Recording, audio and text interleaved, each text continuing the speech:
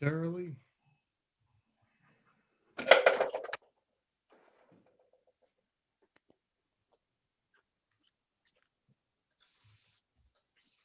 And we are live, Jesse. All right, thank you. I'm calling the Narragansett Town Council regular meeting, April 5th, 2021, at 7:30 p.m. to order. Let's start with the Pledge of Allegiance. Everyone can please stand.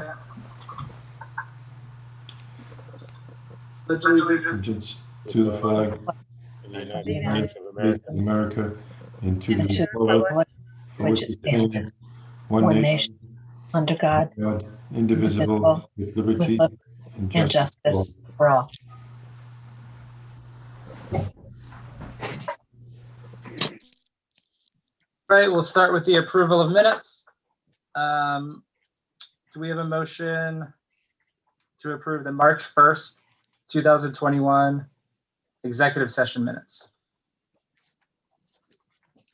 I'll make that motion. All right.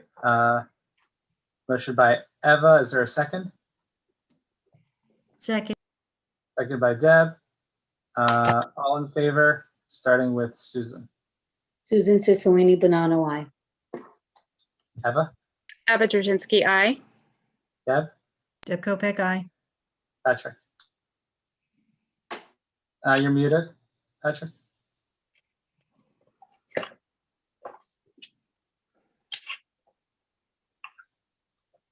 Patrick Murray, aye. Jesse Pugh, aye. Motion approved 5-0. Is there a motion to approve the March 1st, 2021 regular meeting minutes? I'll move that motion, Susan Cicilline Bonanno. Is there a second? Second, Seconded by Eva. All in favor, starting with Susan. Susan Cicilline Bonanno, aye. Eva, Eva Drzezinski, aye. Deb, Deb Kopeck, aye. Patrick. Aye. Jesse Pugh, aye. Motion approved 5-0. Is there a motion to approve the March 15th, 2021 regular meeting minutes? I'll move the motion, Susan Cicilline Bonanno. Do we have a second? Second, All in favor, starting with Susan. Susan Cicilline Bonanno, aye. Eva, Eva Drzezinski, aye. Deb, Deb Kopeck, aye. and Patrick. Aye. Jesse Pugh, aye. Motion approved 5-0. Next, we have the disclosure of executive session votes. March 1st, 2021. Motion by Councilor Murray, seconded by Councilor Drzezinski to settle the cited litigation in accordance with the terms described by Assistant Solicitor Berg. So voted with 4 in favor, none opposed. Councilor Cicilline Bonanno absent. Motion by Councilor Kopeck, seconded by Councilor Murray to seal the executive session minutes of March 1st, 2021. So voted with 4 in favor, none opposed, and Councilor Cicilline Bonanno absent. There being no further executive session business before the council, motion by Councilor Murray, seconded by Councilor Drzezinski to exit executive session at 11:01 p.m. So voted with 4 in favor, none opposed, and Councilor Cicilline Bonanno absent. And actually, I don't know if we want to make a correction. Susan, you might want to make a correction on your vote for the. Yeah, I was wondering because I wasn't there, but I agree with what's written down. So is that okay? Is Mark on there? I didn't go.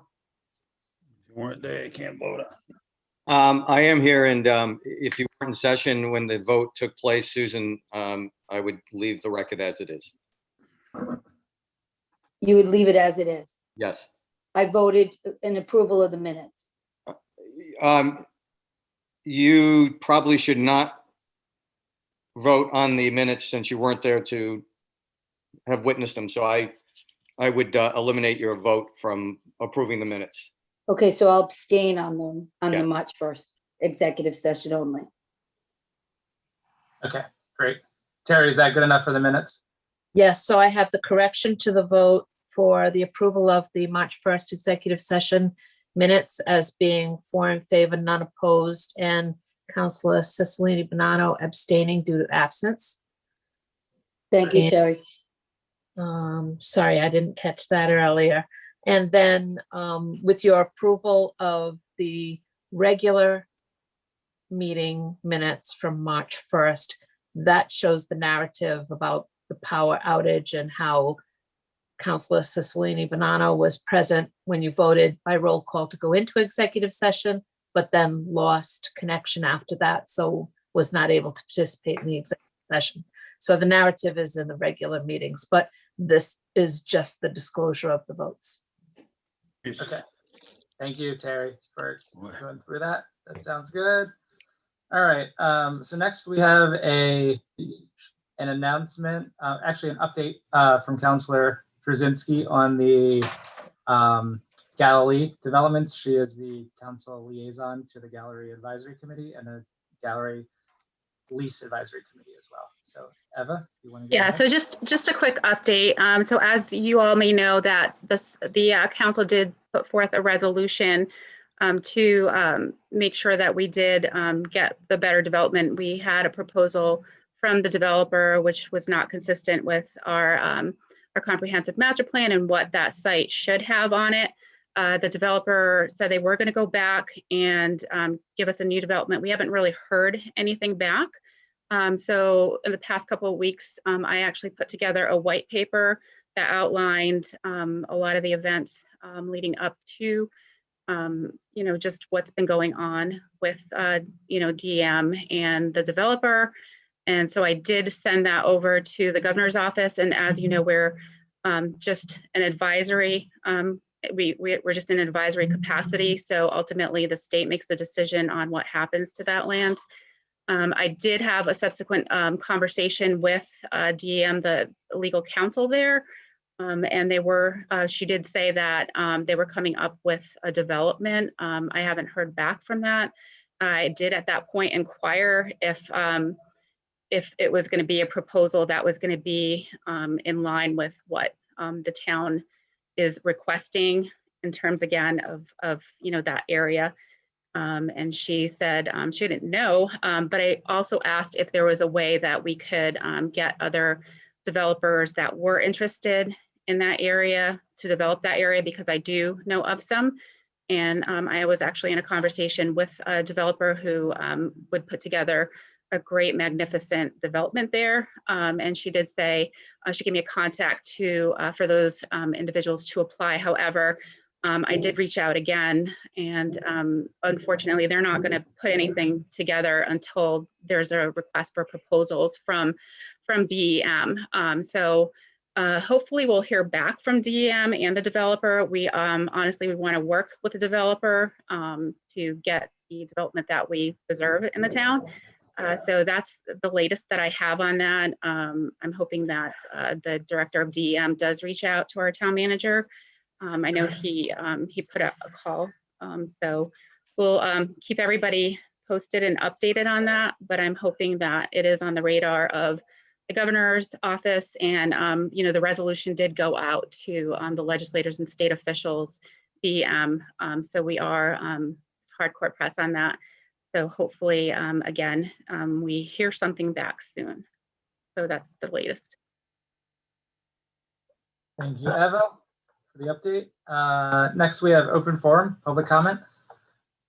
So anyone who's interested in speaking in open forum, please raise your hand now, and please keep your comments to 3 minutes. And you will have a chance to speak on any items on the agenda later in the meeting. So this is just for items that are not on the agenda tonight. So Dan, who do we have first? First is Nancy DiNuccio. Hi, Nancy. Please state your full name and address.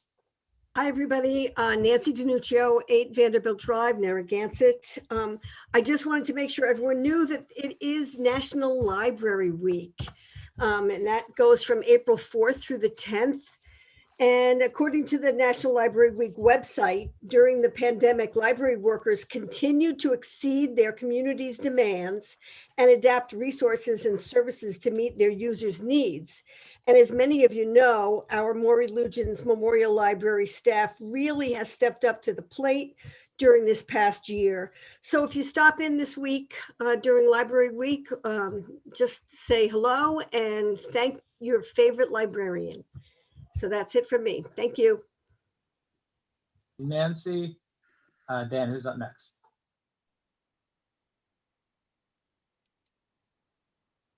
Next is Stanley Wojciechowski. Stanley, please state your full name and address. Stan Wojciechowski, 1044 Boston Neck Road. I still hear about students. You know, we had a landlord list. We got zoning investigations, all these things we've had over the last numerous years. And I guess you have to admit, there must be a failure because we still have, somebody's saying we have a problem. So will you admit that these ideas have failed and cut them out, stop them? They don't work. Now, what I was happy to hear at the last meeting where Eva and Pat Murray mentioned about talking to URI. And I think that is the next, that's the next smart idea. Let's move on to the smart idea. And I'd like to ask them to kind of convince URI to immediately expel any student who gets a DUI or any student who's charged with noise, you know, drunk and disorderly. And you convince them that these are our future nurses, our future teachers, and we don't want to see people who overuse booze, drunk. Therefore, it's to their benefit not to have drunk kids graduate. So let's get them out in the first year as soon as they violate these drunk laws. So I just implore and beg Eva and Pat to be a little more stern and say expel them. Don't try to solve their alcohol problem. You know, you're not that AA meeting. You can't do that. Just tell them they should be expelled. Therefore, that should fix the problem. The problem with noise and disorderly is too much booze. So therefore, we have to get rid of those people who can't control their booze intake. Convince URI, please. That's the next step. Forget the old ones. They didn't work. Thank you. Still working on my alcohol problem here, so I don't know if I can help anybody else here. So. What are you laughing at, Council President Pugh? I don't know. Let me go ahead and mute now. All right. Dan, who do we have up next? Next is Catherine Siliberto. Catherine, please state your full name and address. Catherine Celeberto, 48 Earls Court. How do I say this? Sometimes people run for political office and they don't realize the time involved and the commitment. And they gain this office and then they're in a position where they have to spend a lot more time and energy than they thought they were going to have to spend. And so what do? They offer a specious representation that, there was a complaint about how long a town council meeting is going. And I was incredibly offended by this at the last meeting. We don't arbitrarily end a meeting at 11 o'clock because what? I don't know, it's a witching hour. An agenda was set. Ms. Donovan spends a lot of time working on that agenda. People were waiting to speak. And I just don't really understand the mindset of someone like that. What I say to this person is that if you don't have the time or the energy or the interest to do the job you were elected to do, the best bet is for you to resign so we can have a special election and somebody can be elected who will put the time required into being on the Narragansett Town Council. Thank you. Thank you, Catherine. Yes. Dan, who do we have next? Next is Sue Amoruso. Sue, please state your full name and address. Hi, Sue Amoruso. Actually, I wasn't going to speak, but this is kind of a continuation of Nancy's comments, Nancy Januccio. Oh, you need my address, West Bay Drive. Sorry about that. The General Federation of Women's Club, which is commonly known as GFWC, Women's Club of South County, just finished up a book project where 100 books were bought for South County libraries, and we started delivering them today. 20 of which went to Narragansett Library. And I just want to say thank you to the club members who helped make this a success, and to the public, because it was open to everyone. And we sold out of the books that they requested. So, you know, libraries are so important, and I just wanted, you know, people out there to know that the Women's Club of South County does support libraries, and actually 75% of the public libraries in the United States was started by GFWC. So thank you. Thank you, Sue. And Dan, it looks like we have one more. We do. Dave Avedisian. Hey, Dave, please state your full name and address. Hi, Dave Avedisian, 87 Woodward Ave, Narragansett. I'm heading out a little bit later on, and I saw motion 27 on this. I'll keep it brief. I know I'm supposed to speak later, but I will not be around.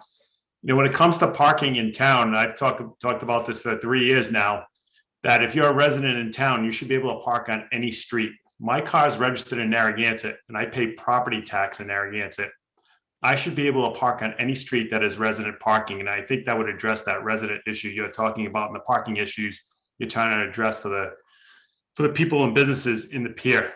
There's no reason why someone who has a Florida license plate and registers their car in Florida should get the right to park in the pier, and someone who lives in Metatuxet, Petasquamsket, or Galilee cannot park in the pier and their car is registered in Narragansett.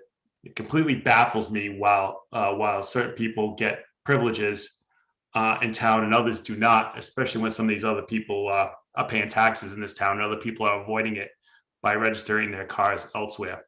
It's time to treat everyone in town equally, and it's time to allow parking for residents anywhere in town. Thank you. Thank you, Dave. Dan, who's next? Next is Alicia Henry. Hey, Alicia, please state your full name and address. Hi, everyone. Good evening. Alicia Vignali Henry, 660 Point Judith Road. I just wanted to take a minute and talk about that I've received such great feedback from the establishment voting yes for the establishment of the IDEA committee. And a lot of people have asked me, you know, how can they get involved? How can they do the, you know, be part of this committee and this commission? And I did explain to them that if you go on narragansettri.gov, just like all the other boards and commissions that are established, that they can actually go through the application process, which I have actually just done myself. And I just wanted everyone to know that if they do want to apply for the committee, it's not on the list that's there yet on the official website, but there is a checkbox where you could click other, and then you can write in that, you know, in my case, I wrote, I'm interested in applying to be part of the newly established IDEA committee. So that's the information I'm giving people, and it worked. So I just wanted everyone who's listening to know if they are interested in the work, that is a way to be able to apply for the committee. Thanks, Alicia. You're so welcome. Have a good night. You too. And we will make sure to get that committee added to the options on the application form as well. So we'll move ahead with that to make it a little bit easier for people. Oh, perfect. All right. Thanks, guys. Bye. Thank you. Take care. Dan, who do we have next? Next is Sunny. Sunny, please state your full name and address.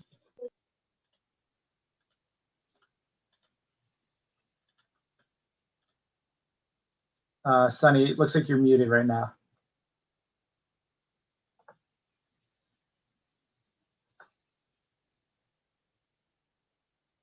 You there?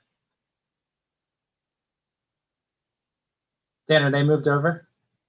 Yep, they're right where they should be. They're unmuted. Should be working fine. All right, Sunny, last chance. You able to speak? All right, we will move on. Should be muted. Oh, there we go. We can hear you now. Sunny, please state your full name and address. We heard you for a second.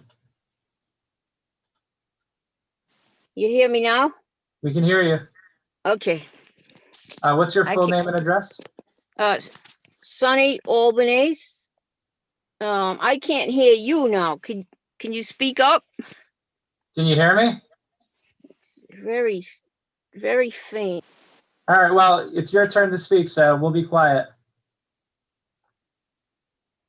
Go ahead.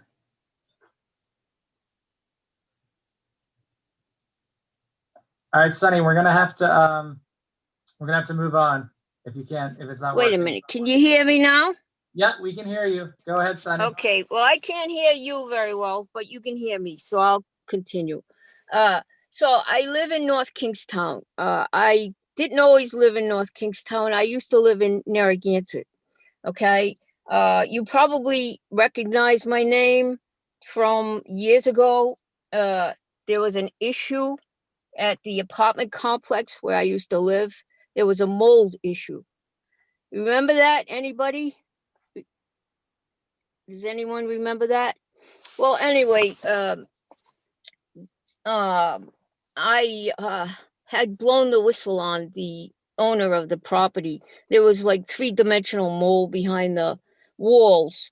Because of me, the landlord had to clean it up. Actually, he couldn't afford to clean it up anymore. He was trying to get out of it and build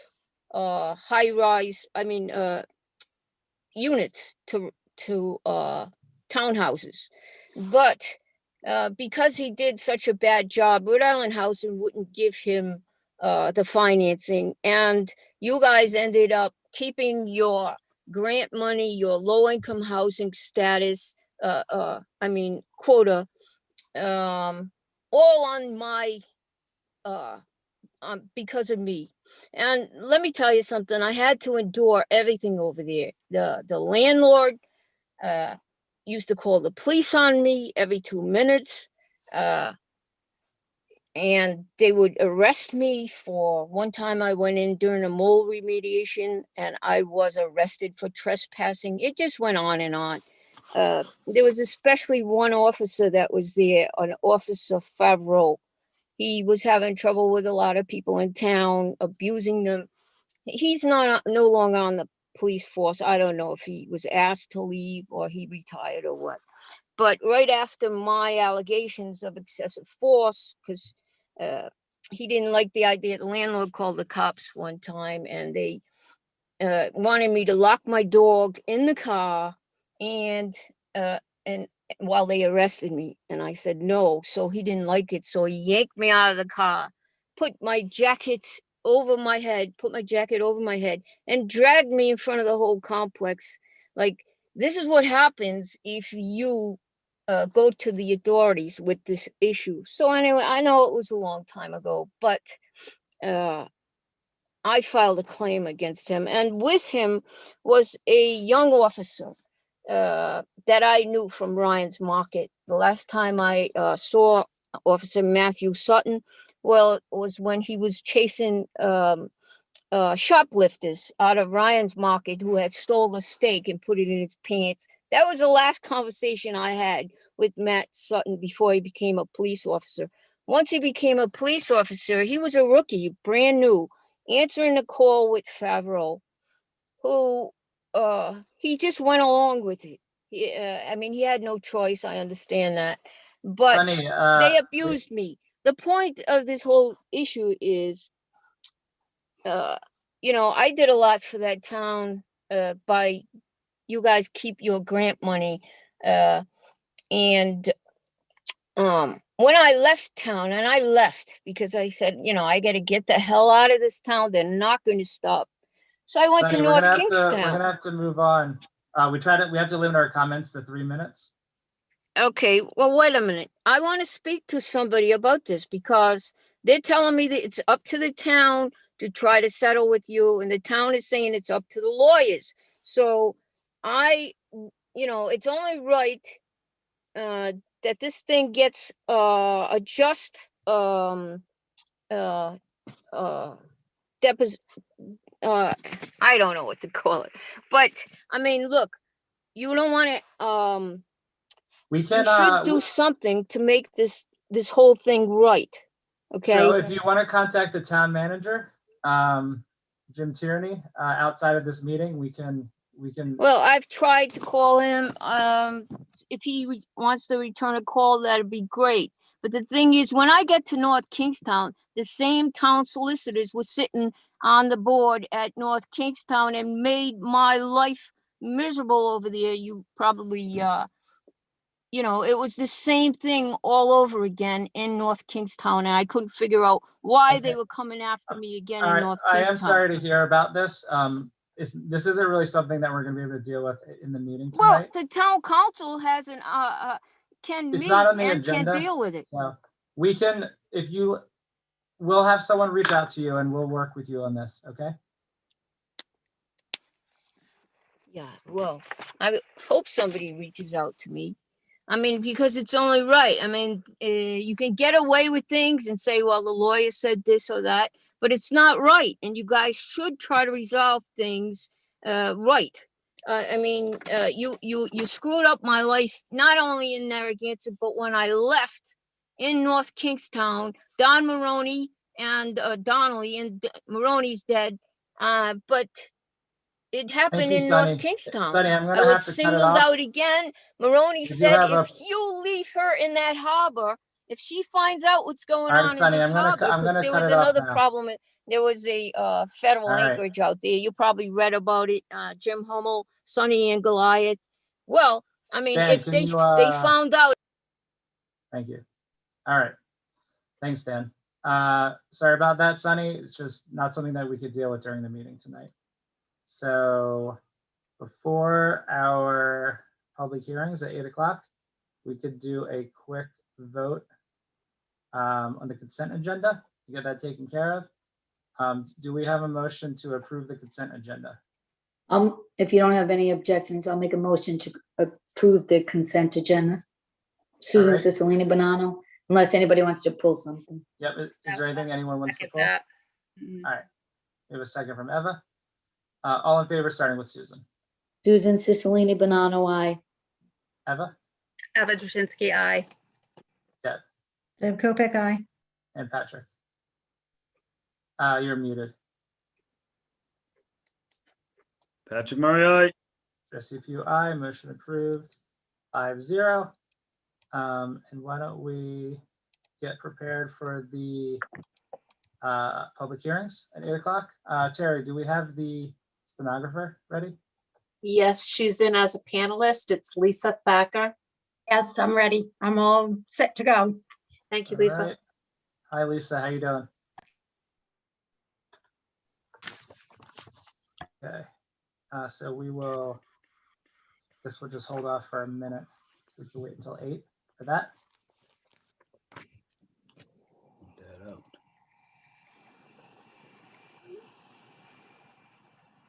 Jesse, just for the record, Yep. Miss Albanese never contacted this office since I've been employed here. Okay. All right, thanks. Thank you.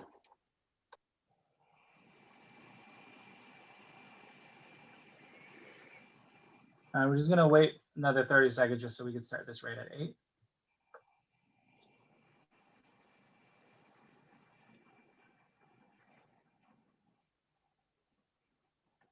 Yeah, so just to interject, Jesse, so I've been getting a lot of people that have spoken to me about how long the meetings have been going. So I can stay on the meetings as long as possible, but there are constituents out there that stay on. They say they've been going long. I also did it for the staff. So again, I put the work and time and effort into it.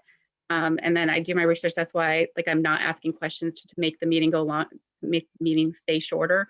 So in reference to Ms. Celeberto's comments, I'm fully vetted. I've been doing my work and due diligence, but I do respect the staff time and our constituents. All right. For the record, I want to What? confirm that I'll take full responsibility for shutting meetings down at 11 p.m. Eastern Standard Time. Thank you. Very good. All right. Thanks for filling the time, guys. We're at 8 o'clock. So Lisa's all set. Do we have a open and hold a public hearing on the proposed budget for the 2021-2022 fiscal year? Is there a motion? Motion to open the public hearing. All right. Do we have a second? Seconded by Eva. sorry, all in favor, starting with Susan. Susan Cicilline Bonanno, aye. Eva, Susan Sioski, aye. Deb, Deb Kopek, aye. and Patrick. I'm okay with it as long as we shut it down at 11. All right, hopefully we'll be done with the All public right. hearing before 11. Jesse Pugh, aye, motion approved 5-0. All right, so this is our first public hearing on the annual town budget. The town manager and finance director, Chris Spagnoli, have been working on this for a while, along with town staff, to put this together. I'm going to go ahead and hand it off to Jim. And he can go ahead and get us started. Thanks, Jim. Thank you, Jesse. Good evening, Council President Pugh, Council President Pro Tem Cicilline Bonanno, and Councilors Murray, Krasinski, and Kopek, and the senior management team and the staff and the residents who are participating from home. This evening, we'll be making a brief PowerPoint overview presentation of the proposed budget from the Town Manager's Office for fiscal year 21-22.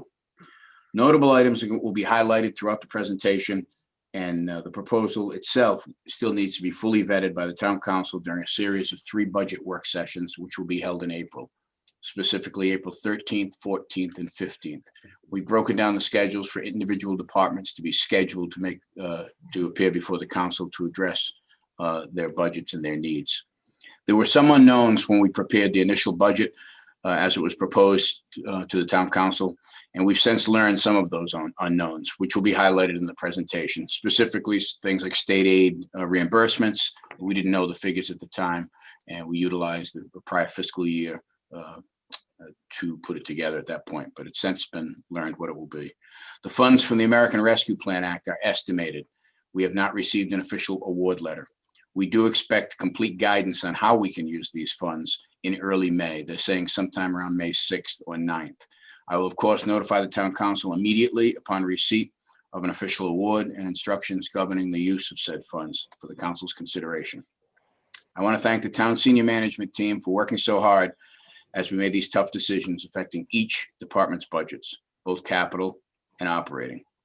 And we will do the same as we work with the council as the council takes our recommendations under consideration. Without further delay, I'd like to introduce our town's finance director, Christine Spagnoli, who will clearly need a vacation from me at the end of budget season and after the council approves the final budget. And thank you for listening. And I'd like to introduce Christine now. Thank you, Mr. Tierney. I have a brief PowerPoint. I'm going to try to share my screen here.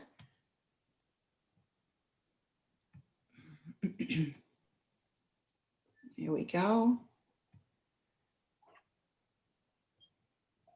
Okay, so tonight I'm going to prepare a presentation on the town manager's proposed 2021-2022 budget. Tonight's budget is focused mostly on the general fund because that's what's funded with tax dollars. The other major funds such as water, wastewater, beach, those are funded with their own revenue sources, and those will be reviewed more during the council work sessions next week. So when we started, what's notable was that there was an increase in capital projects of $289,593 from the 2021 budget. 100% funding of the contributions for the pension fund and the OPEB funds were met. The tax levy is at the 4% maximum, excluding motor vehicles, and 3.75% including motor vehicles. The minimum use of unassigned fund balance reserve for operating budget is $194,913. In 2021, prior to the amendment, there was zero use of fund balance. And in 2020, the audited financial statement showed zero use of fund balance needed. So as of 6/30/2020, the unassigned fund balance for the general fund is at 14.4%. Some considerations when I prepared the town manager's budget, the state aid and reimbursements were based on 2019 and 2020 allocations due to state revenue uncertainties. Medical and dental benefits projected with an increase of 10% and 5% respectively. After work with departments, the town manager reduced the general fund operating budget to $63,873,795 from the department's proposed budgets of $65,151,669,000 for a total reduction of $1,277,874. That consisted of $843,600 removed from the capital improvement projects and $434,274 from the operating budget. Since the town manager's budget was released, the estimated state aid was also released, and that is proposing a $78,522,000 increase to what's recorded in the current town manager's budget. Medical and dental projected rate, the increase of 3% to 1% versus the budgeted 10% and 5%, a savings of approximately $150,800. There was an additional need of $100,000 for fire station renovations and upgrades. So that's an increase to capital improvements. And then as Mr. Tierney stated, the American Rescue Plan Act funds estimate Narragansett receiving $1.52 million, and then an undetermined portion of $24.35 million allocation for Washington County. As far as the Rescue Plan Act funds go, as Mr. Tierney stated, federal guidance is due to be released in early May. The funds will be available through December 31st, 2024. The funds to be distributed in 2 phases, one rather soon, and then the second phase a year after the first release of the funds. Aid obligated to municipalities is not in any way mingled with the aid obligated to state or county governments. So they can't use it to replace any lost revenue and cut our state aid. Eligible expenditures include assistance to households, small businesses, and nonprofits, or aid to impact industries such as tourism, travel, and hospitality. They can provide a minimum pay to eligible essential workers. The replacement of lost revenue relative to the most recent fiscal year prior to the pandemic. So for us, that's 2019. And to make necessary investments in water, sewer, or broadband infrastructure. 2 major restrictions are the monies may not be used to fund your pension plan, and it's prohibited from replacing revenue declines resulting from tax cuts. This is just a pie chart showing the percent of allocations. As you can see, 57% is all transfers. That's the school transfer, and then other transfers to things such as capital service, debt service, capital projects, the library, OPEB, and 36% is salary and benefits. That leaves a total operating for supplies and miscellaneous of 7%. So it's a very, very, very tight budget. The next shows a bar graph of the general fund allocations by area. As you can read what that says there, adding up to the $63 million budget, and you can see it compared to other years. The next is the capital projects for 2022 and how that compares to other years. This is just a listing of everything in the capital projects. Everything is pretty much the same. There's a couple of things to note is that the finance department is going out for RFP for new tax and utility software suite, either to update or replace the current one we have. It's not working very well right now. And the other is the upgrade to the station renovations for the fire department. Otherwise, everything is pretty much the same as it always is: vehicle replacement, equipment replacements, park upgrades, etc. The important one, impact on taxes. The proposed rate for residential property is $9 per thousand, and the commercial rate is proposed at $12.16. The fiscal year 2021 rates are $10.48 and $14.15 per thousand, again in 2021. The decrease in the tax rate is due to the recent full valuation of properties. The tax levy increase of $2,144,912 represents 3.75% more than the current year. And what's next? As Ms. Tierney stated, the town council work sessions are proposed for April 13th, 14th, and 15th. The second public hearing is scheduled for May 3rd. The adoption of the capital improvement plan resolution is scheduled for May 17th. The first reading of the budget ordinance is scheduled for May 17th. And the second reading for the adoption is scheduled for June 7th. And stop share. Are there any questions? Thank you, Chris and Jim. Yeah, why don't we go around the council for any questions or comments? Susan, you want to start? I have no questions right now. Okay. Eva? Don't have any questions, but great job, everyone. Thanks. Deb, any comments or questions? Not at this time. Thank Okay, Patrick? No, I'm good. Thank you, Christine. Thank you. I'm good for now too. Thank you guys for laying that out so clearly for everyone. It's good to see that property tax rate go down, even though it equals out to basically the same thing, but it looks good. All right, well, why don't we go to the public and see who is interested in speaking? Dan, who do we have with their hand up? First is Stanley Wojciechowski. Stanley, please state your full name and address, and you're going to be sworn in by the solicitor. Wojciechowski, 1044 Boss Neck Road. Stanley, would you please spell your last name for the stenographer, please? Wojciechowski.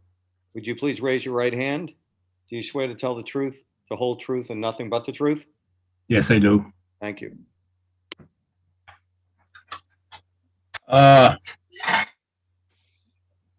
guess I just want to bring up 3 points that before I really looked at this carefully.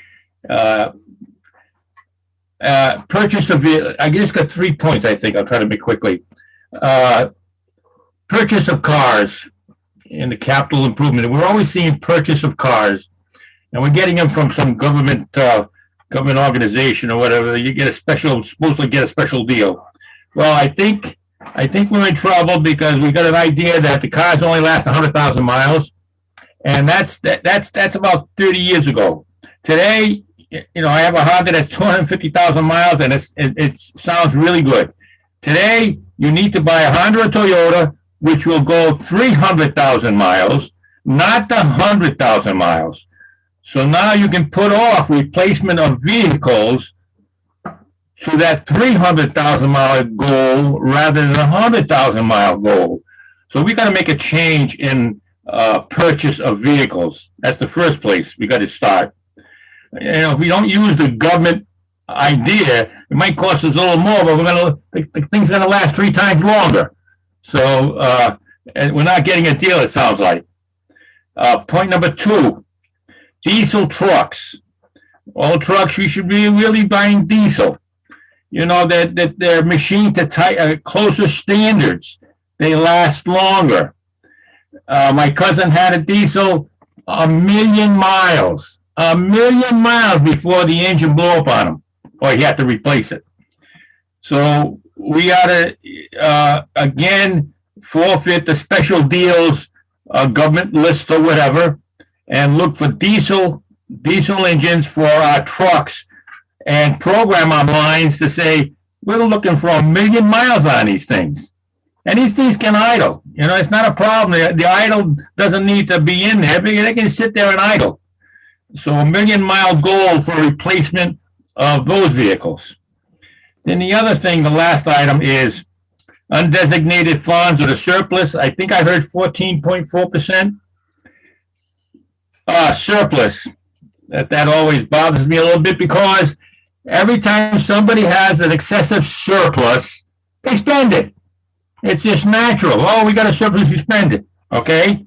I'm asking that you cut this surplus from 14 down to 7.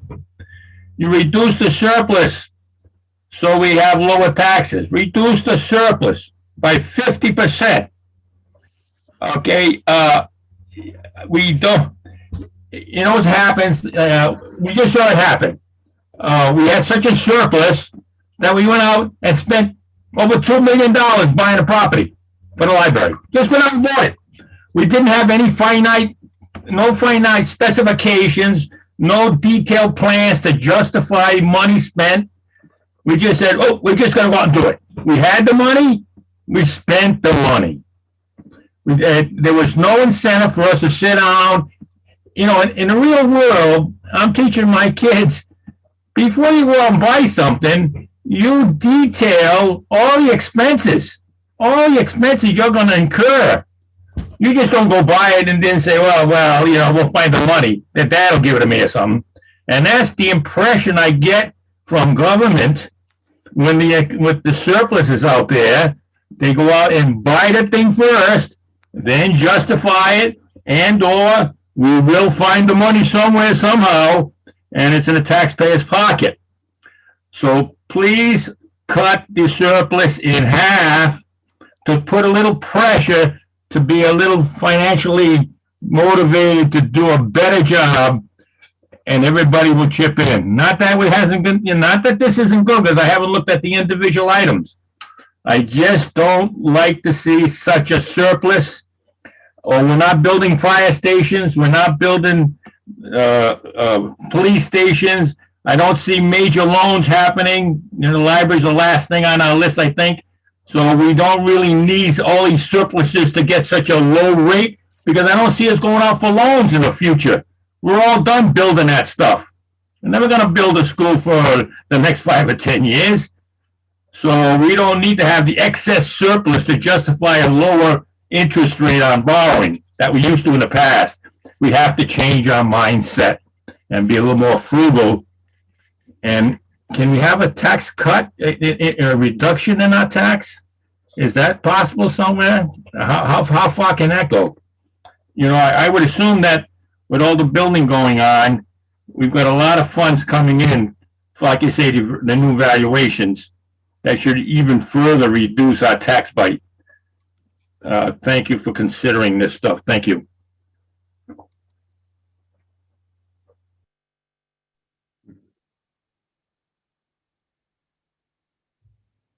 Unmute, Jesse. Oh, sorry. There you go. All right, so it looks like that Stanley was the only one with their hand up for the public hearing. So we're just gonna go around one more time around the council just to see if there's any last thoughts or comments. Susan? All set. Okay. Deb? Sorry, Eva? Okay, all set. Deb? Also, And Patrick? Yes, I have a question for Christine. So we got 14% in the reserve, correct? Correct. Okay. We haven't received the 2 million we put in, we took out of the reserve to purchase the Gilbane building, right? We haven't put that back in, have we? Not yet, no. Not yet. And that's another, what, 8. 2.8, okay? So that will put us in a, well, isn't there a percentage that we need to be in to have good standing, not only with bonds, but in purchasing stuff and insurance purposes? We have a policy for fund balance, and it's between 10 and 16.7%. Correct. And we're at 14. And that's the recommended rate range. So right now we're at 14. Right. So 2 million will put us right at the high end, right around 16, correct? Correct. Okay. All right. Just for the record. Thank you. Thank you. Thanks, Patrick. Yeah, I don't have much else to say at this point either. Just, I guess the one note, and just to make it clear to everyone, so that the American Rescue funds from the government, that is not, you went over that and you kind of described it, but that is not factored into this budget at this point at all, correct? Right. Not at all. Right. We're not sure what we can spend it on yet. And we're gonna know have a better idea in a few months on that one, right? Right, they're saying early May, around May 9th. I'm on weekly calls with the National League of Cities. They have a call every Friday, so they've been giving updates weekly. Okay. All right, great. All right, so the next step in this process will be next week. We have our budget workshops. We'll have 3 nights of those, and we'll have those agendas posted on the town website with which departments will be discussed on which night. So anyone tuning in will know what the topics are going to be for each night. So that should be good. And then, Terry, we just go ahead and leave this open, or do we close this and do another public hearing later? You can treat the one on May 3rd as a continuation of this public hearing. Okay, great. All right, so we'll just go ahead and leave this open. Perfect. So next we have a motion to continue a public hearing to consider a variety of text amendments to the zoning ordinance of the town of Narragansett addressing bulk zoning regulations as opened on February 16th, 2021. Do we have the motion? I'll make the motion. Susan Cicilline Bonanno. All right, is there a second? Second. Second by Patrick. All in favor, starting with Susan. Susan Cicilline Bonanno, aye. Eva? Vicky Peachtree, aye. Deb? Deb Kopeck, aye. And Patrick? Patrick Murray, aye. Trustee Pugh, aye. Motion approved 5-0. So as it said in the motion, we're picking this back up from a few months ago. We had the public hearing and went over really the whole concept in detail then, but we did have feedback for staff, for Mike DeLuca in the planning department, just on some smaller concerns, maybe small, maybe significant, but some concerns over different portions of the amendments. So he went back to work on those, and he's going to be presenting that tonight. So I'm going to go ahead and hand it off to Mike. Thank you. Thank you, Council President. Good evening, members of the council. I have a PowerPoint. It's not nearly as short and direct as Christine's. There are a few more panels, but what I'm going to try to do is address all the comments that we managed to track during the meeting on February 16th and in written commentary that I received from Council President and from Mr. Pimentel, who had not had a chance to review all that material as he was a recent hire. And so he sent me a lengthy memorandum, and we have worked through a lot of his commentary. So with no further ado, I'm going to pull up my screen if Dan will allow me. Already set. You're good. Okay, give me a moment. Okay, so can everyone see it? Yep, okay, great. So before I get going, this looks a lot like the presentation from February. I used the same background and all that. But what you will notice is I've used different shading and highlighting. So I'm going to give you a little prep on that. There's 3 different shades of highlighting, and there's some text that's in just black and white. Any text you see in black and white that has no shading at all is current and in the zoning ordinance today. If you see, when we get to the text and you see yellow highlighting, that is the text that was provided, or proposed, I should say, by the planning board in their memorandum from March 24th last year. We literally are a year later. Keep in mind, there was a lot going on back then. And so, but the planning board got through their process, and what we'll be seeing is what we saw even on February 16th was their recommendation. So anything in yellow is their recommendation. Anything in kind of a greenish gray is intended to be deleted, and anything highlighted in gray is new text or revised text. So with that, I would remind us all to, for the members of the council and anyone who's got this on their screens at home, I did provide as backup to the new text a memorandum dated April 2nd, 2021. And this outlines what I'm going to be talking about. So if you wanted to follow along with the memorandum that pretty much will give you a good idea of where we're going. As you recall, the original draft, what we've got in front of us is actually a 7th draft, but it was of 6 different sections, amendments to 6 different sections to the zoning ordinance. 2.2, which is definitions. And as you can see, we had 9 definitions that we were rewriting or adding. Then we had 6.4, which is dimensional regulations. 7.6, which is supplementary lot and bulk regulations. Section 7.9, automobile parking spaces. 7.10, which is plans and specifications for parking requirements.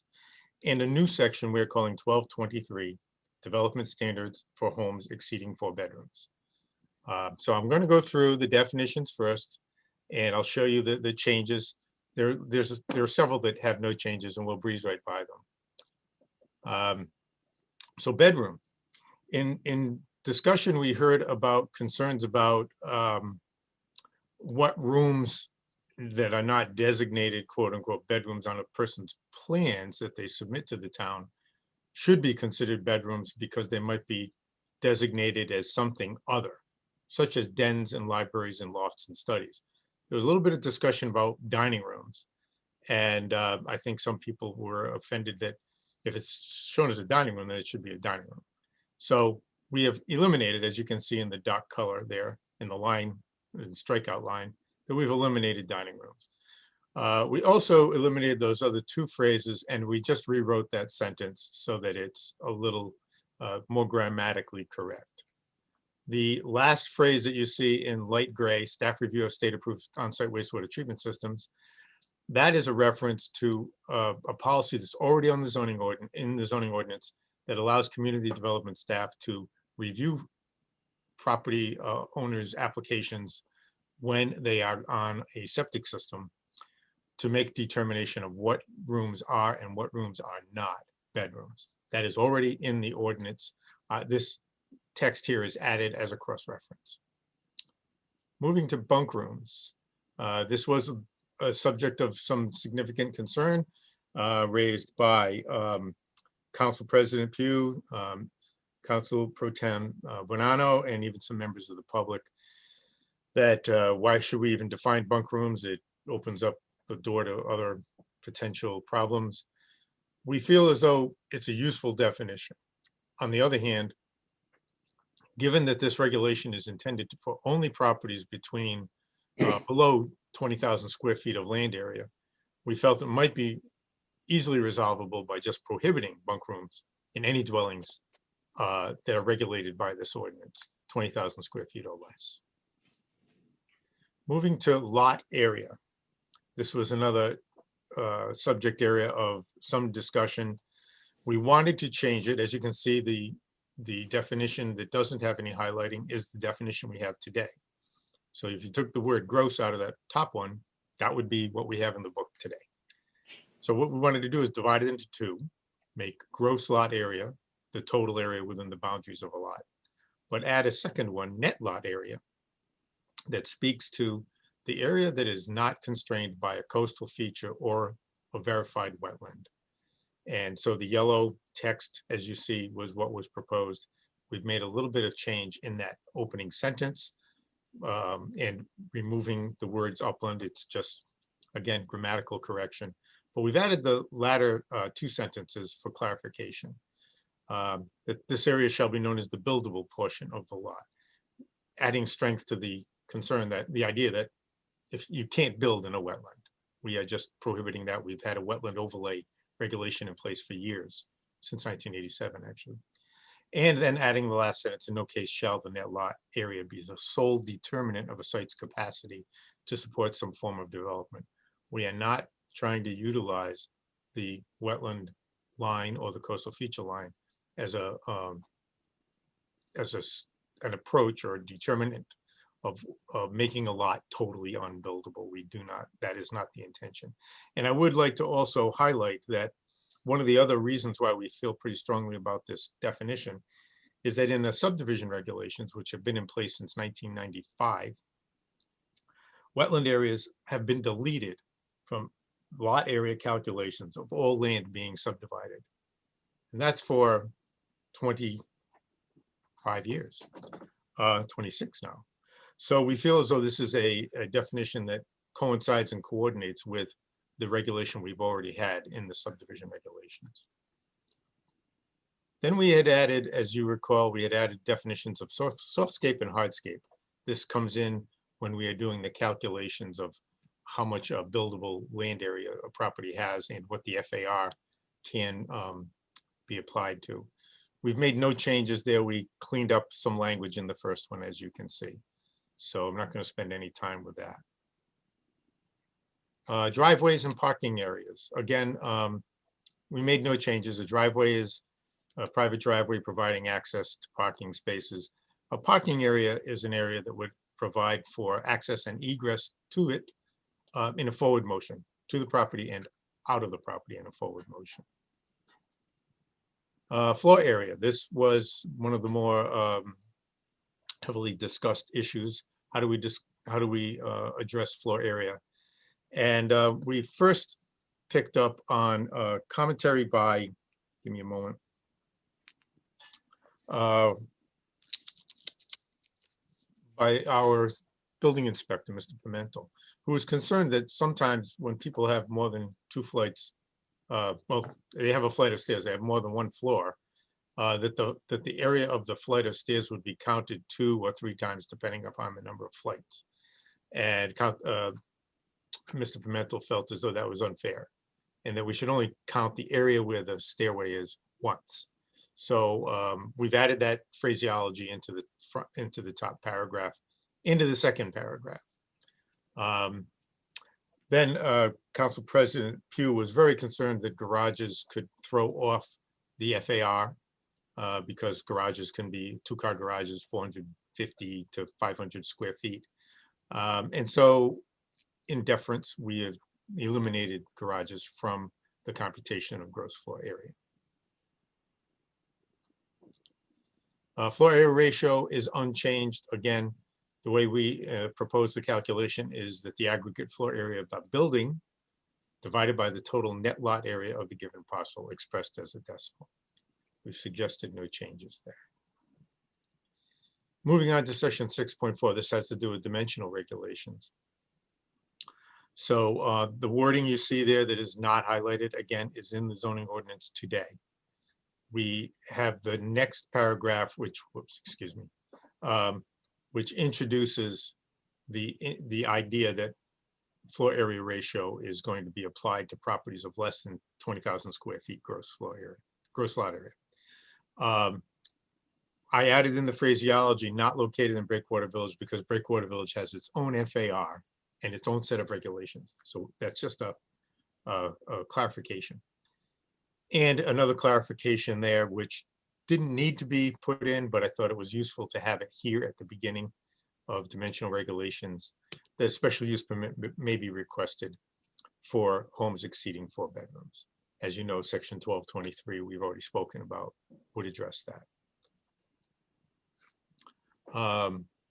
Residential floor area ratio, the approach to it, the threshold, and the applicability is unchanged from last year's, or from February 16 public hearing.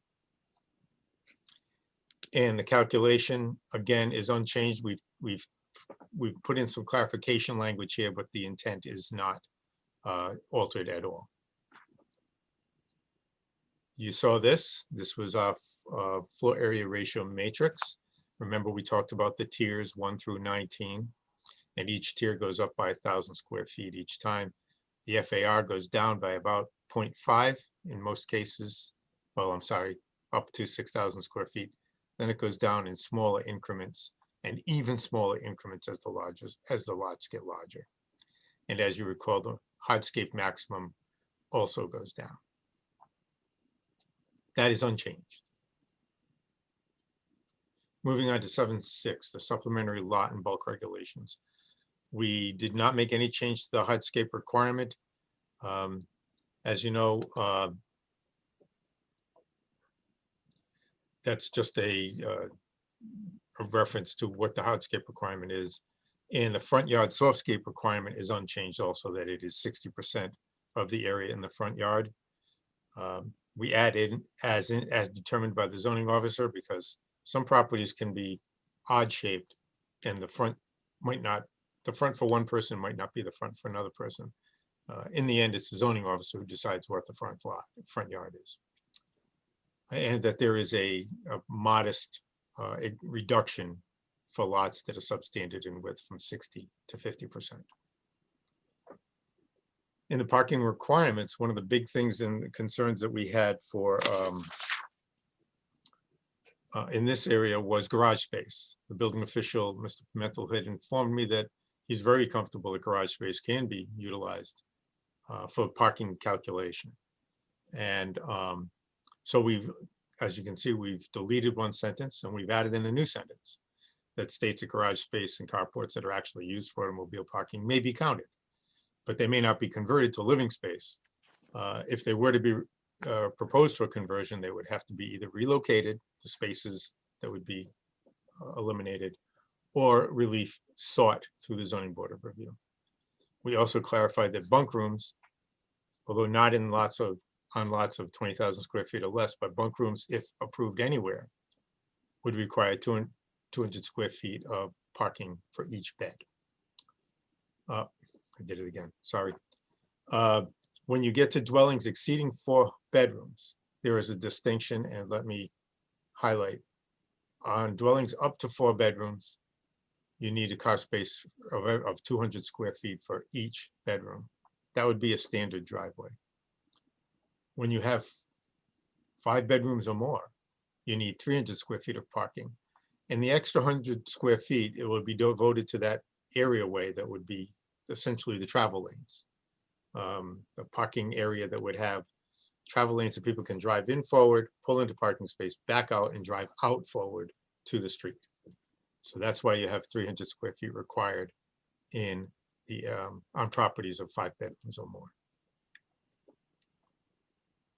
I'm almost done, folks. Section 7.10, we've added, this was a point that we probably should have had in the original draft, that we are imposing the requirement from here on out that there must be a permit issued from the building inspector to install a driveway. Up to this point, that has not been required. And some driveways are built too close to wetlands, too close to coastal features, and they need to be regulated. So that was an add-in from the staff. Also, Mr. Pimentel was concerned about the term suitable aisles, which is actually existing terminology in the regulation, not being descriptive enough. So we added in this sentence, making certain that a travel lane of at least 10 feet of width would be considered a suitable aisle. And this is again for properties that are 5 bedrooms, more than 4 bedrooms.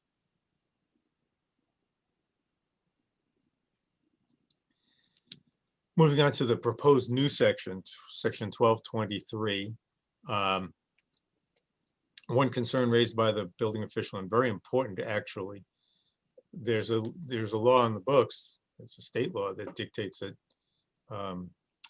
dimensional variances and special use permits should not be granted together unless they're specifically allowed by the town. And we have a provision in the ordinance for specifically allowing special use permits and variances in certain circumstances. This circumstance is not anticipated. So in the case of homes exceeding 4 bedrooms, if they did need a special use permit, well, they would need a special use permit. If they did need dimensional relief, we would not want them to feel that they would be prohibited from doing that.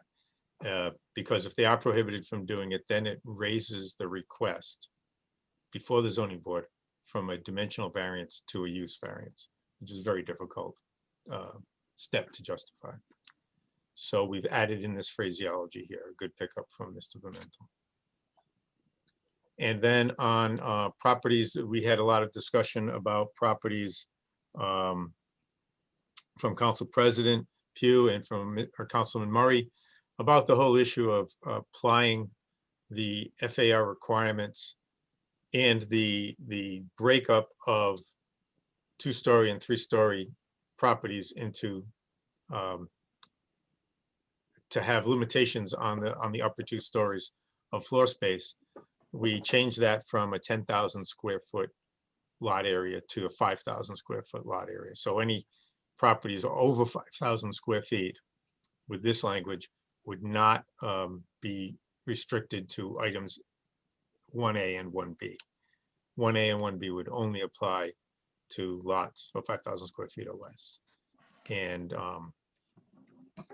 And we added clarification language under B to make certain that people understand that with a 3-story structure, the first and second story can be the same, could be the same floor area, and the 3rd story could be 2/3 of the floor area of the 2nd floor. The last change was just a clarification on how trash disposal should be handled, and it's just simplification of the language. That is it, Mr. President. I do have all the graphics that we showed last time around, but I wasn't going to present them unless you wanted to see them. So with that, I will unshare. I'll stop sharing so that you can go to the public or go to the council. Thank you, Mike. You probably have that memorized by now. It's like the 4th time we've seen it, but I think the changes look great, at least in my opinion. But let's go around the council, get some input, and then we'll go to the public. Susan, let's start off. Mike, can you just clarify the bunk room language again? So you left it at,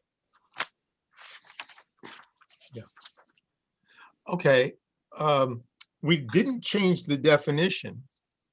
Excuse me, we didn't change the definition, but what we did say was that, and I think this was from a member of the public, a suggestion, that on lots of less than 20,000 square feet, a bunk style bedroom with 3, 4, 6 beds in it may just not be appropriate because you don't have enough space on the so property. it would be the elimination of the bunk room. So put a cap on it and say on smaller lots, less than ½ acre lots, No bunk. bunk rooms are just not allowed. Okay, So that good. I just, pretty much thank you. I omits wanted the it from clarification. concern as it relates to the bulk zoning ordinance. Thank you. No, it was great. Thank you. Thank you.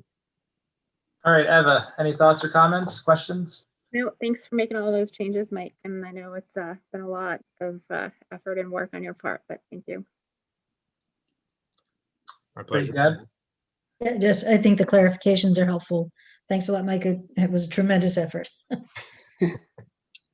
Thank you. All right, Patrick? You're muted right now. He's still talking. You're muted. Too much noise over here. Mike, Yes, sir. what about storage of an RV or a boat? Yes. Hard skate, soft skate, stick it in the bunk room. What are we doing? It'll fit in the bunk room, Mr. Murray. As Unless it's over 20,000 square feet. They would, in the case of, as you know, we have drafted a revision to the storage of RVs and trailers that was tabled by the last council and is due to be brought back up. It would have to be able to fit on the allowable hardscape with the excess hardscape that is left over from the parking requirement. Because you couldn't use it for parking unless you created more parking space than the bedrooms demanded. Well, couldn't you have?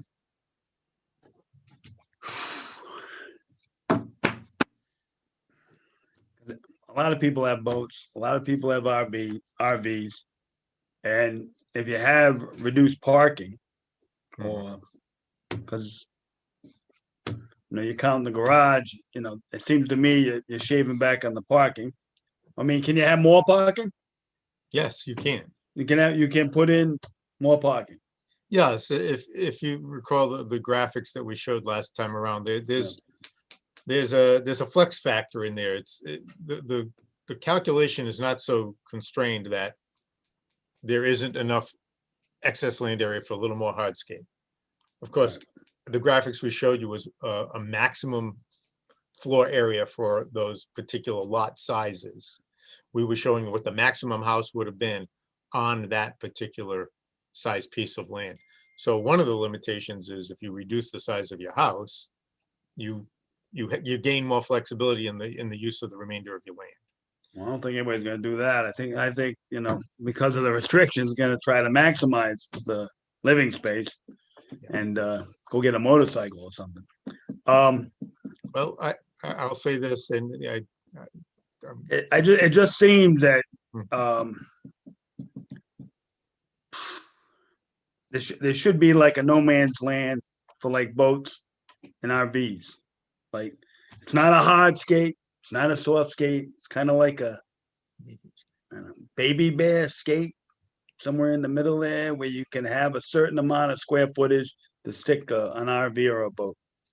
I like your definition, Mr. Murray. I would say this is probably an issue that we could deal with when we revisit the RV storage ordinance, and we could possibly make some accommodations that would account for that. Okay. All right. I'll buy that one for now. That's reasonable. Okay.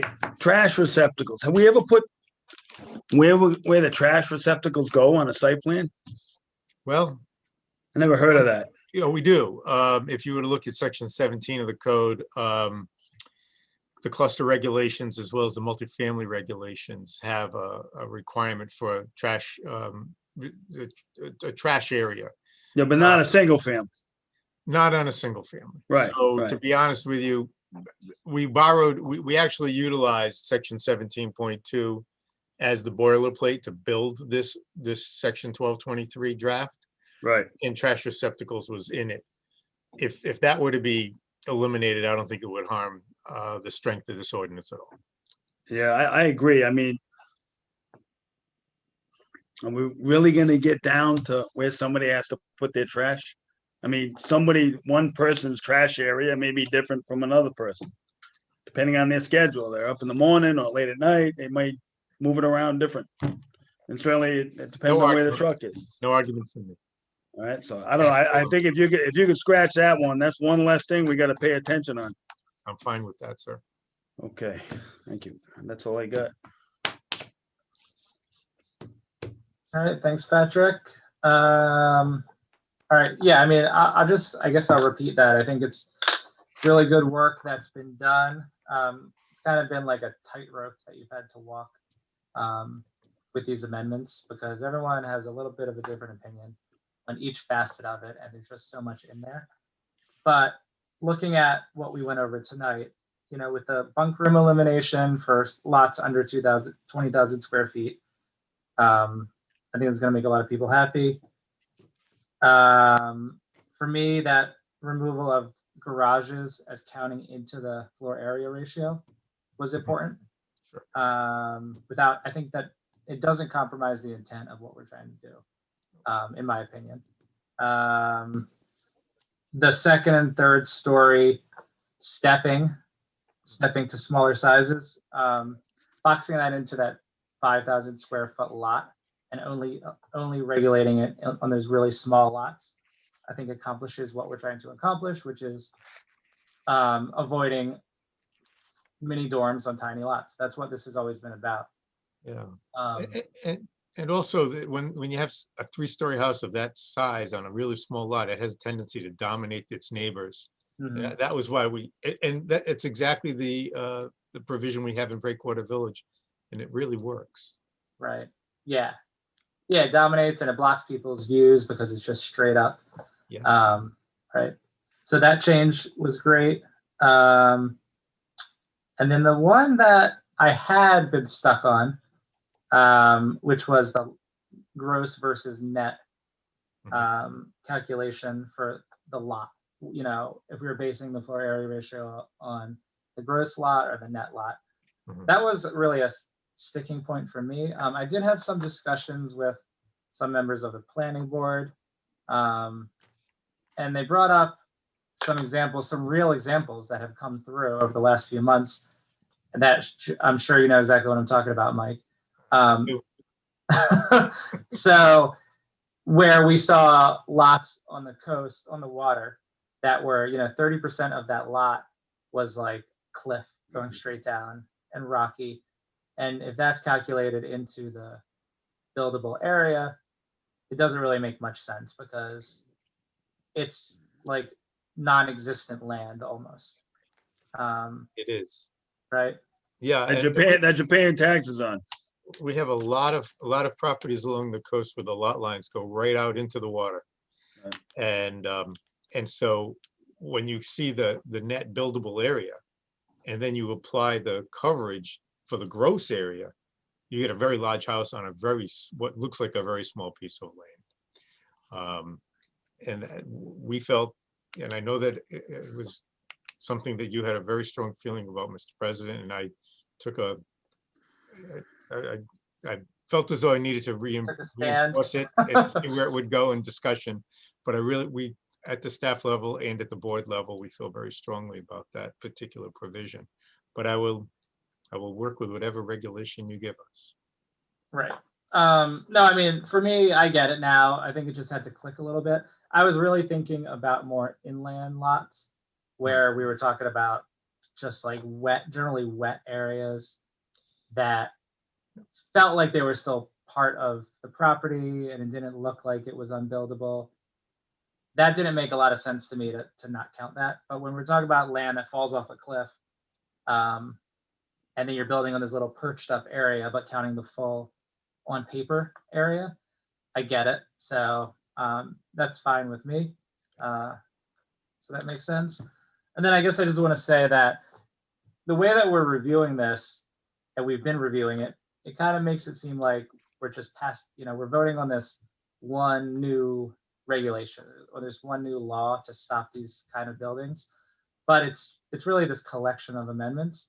So as we move forward, and if we are able to approve this, it doesn't have to be perfect at this point, and it's probably hard to make it absolutely perfect, but we could go back at any time and change one amendment and go through the process and make that change.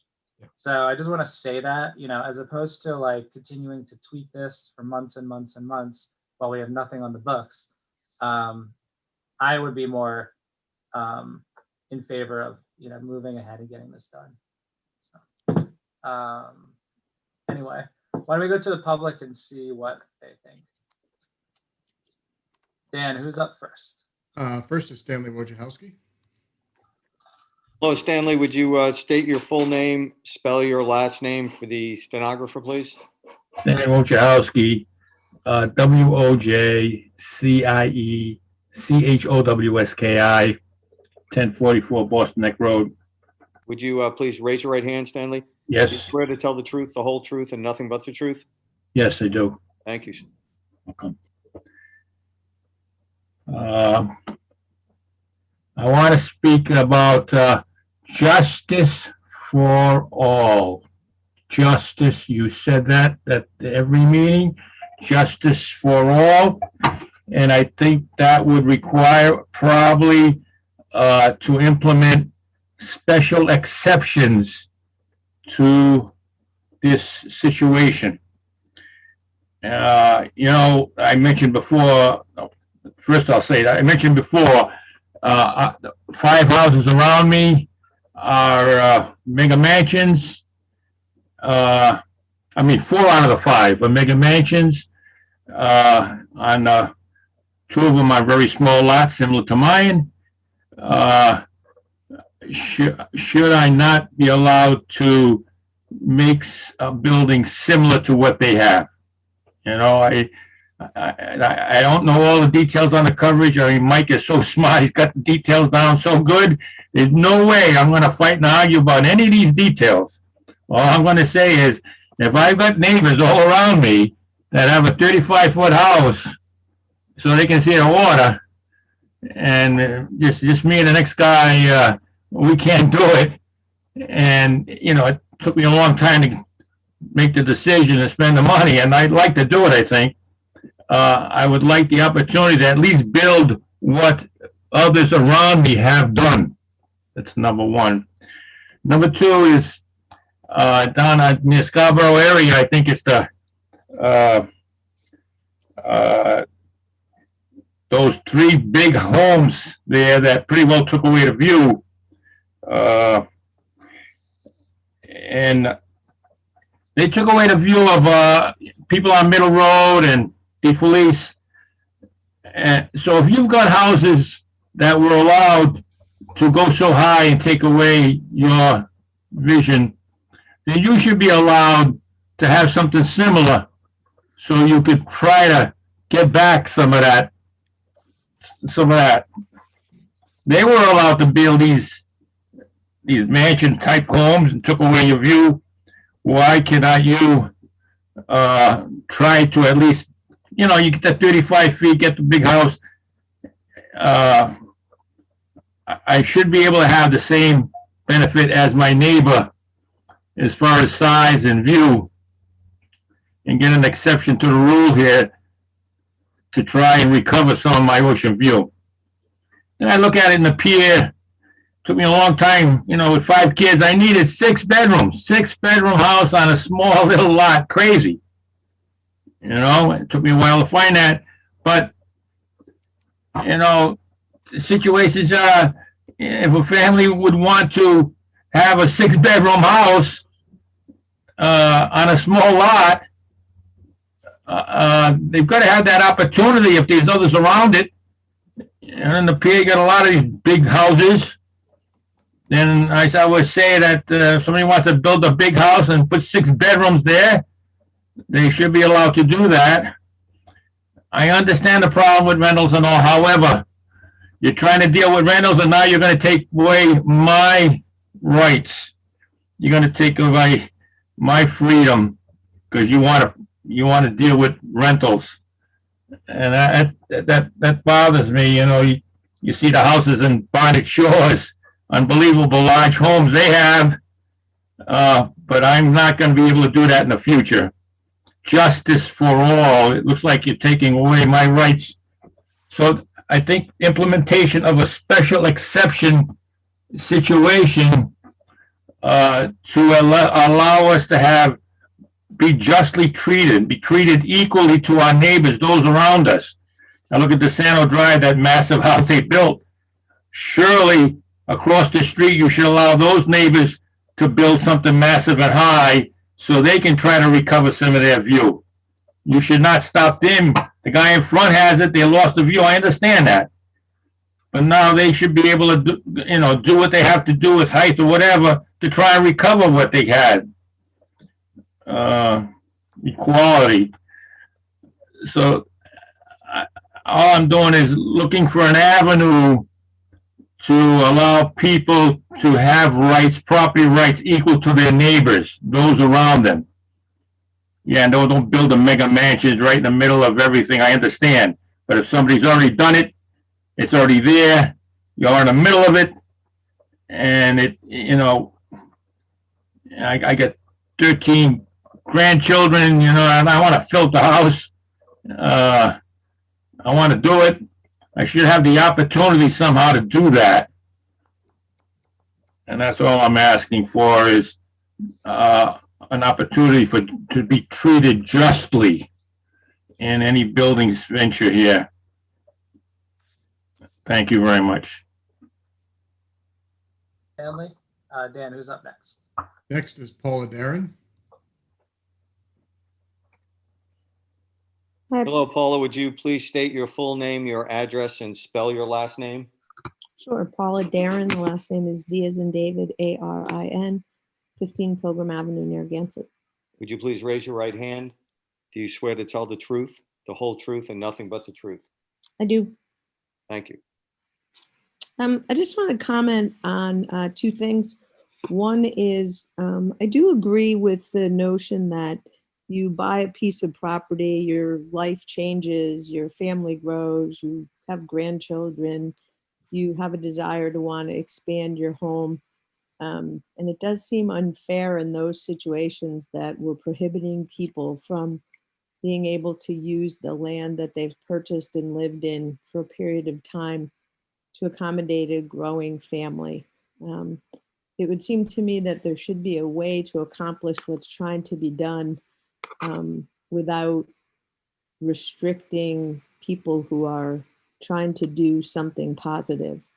So I'm a big believer in believing in positive intent. And it seems like we're moving forward with this in a way that we're assuming negative intent on the part of everybody. The second thing that I would say is I live right near Breakwater Village, and I don't know why we would say that the regulations that you've put in place in Breakwater Village have been successful. Every house that's been sold and has been torn down, another, by those neighborhood standards, extraordinarily large house has been put up and has blocked the view of every one of the neighbors that surrounds it. So if we want to hold Breakwater Village out as the standard for success with what you're proposing, I would submit to you that it's an abysmal failure.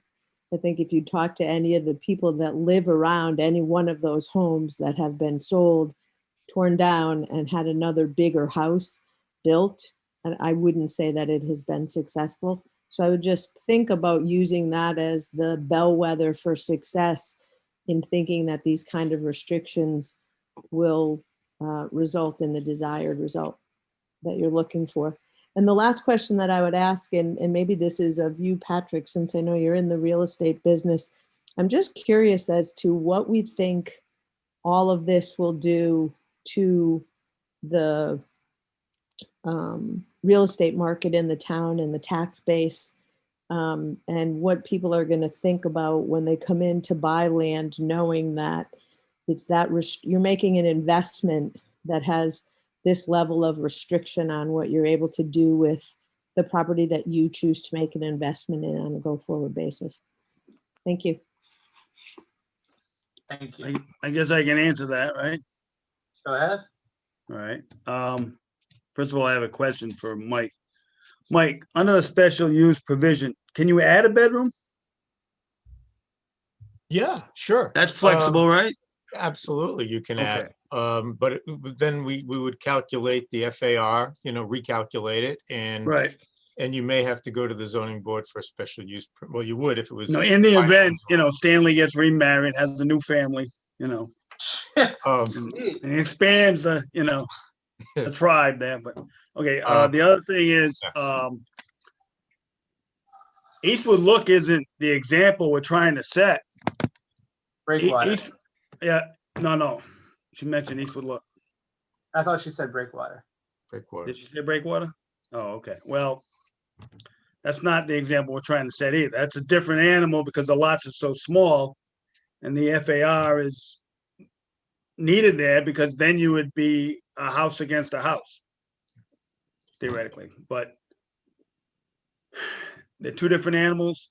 But the reason we did this is because of the investment portion of your conversation that we're trying to get families in here, okay? And to weed out these 6, 7, 8 bedroom houses that are in these residential neighborhoods is very important to many people who live here year round. Because you're not, most people aren't here during the summer who have these complaints, and they don't see the influx of the students, which many of them are in good behavior.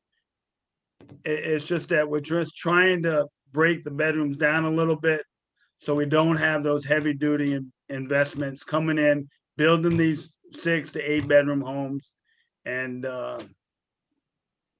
upsetting these neighborhoods because it's not your dad's neighbor who loads up a house with 6, 7, 8 students, and then they have friends, and then they have friends.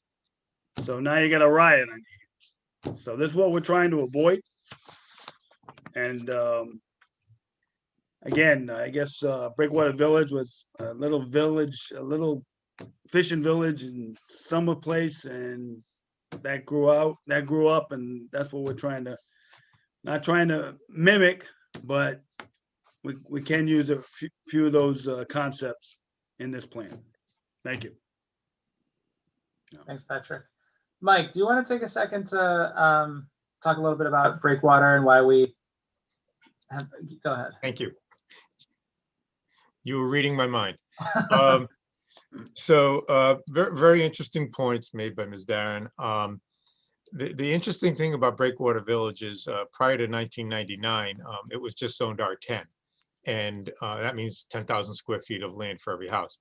And in that development of 171 houses, there were literally like 2 that were over 10,000 square feet of land.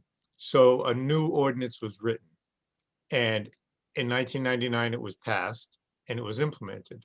Interestingly, as you indicated, Council President, there's always room for change and improvement. And in summer of 2008, the homeowners association in Breakwater Village came to me and they asked me to find a way to correct the problem that they were getting tall skinny boxes on small lots, and they were really close to one another, and it just didn't look good and it didn't feel good.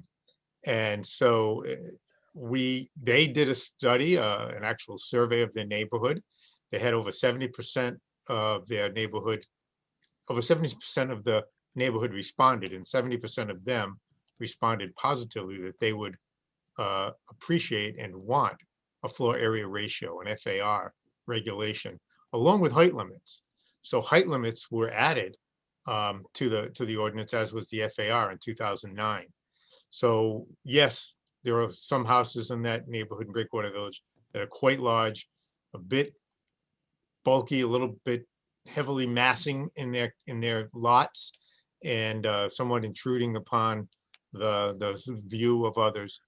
And then you'll see other houses, those were all the older ones.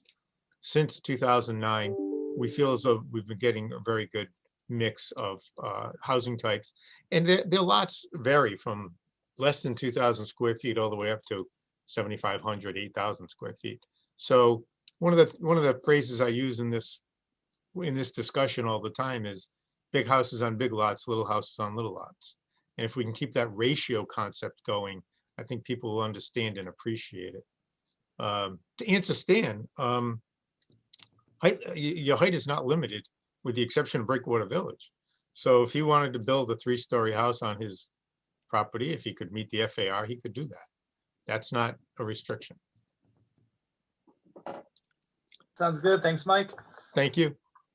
Okay, so we'll definitely take some more thoughts from the council. We will have a decision to make on whether we want to leave this open and continue it to another meeting, or if we want to go ahead and close this, and then we can go ahead and vote on the ordinance or on the amendments at a future meeting, which could be next meeting if we wanted to. So, but I just want to see if there's any other thoughts from the other council members. Susan? No? Okay. Eva? No, I do. Deb? No, but I am in favor of closing this and getting to a vote as soon as we can. Okay, great. Mark, question for you. Do you have a? Oh, well, you spoke. I know. You want to speak again? That's fine. Yeah. Still here. I haven't. The recall hasn't happened yet, so just I didn't sit see tight over there. Council President. Moving on. I don't like this whole Zoom stuff when we're making this type of decision. I think our constituents need to put their hands and eyes on something in a room with big charts and big, placards that spell it out, and models that clearly show on a table. People can point and say, "Oh yeah, I understand it." But this, I think this whole Zoom process, I know we're under the gun because we don't want another permit pulled to build another monstrosity. So, because it's variable, I'm hoping a future council will tweak it as they go to accommodate future ramifications that will be forthcoming. But let's move forward. Okay. No. Mark, I just want to make sure process-wise we're good.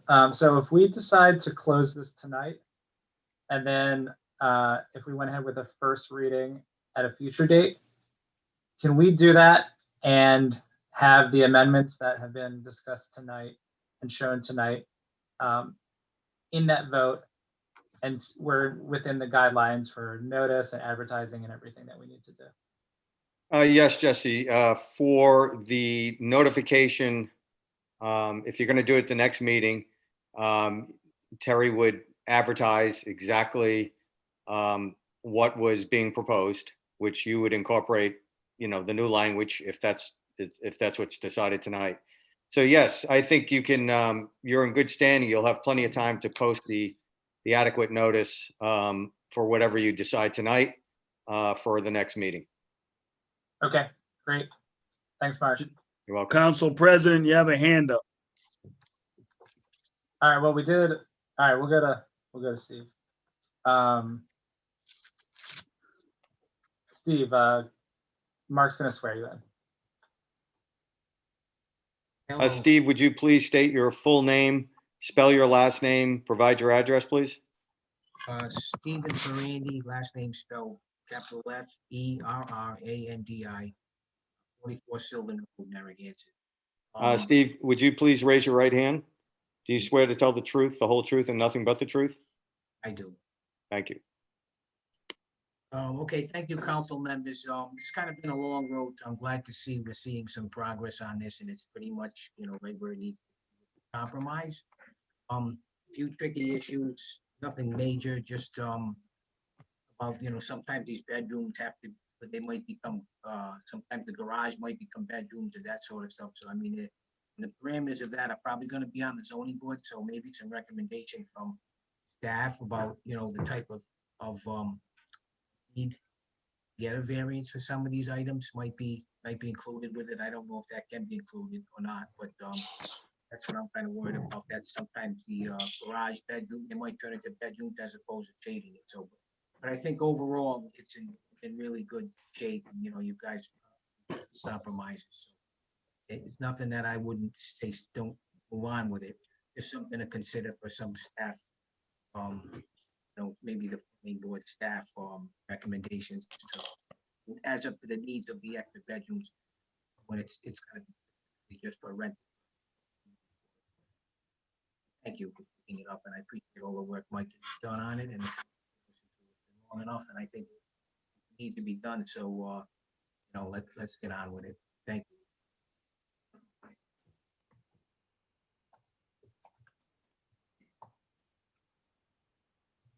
Sorry about that. Thanks, Steve. So it looks like that's it for public comment. Do we have a motion to close the public hearing? I'll make the motion to close the public hearing. Second. Second by Patrick. All in favor, starting with Susan. Susan Cicilline Bonanno, aye. Eva? Eva Jasinski, aye. Deb? Deb Kopeck, aye. Patrick? Aye. Thank you, Mike. Jesse Pugh, aye. Motion approved, 5-0. I have a Next, question we about. have a motion. Next, we have a motion to schedule a public hearing on a proposed resolution amending the official list of parking restrictions and regulations in the town of Narragansett in accordance with, sorry, my iPad had a little issue.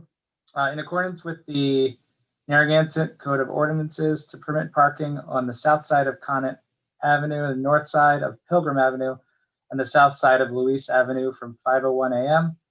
to 8. Sorry, this is cut off. Is it 8:59? Yes, 8:59.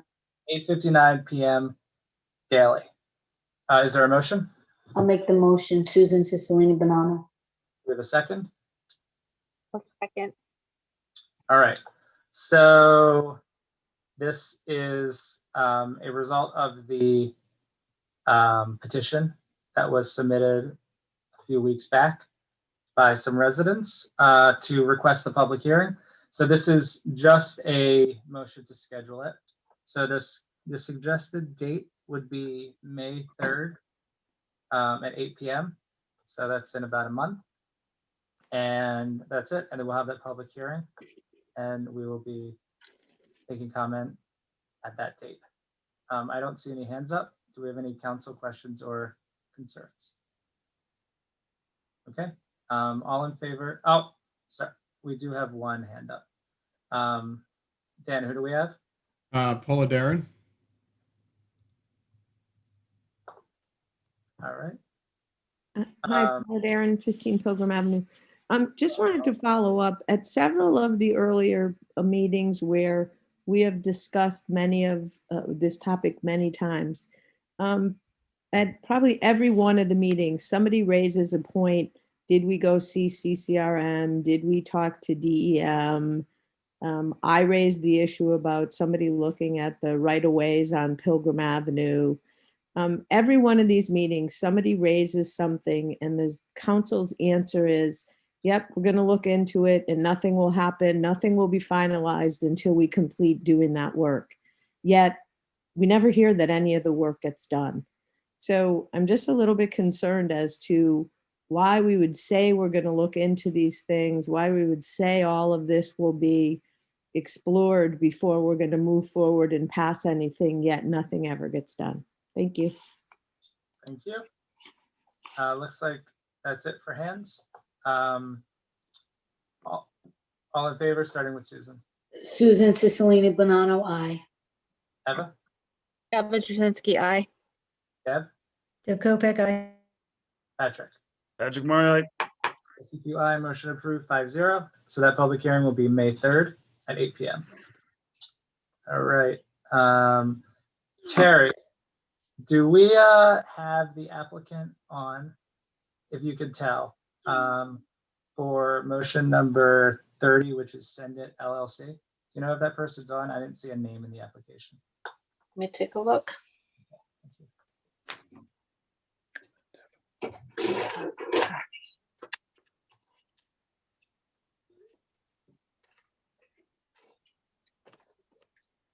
That's Benjamin Barber. Okay. Yes, and he has his hand raised, so hang. You'd like him to be able to speak? I would, but we need to just make a motion to move this up first. Okay, good. I'll make a motion to move it up. All right, do we have a second? Second. By Eva. All in favor, starting with Susan. Susan Cicilline Bonanno, aye. Eva? Eva Jasinski, aye. Deb? Deb Kopek, aye. Patrick? aye. SQI, motion approved to move up number 30. So number 30 is a motion to approve a victualling license application for Send It LLC, TBA B Squared, 140 Point Judith Road, Unit 38, Narragansett, Rhode Island, subject to local and state regulations. Is there a motion? I'll move the motion. And a second? Second. Seconded by Eva. All in favor, starting with Susan. Susan Cicilline Bonanno, aye. Eva? Eva Jasinski, aye. Deb? Deb Kopek, aye. And Patrick? Aye. SCQI, motion approved 5-0. So we have a application from Benjamin Barber, who is looking to open up a food business at 140 Point Judith Road, which is downstairs. I believe that is where the Chinese food restaurant was in Mariner Square. But he could give us more info. So Benjamin, how are you doing tonight? Good, thanks. Great. Can you just give us your full name and address? Yep, Benjamin Barber. I live at 140 Iroquois Road in Narragansett, 114. Okay, great. If you want to go ahead and just give us a little bit of info on what you're looking to do, that'd be great. Sure. So we're looking to do a prepared food business. So we're gonna cook meals and serve ready to heat and eat meals to the public from, like you said, the old Chinese food restaurant. Okay, great. Seems like that's a popular business, so it's another one for us all to try out. So that's good. What kind of what type of food? Is there a specific type of food or everything? Yeah, so we're going for healthy comfort food. So like sweet potato hash, garlic and green beans, barbecue chicken, veg forward pastas. Think sandwiches on the beach. a whole slew of different foods. Okay, and will this be like people will order ahead and then it'll just be people parking and picking it up, or will it be delivery? It'll be all grab and go. So we're gonna work with Toast, who has a online ordering system. Additionally, you can order in the restaurant, or we're gonna be working with DoorDash that you can get the food picked up, or DoorDash will handle the delivery. So no seating? No seating. Okay, got it. Yep. All right, sounds great. Any questions? We'll start with Susan. Susan, any Yeah, questions? so I was just wondering the hours. I mean, what are the hours of operation? So we're gonna start and focus on dinner time. Our goal would be to have our guests pick up for a few days, maybe in advance. And we're going for like your weeknight meal solution. So instead of the big crush on the weekends, we want to focus on the weeknights where it's like Monday and Tuesday is hard to find a good meal that you can take out here. So we're starting with Monday to Friday, 4 to 8. And then we're going to grow from there. Okay, thanks. And Ben, do you have a menu prepared of your grab and go yet? Is there, I know you described it, but do you actually have a menu that's printed or no? Yeah, we submitted with the application. I didn't see. Yeah, there's different elements of each menu item, and we're gonna kind of mix and match and figure out crowd favorites and grow depending on what's our highest selling profitability items. I don't see a menu, but just the price range of it to go. Like, I mean, you're gonna be there 4 to 8 if you're gonna order a meal. Is it like a $10 item, $20 item? I'm just curious. Yeah, so we're gonna $10 to $15. We're gonna probably do like $10 to $15. We're gonna do like a power lunch on the more affordable side too.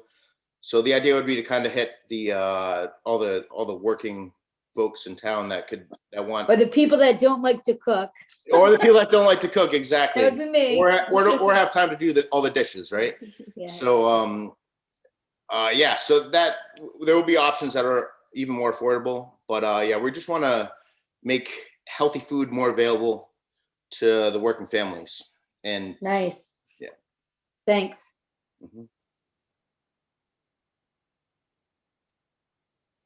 You're on mute. Sorry about that. Eva, any questions for Benny? No, I'm good. Thanks. All right, Deb? No, thank you. Okay, Patrick? Good luck. No questions. Thank you. All right. So why don't I go ahead and take the vote? All in favor, starting with Susan. Susan Cicilline Bonanno, aye. Eva? Eva Jasinski, aye. Deb? Deb Kopeck, Oh, you cut out, Deb. Oh, aye. Patrick Murray, aye. Jesse Pugh, aye. Motion approved 5-0. Good luck, Benny. Good luck, Ben. Thank you so much. Good Can't wait luck. to see you guys soon. Can I make a motion to move some of the other agenda items up at the ones we tabled last time, or? I just want to go ahead. There was actually supposed to be a very quick announcement from the town manager. Just a quick update for everyone. I missed that with kind of shuffling around here, but Jim, do you want to hop on real quick?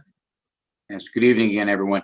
We've been receiving some inquiries from the public about COVID and some recent updates they'd be interested in hearing. So we promised them that we'd give them a brief presentation tonight.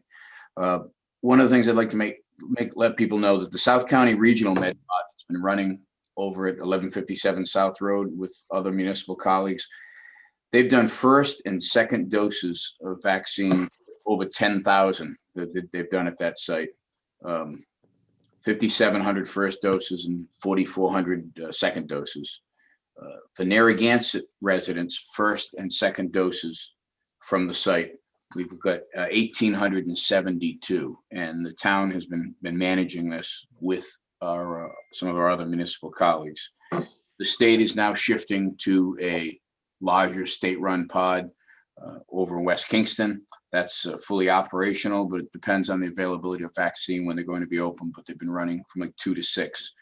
And we're telling people to keep checking the website of vaccinateri.org and to see the opening available appointments that are there. The Westerly Community Center is one of them, Middletown's one of them, and West Kingston on Fairgrounds Road in South Kingstown. It's another location. The town will be getting out of the vaccine business shortly. There are 3 clinic dates remaining at South Road. One of them is Wednesday, and those are for 2 of our municipal colleagues, Charahoe and North Kingstown. And then Friday the 9th, we'll be giving the second dose to Narragansett and SK school officials. And then Wednesday the 11th will be the last dose, second dose for Narragansett residents and SK residents that are 75 and over. At that point, we'll be getting out of the business and will be transferred over to the larger regional sites. The testing site that remains active at South Road, it's believed they're going to stay open till maybe July, or at least through the school year. They're going to keep us posted, but that's for those who are watching. It's a very efficient site. You get your response, you get your test results back quickly. Some items that were brought up, discussed with us about homebound vaccinations for people who are unable to leave the house due to the physical issue. We have done 1 clinic already, and we're planning more. And if there's anyone out there that has a family member who is homebound and would be interested in getting the vaccine, you can contact the COVID informational hotline that we have in town at 401-782-0611. Or you can just have someone stop into the community center Monday through Friday, 9 a.m. to 4 p.m. And Karen Flint's orchestrating that for us, and she's doing a great job, and I'd like to thank her for it. Some questions that were asked: what is the town doing about COVID type violations?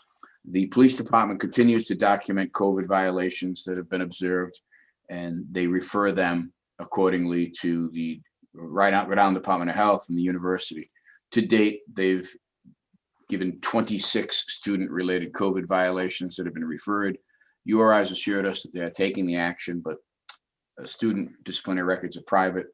We have no reason to believe that that's not truthful, that they're addressing it.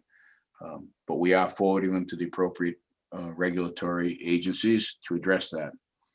The other question that's come up quite a bit is folks have been asking about what impact the university population has had in town with COVID. During a 13-week period from January 3rd of this year to April 3rd, Narragansett recorded 665 residents testing positive for COVID-19. The number of resident cases during that period that were URI associated was 324 of those cases. Approximately 49% of all the positive cases were associated with the university, and the remaining 51 were other residents within the community. And it is still with us. In a recent article in Go Local brought to light that we're number 5, the whole state is in the nation for positivity rate based on the 100,000 population.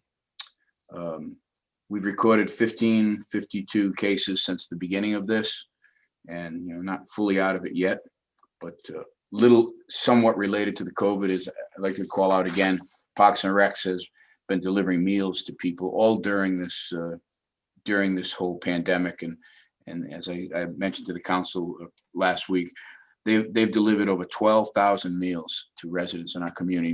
Many who are either anxious about COVID or nervous about it, or simply homebound, and they want to take precautions. And our Parks and Recs folks, thank you very much.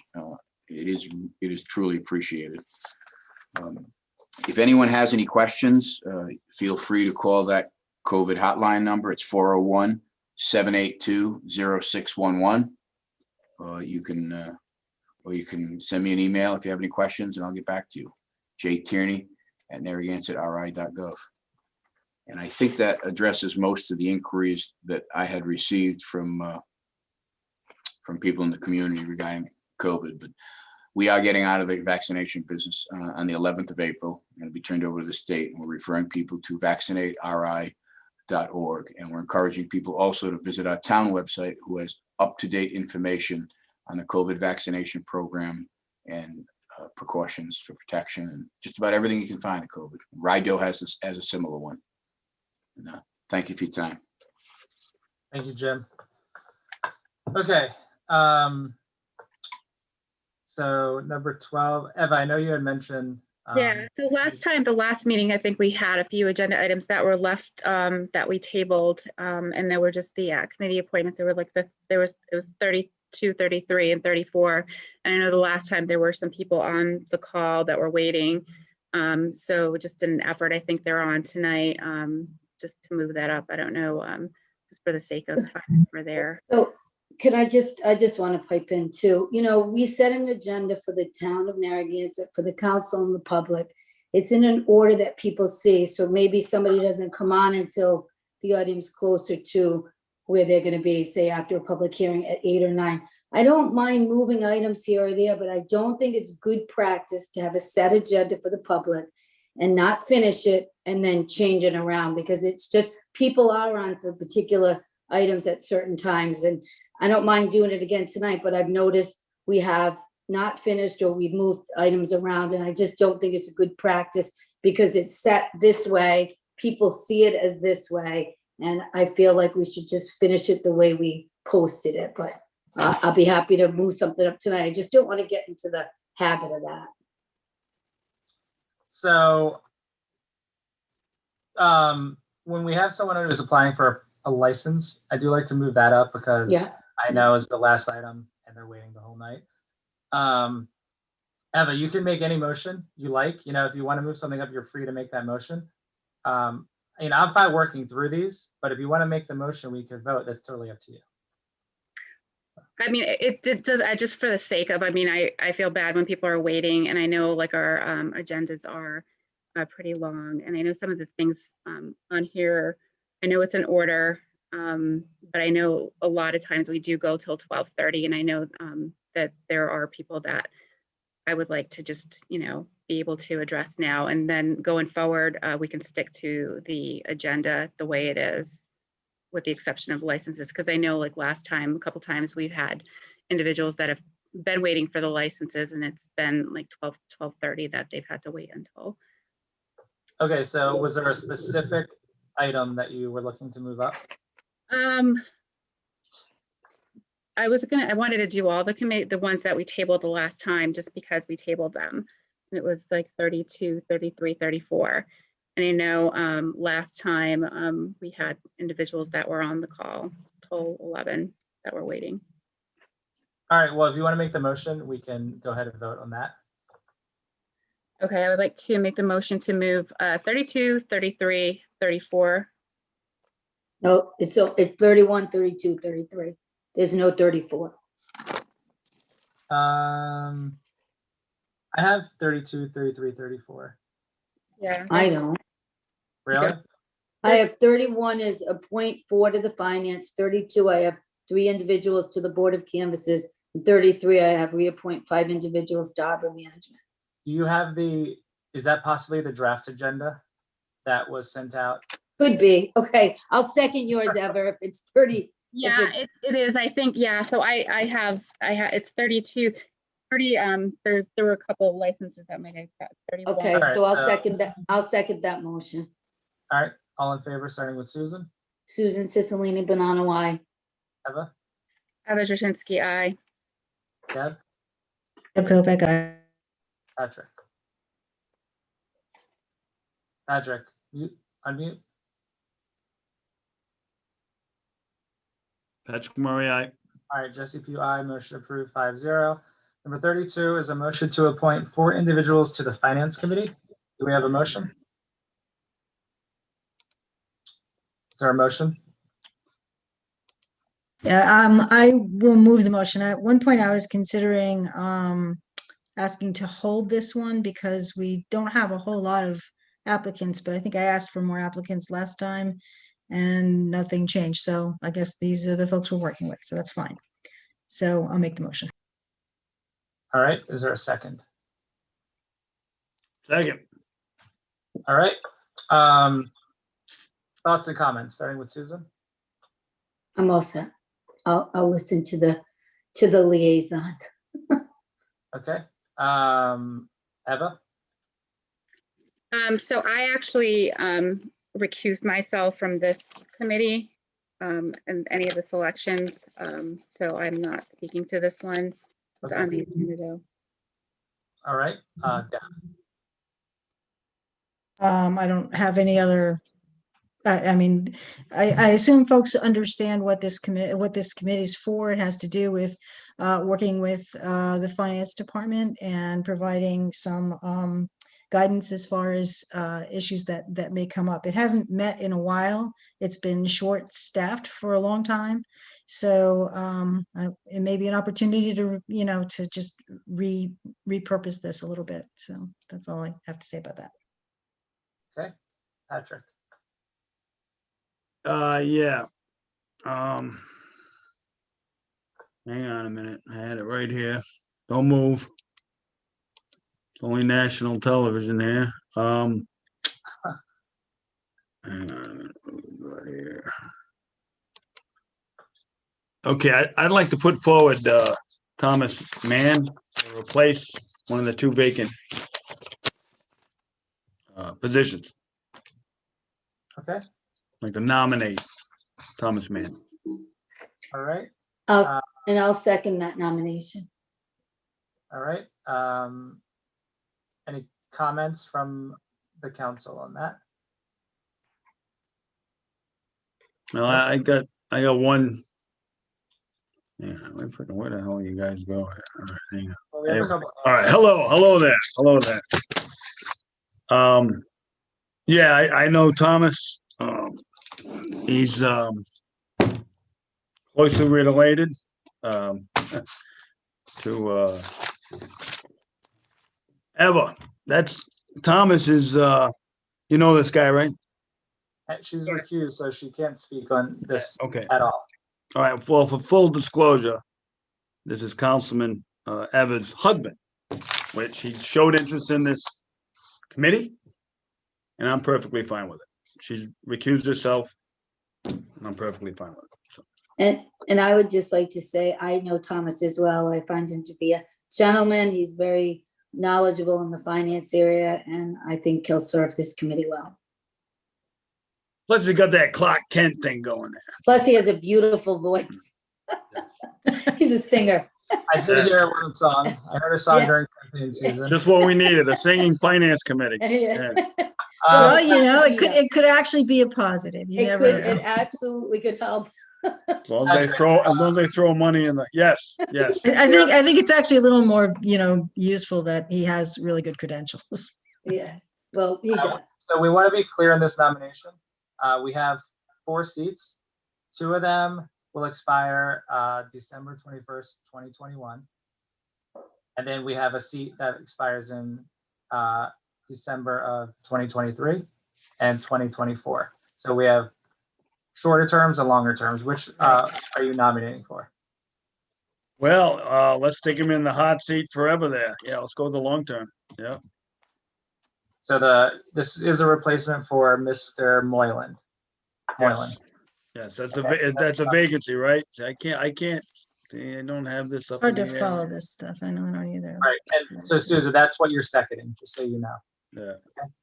All right. So why don't we go ahead and take public? Yeah, do you have thoughts before we go to the public? You good? I'm sorry? Yeah, I'm good. Okay. All right, Dan, who do we have with their hand up? First is Stanley Wojciechowski. Stanley, please state your full name and address.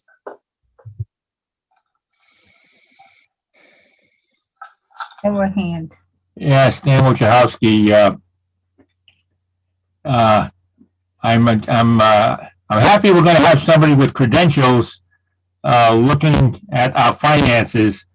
It's so important that the finance committee be there and somebody on the outside kind of looks at the numbers so they can count on me when I end up saying something. I'm not really perfect on the numbers, so I'd like to have other people on numbers giving me some information, looking at it deeply, and spending a lot of time on it. So I appreciate this nomination. Thank you. Thank you. Dan, before we go to the next caller, I do want to ask a question. I do want to make sure we cover all of our bases on this. Mark, if you're available. I do have a question generally. Yes. Do we have anything in our charter that would prohibit Anyone related to a council member from serving on a committee or a board?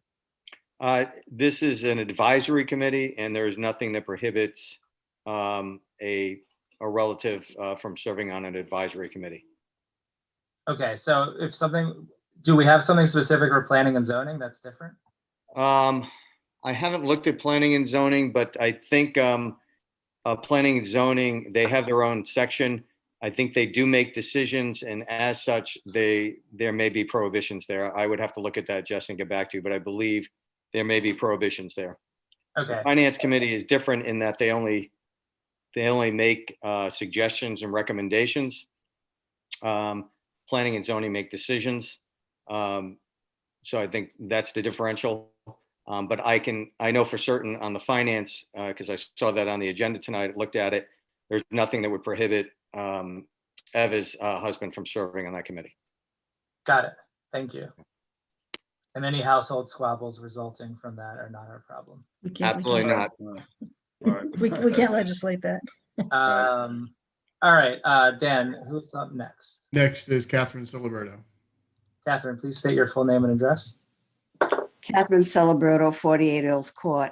We don't have people's resumes before us here in the general public. So when someone nominates a person, could you just say something about maybe what school they went to, what degree they have, and whether or not they're a town resident? Thank you. Thank you, Catherine. Patrick, do you want to provide some additional info here? I have it if you don't have it, Patrick. So that was directed to me, huh? So, yeah, go ahead, Deb. Okay. Well, Thomas is a resident of Narragansett, and he has a bachelor's degree in architecture, but a master's degree in city and regional planning with a concentration in housing and real estate development, which could be very useful to us. He currently is working at Bryant College as the director of capital projects, another area that would be beneficial in terms of this position. So I think that that's why I said I thought he was well credentialed for this position. Correct. Thank you. You're welcome. Thanks, Patrick. That was great. Yes. Okay, why don't we go ahead and take the vote? We will, so all in favor, starting with Susan. Susan Cicilline Bonanno, aye. Deb? Deb Kopeck, aye. Patrick?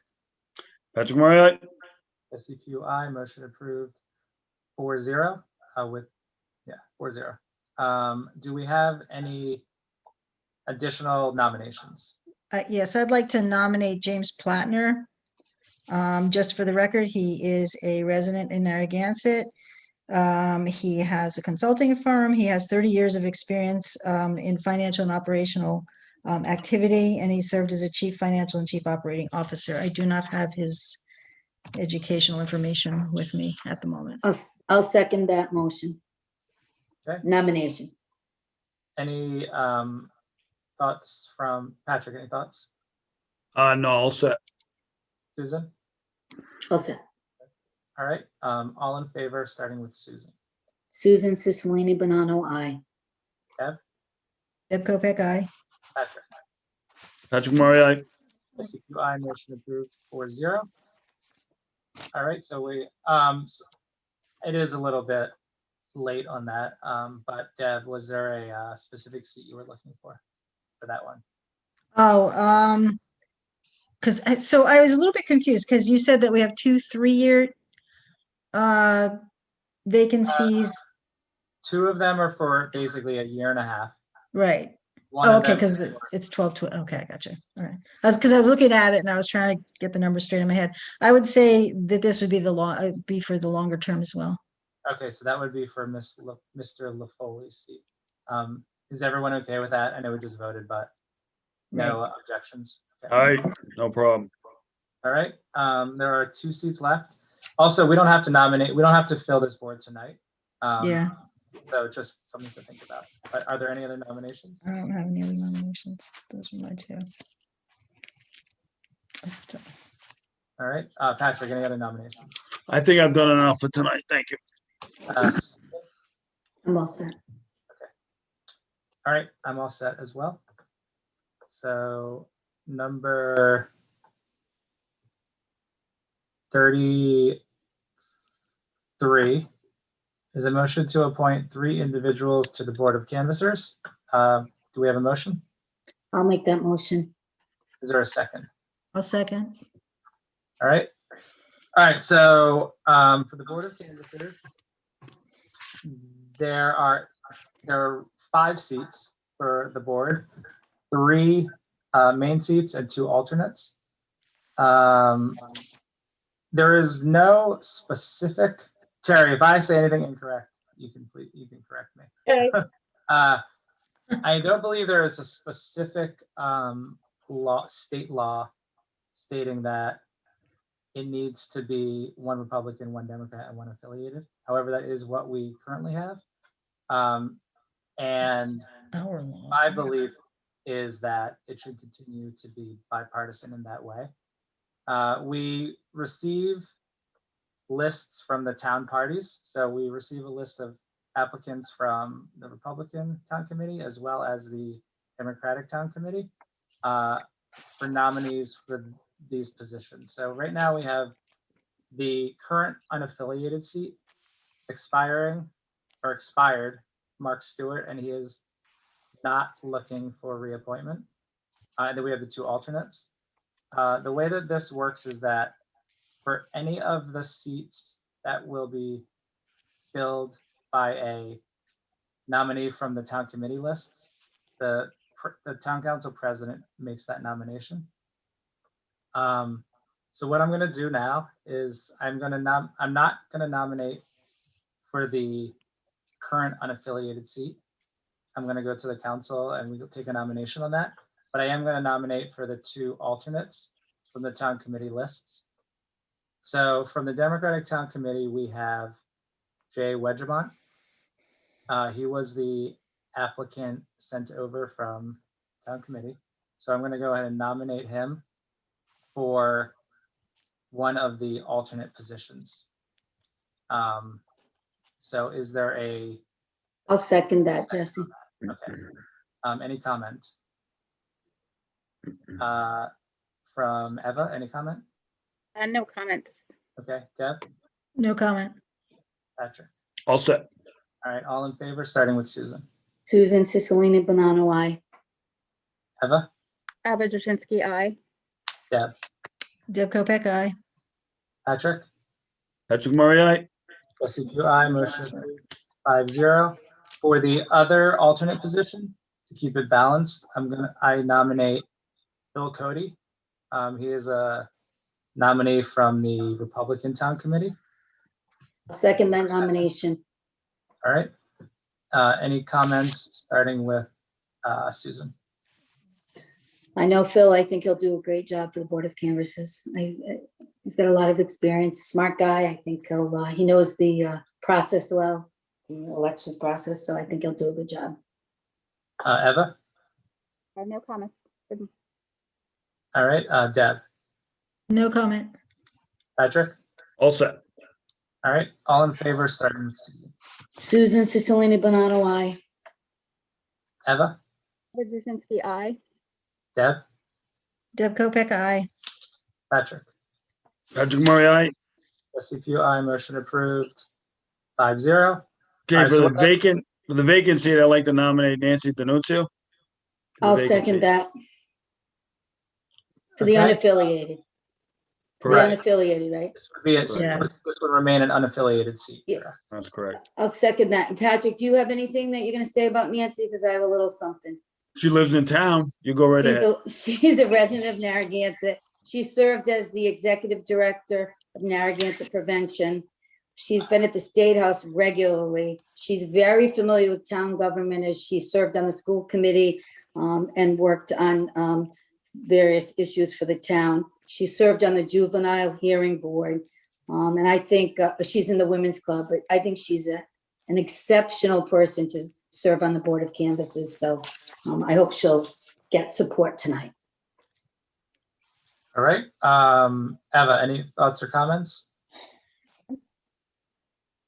Deb?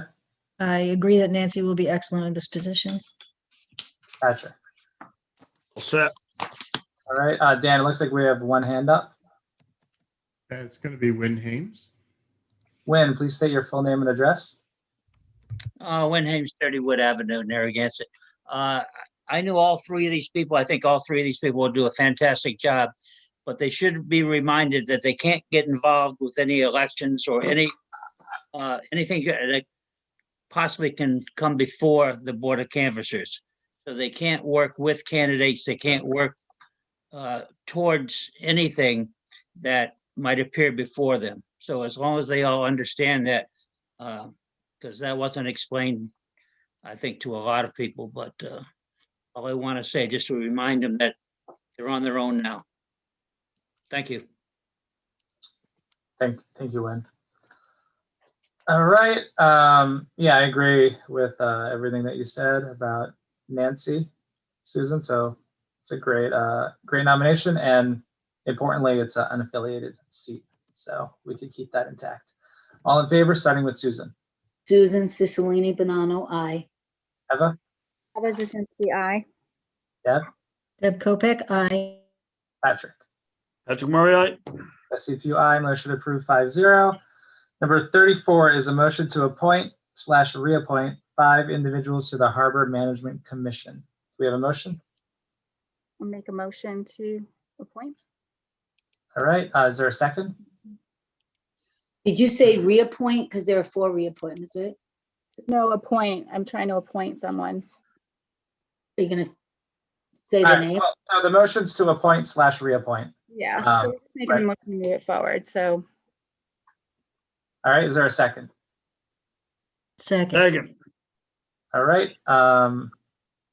Comments, Susan? No comments. All right. Eva? Yeah, so I just would like to make a motion to appoint Rick Black. He's somebody that I had encouraged to apply for this Harbor Management Commission. I've known him for several years. He lives on Harbor Island. He's got, just for his background, I mean, he's got a, everybody wanted to know what people's backgrounds are in education. So he's a graduate from Dartmouth College. He has an MBA in finance from DePaul University. He is retired since 2015, so he's got time to devote. He's very passionate about the water quality here, and he's done a lot with Point Judith Pond, the Salt Pond Coalition, and he, in his application, he did put, his interest is in assuring and promoting the water quality of Point Judith Pond by monitoring and improving whenever possible. And it's important to him to maintain a healthy balance between commercial and recreational interests. So I think he would be an excellent addition to this board or commission. Eva, just real quick, there's 2 one-year terms right now, and there's 1 2-year term. You want to do the longer one? I'll do the longer one, yeah. Okay, so that'll be the 1 regular member term expiring in June 2023. All right, I'll second that nomination. I met Rick a few times over the years. I know he's heavily involved in coastal initiatives over in Harbor Island, the Causeway, and all of that. Super intelligent guy. I think he's into woodworking as a retired individual, so that counts as well for something. Yeah, so good nomination. Deb, any thoughts on this nomination? Yeah, you're muted. I know. I'm sorry. I actually had him as a choice as well, so I think he's very well suited to this position. Patrick? All set. All right, all in favor, starting with Susan. Susan Cicilline Bonanno, aye. Eva? Eva Jasinski, aye. Deb? Deb Kopic, aye. Patrick? Patrick Murray, aye. SCPU, aye. Motion approved 5-0. So next we have another regular member seat. This would be a 1-year term expiring in June 2022. Any nominations? A regular member seat, you said? Yeah. Right, not an alternate. Yep, regular member seat. So could you move one of the alternates up to Joseph Hart up to one of the longer terms. I don't know if we could do that when they're in the middle of a term or not. Is that, I thought it expired. oh, is he expired? Yeah, so I had his as expired, so just moving it up to like a longer term, because that's usually what they would do, I believe. You say Joseph Hart? Yeah, I think there's two of them in the alternates that are expired. It's Joseph Hart and Jeffrey Berry. You want to just do it as one motion? Sure. Oh, actually, right, okay, yeah, so the two regular seats, right? Yep, I'm so the sorry, two what- alternates to the two regular seats for one term. Joseph Hart and Jeffrey Berry, is that what you said? I'll second that. Wait, can I just ask a question? Are they, I'm looking at this and their alternate positions have already expired. So does that still make them viable as alternates to move up? I mean, or would they have had to re-requested to be a part, or, I mean, I'm just confused about how this works. So I think they both, I think they, like on this requested appointment, I know Terry checked. Yeah. They did request reappointment, and I do know Joseph Hart. So I spoke to him the other day a couple times over the last month or so. And so normally that they would, you know, he's been on an alternate, I think 2 alternate terms, which is a 1-year term. And so then I wanted them to be moved up. They're still interested in staying on. And the delay was really on the part of us, not on their part. So Okay, I get it. Okay, bring okay, I understand. Yeah. That's fine. All right, so there's a nomination and a second. Yep. All Who right, made the second, please? I did. Thank you. You're welcome, Terry. all right, so all in favor, starting with Susan. Susan Cicilline Bonanno, aye. Eva, Eva Jasinski, aye. Deb, Deb Kopeck, aye. Patrick. Patrick Murray, aye. SBQI, motion approved 5-0. All right, so we still have 2 alternate seats to fill, if anyone has a nomination. Could I nominate Megan Keefe? Yep, I'll second that. Then I nominate her. You may, and I'll Thank you. second that. Do you have anything to say on her behalf? I actually, I printed off some stuff, but I didn't get all, because she has a resume and I didn't print that. She is a resident. She has a bachelor's and a master's degree. She has done a wide array of work somewhat related to this. If you give me 1 second, I'll even tell you what it is. Hang on. Nothing works when you need it to work. Do you ever notice that? Okay. She's had a great deal of experience in project management and has worked as a plant manager. She's done a lot of different, she's worked she's worked for the Army Engineers she was a captain and officer. And I think she would make a good addition to this group. Right. Any comments from the council? All right, all in favor, starting with Susan. Susan Cicilline Bonanno, aye. Eva, Eva Jasinski, aye. Deb, Deb Kopeck, aye. Patrick. Patrick Murray, aye. SCPI, motion approved 5-0. All right, so we have 1 seat left for the last alternate position. Any nominations?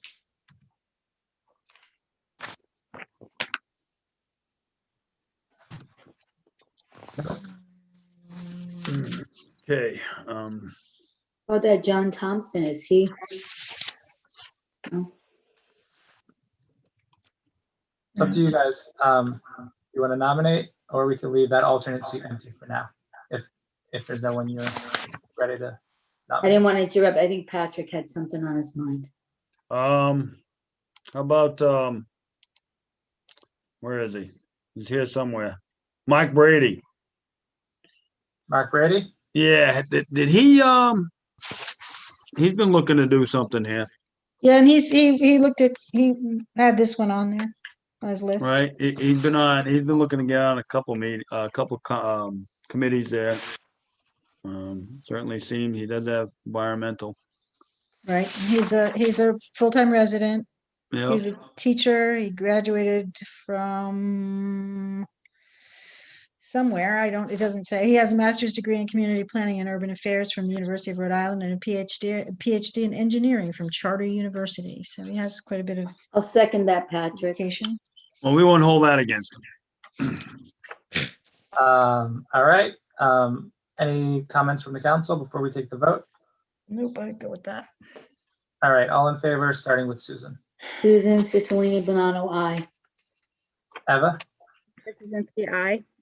Deb, Deb Kopic, aye. Patrick. That's my eye. Trustee Pugh, aye. Motion approved 5-0. Okay. Number 12 from HR department is a motion to approve the filling of one vacancy, Director of Parks and Recreation, due to a resignation. Do we have a motion? I'll move the motion. Susan Cicilline Bonanno. Is there a second? I'll I'll second. You can All have right. All right. So this is a result of our longtime Parks and Rec director, Stephen Wright, announcing his retirement in June. He has definite large shoes to fill. I think everyone agrees that he does a fantastic job, with the beach, with operations in general across town. So thankfully, he gave us time to put the search out and to look for a replacement. I don't know if Susan's on, but Jim, do you want to speak on this? Sure. Thank you, Jesse. Yeah, Steve has had like nine years of service with the town. Steve, I believe like 46 years of Parks and Recs experience between DEM and the town, somewhere around there. Somewhere around there, yeah. And he's done an excellent job. And yes, consummate professional. He informed us ahead of time of his desire to move on and enjoy his retirement. We're going to miss him. I would like Steve, I've shared with the council some of the people that I plan to staff the interview panel with. Steve will do. And we will advertise this the first thing tomorrow if it's approved by the council. But we do have a very good, diverse panel with tons of experience in human resources, parks and recreation, youth sports. So I think it's a good panel that we're going to have to ultimately pick Steve's successor. Again, hate to see him go, but I certainly understand. Thank you, Jim. Comments from the council, starting with Susan. Steve, thank you very much for everything you've done for the town of Narragansett. You're going to be sorely missed, but we know you're going to be off enjoying yourself, and we're very happy for you. Thank you. Eva? Yeah, Steve, I was really sad to hear the news. I know you've done a lot for the town and I really appreciate everything you've done. And you are definitely going to be missed. Thank you. Deb? Yeah, Steve, I agree with everything they just said. I had a great time talking to you a few weeks ago, and now you're leaving. But it was really very generous of you to spend time with me, and I appreciated it. You're more than welcome. Thank you. Patrick? Yeah, Steve, I'd like to apologize for the last 7 years. I've been working with you. I know we kind of put you on the hot seat there a couple times, and you always came through like a champ. In fact, you certainly made me a better councilman. Thank you. Well, I'd like to just say it's really been an absolute pleasure and my honor to work for the people in residence of this community. I love this job, and the wonderful people and organizations that have supported this department. It's not an I job, it's a team. I've been working with a great team here, and for no other reason, I've been doing this for 46 years, and I want to enjoy my family. So I want to thank you all for the support, and I'm not going anywhere. I live here, so I did want to work hard to try to get the beach and park system ready for the 2021 season. So I'm not going anywhere here. I'll be around until June 15th. So thank you so much. Thank you. Yeah, I mean, I definitely echo what everyone said. And what Patrick just said, I know we've had a couple exchanges in meetings. I've been on the spot a few times as well. But that's never personal, and I've always respected the job that you do. I expect to see you on the pickleball courts during your retirement.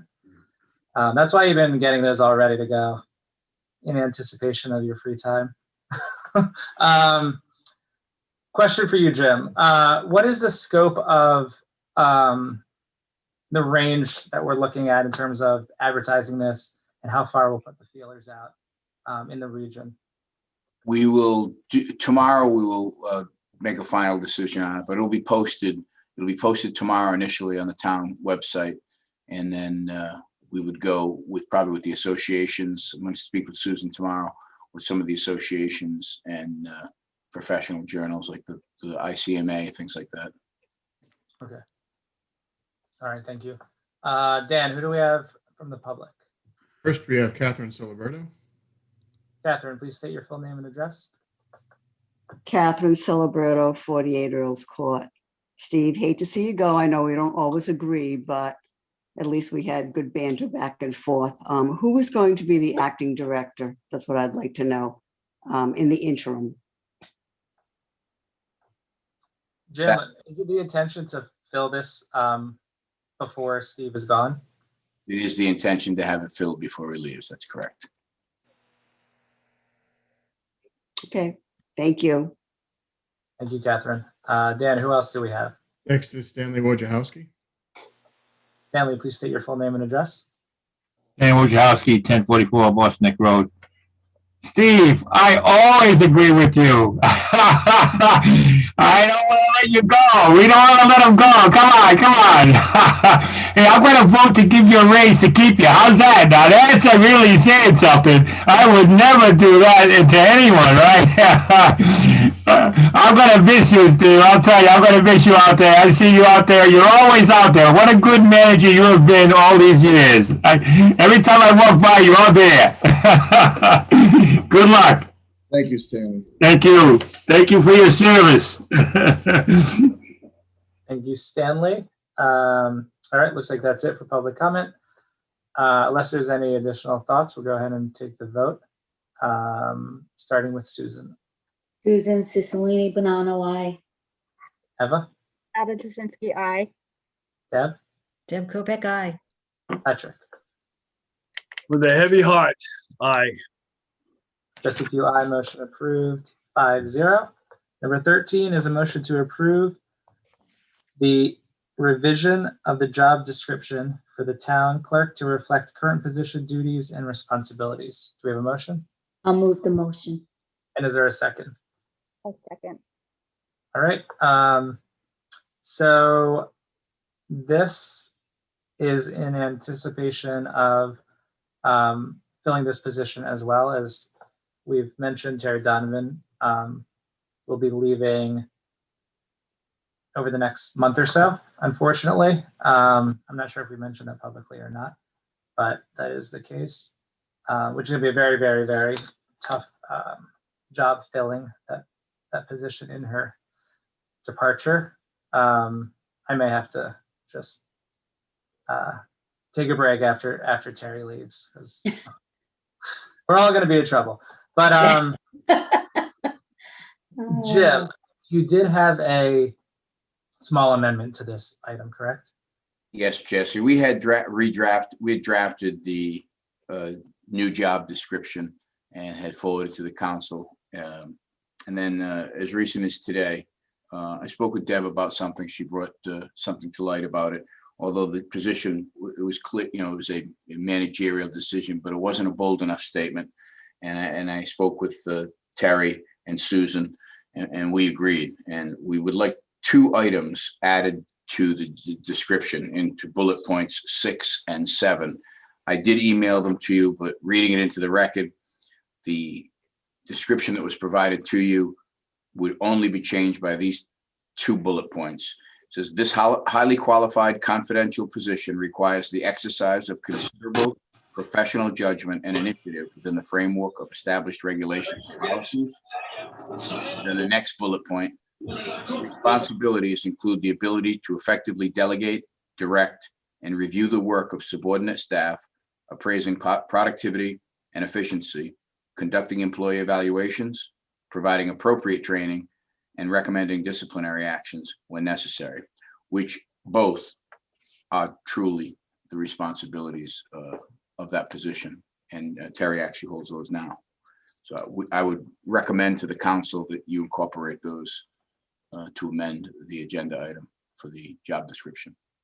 Okay, so why don't we go ahead and take a vote on the amendment? And then we can have additional discussion and vote on the main motion.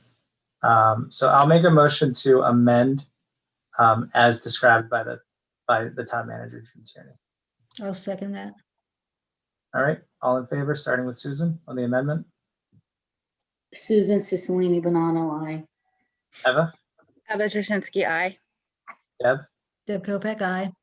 Patrick? Patrick Murray, aye. Jesse Pugh, aye. Motion approved 5-0. Now back to the main motion. Any thoughts or comments from Susan? No, I just noticed in the job description, we've had the same job and the same description. And there's a lot of changes in that. And I wasn't sure why those changes exist. All those highlighted changes.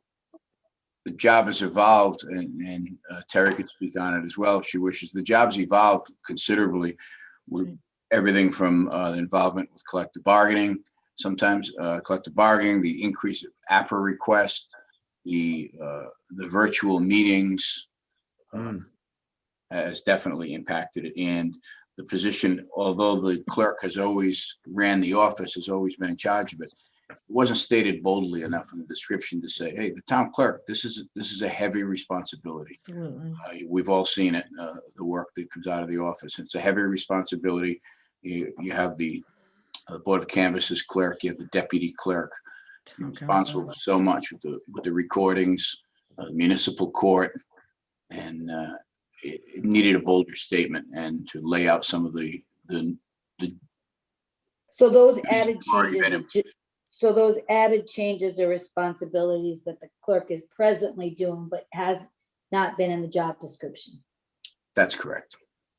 Okay, thank you. And looking forward, because who knows what's going to happen with the virtual stuff as time goes on. Okay. Thank you. All right, Eva, any thoughts?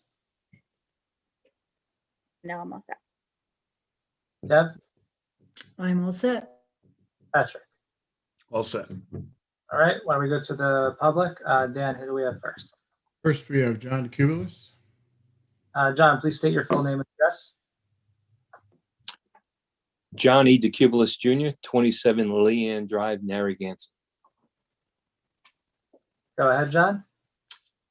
Well, when I noticed that this item was on the agenda, I felt it was very important for me to reach out to the council. On its face, a revision of the town clerk's duties and responsibilities may appear to be very basic, but with respect to the change from magistrate to chief administrator of the municipal court, that could have a very significant impact on the operation and the administration of the court.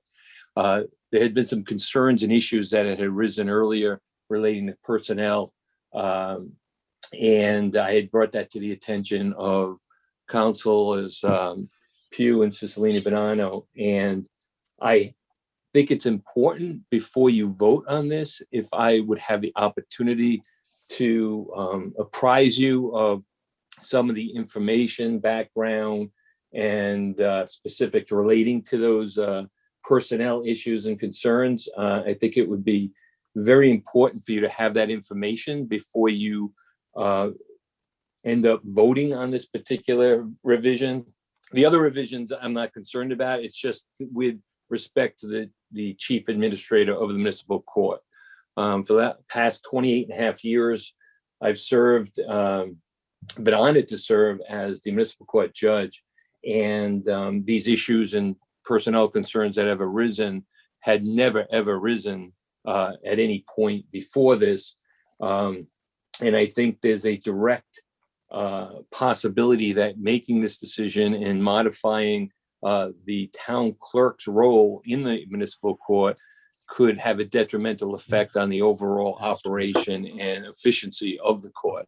So I would, certainly respectfully request that at the very least, you afford me the opportunity to, update you and apprise you of what concerns may develop or may be impacted, as well as how it will impact the overall operation of the court. All right, thank you, John.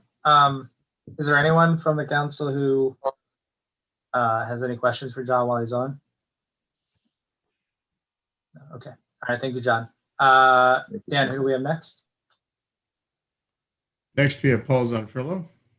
Paul, please state your full name and address.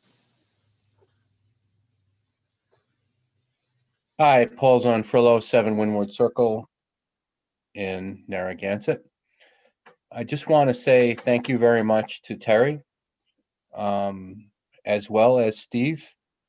The staff are really the people who run the town. The town councilors come and go. Their institutional knowledge and wisdom is sage-like, and it's such a shame to have you leave. I've dealt a little bit with Steve and found him to be 100% professional and respectful.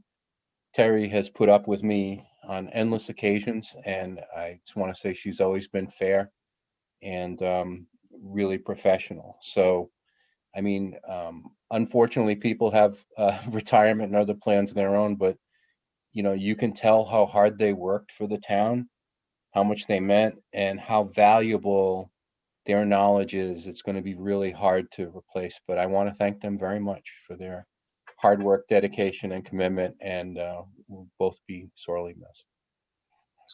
Thank you, Paul. Dan, who's up next? Next, we have Dr. Alba. Al, please state your full name and address.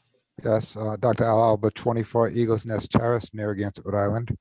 I do agree with Paul 100%. And that was, I'm sure it's echoed by everyone in the town for their commitment and years of service. I would also like to give a shout out to the South County Museum this past Saturday. I had the opportunity to go there, and it was a wonderful experience. I strongly encourage all residents of Narragansett, South County, and throughout the state, actually, to visit our South County Museum. The director, Heather Pulia Kisielewicz, I believe I'm pronouncing it correctly. I'm not sure, but she did a wonderful job. She has a great team of volunteers and workers there. And it was just a really wonderful experience. And it gave me such peace and solitude to just be around such warm, caring people. And it was Adopted Chick Day. So I just wanted to thank her and her entire staff. So thank you so much. Thank you, Al. All right. So I'll just go around the council one more time before we vote. Start with you, Susan. On the job description? On the. I'm lost because we got into the. I don't know what Al changed gears there. No, so we have the job descriptions, right? That's what we're talking about, the town clerk job descriptions, right? So no, I'm all set. I said my piece. Okay. Eva? Yeah, I was just confused with the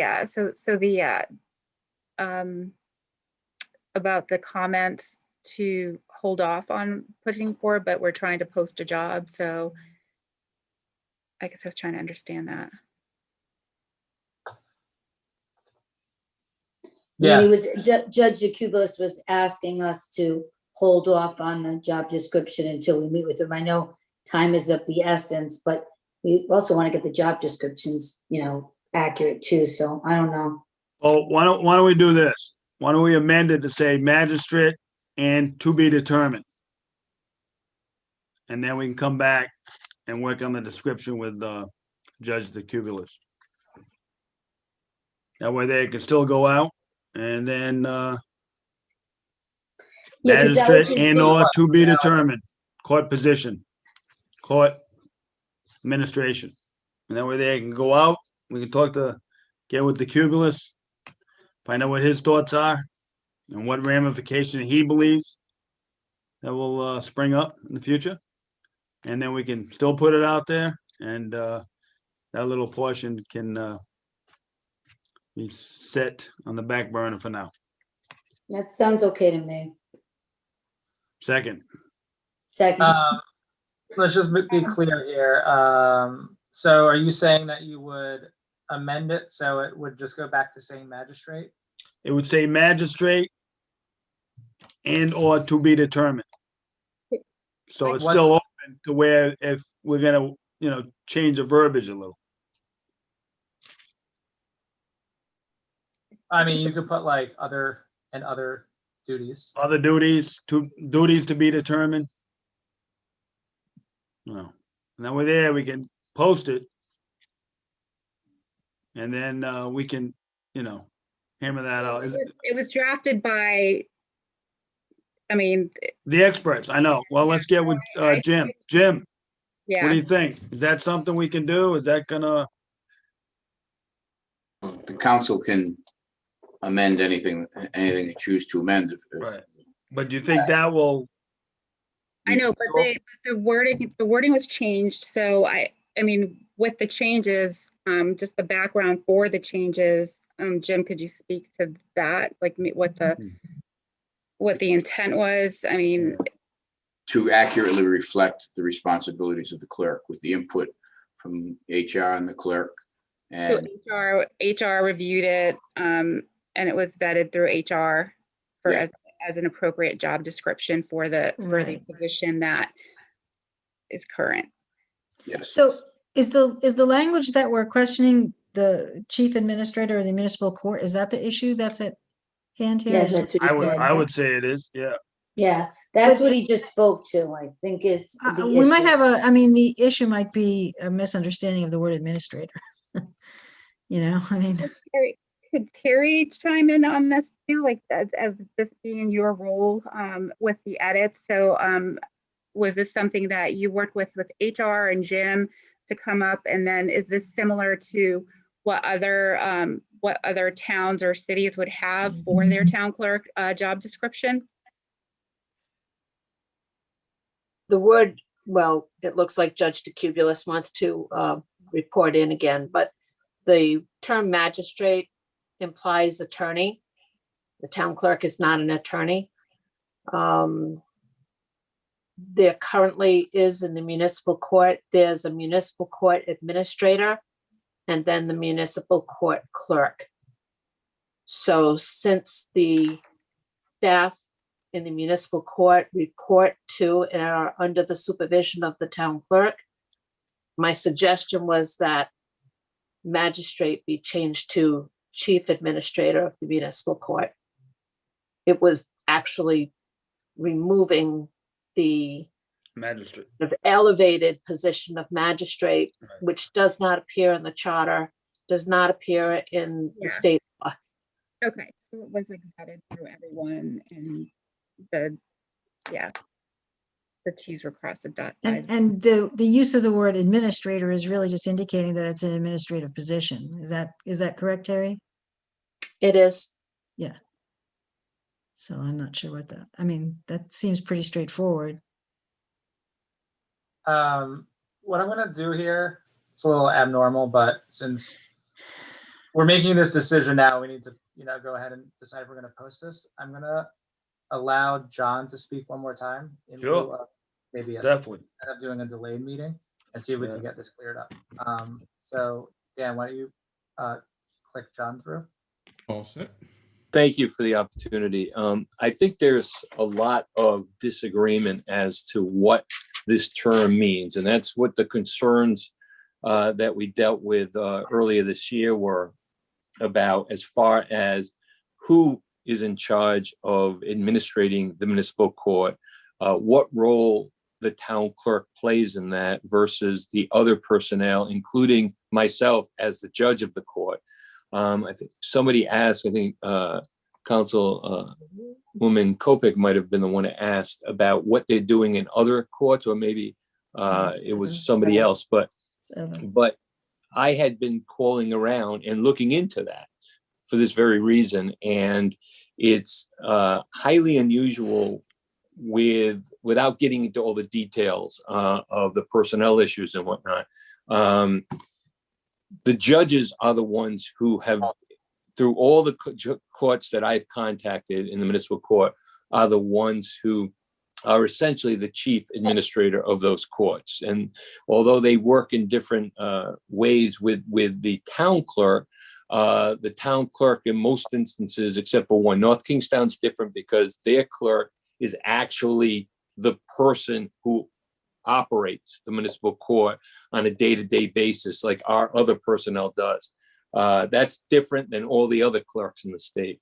But basically, if you put chief administrator of the municipal court in there, that is just going to play in with some of the confusion and some of the uncertainty. And I had been seeking some guidance from the council, quite honestly, with respect to everybody's role, including myself. But I think that is being put in there as a response to some of those concerns and issues, in my opinion anyway, that would be different than just administrator, showing that it's supervisory or whatever. I think the intention is to establish that the town clerk would also be in charge of overseeing and administering the municipal court. And that is one of the concerns I have, because keep in mind that the town clerk doesn't usually, and in this case, doesn't have the knowledge, experience, or understanding as to what actually goes on in the municipal court on a day-to-day basis.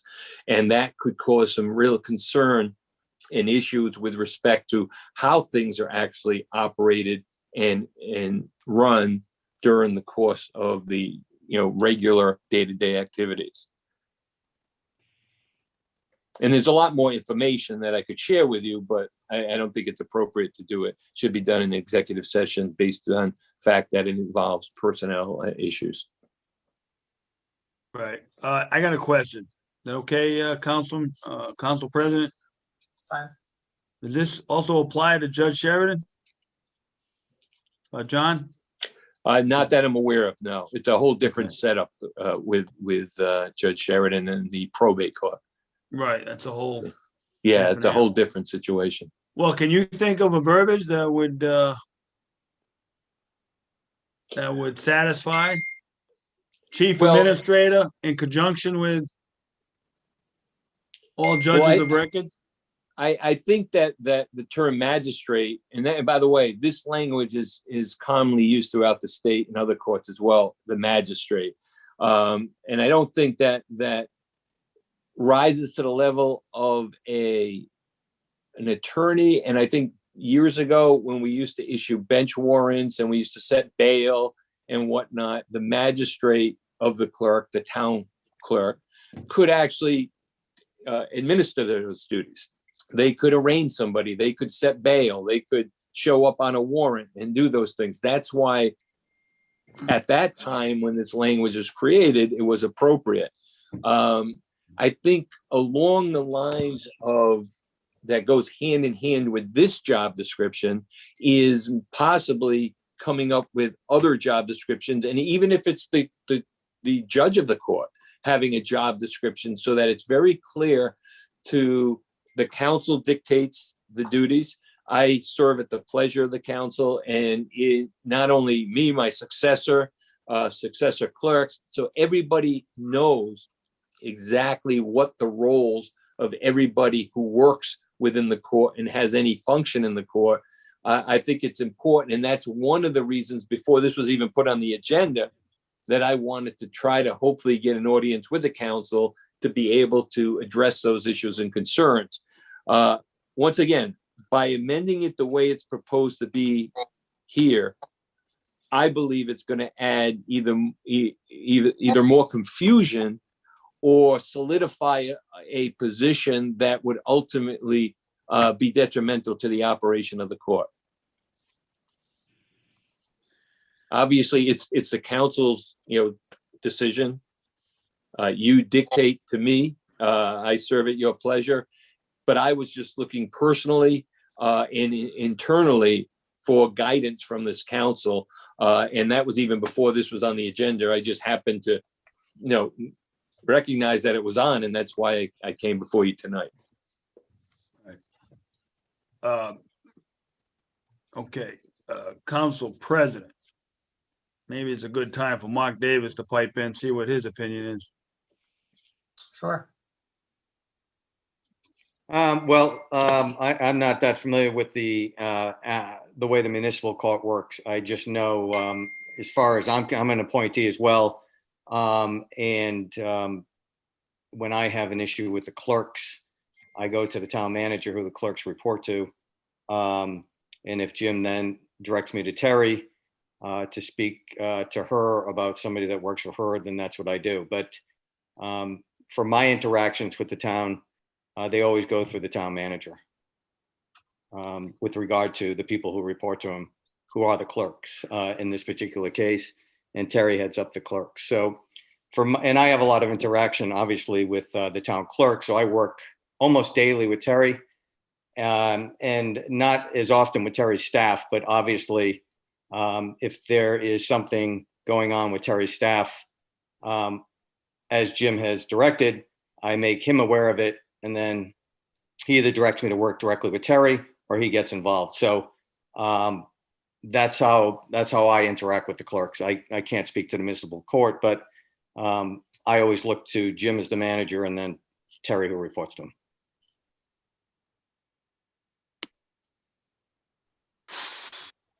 Boy.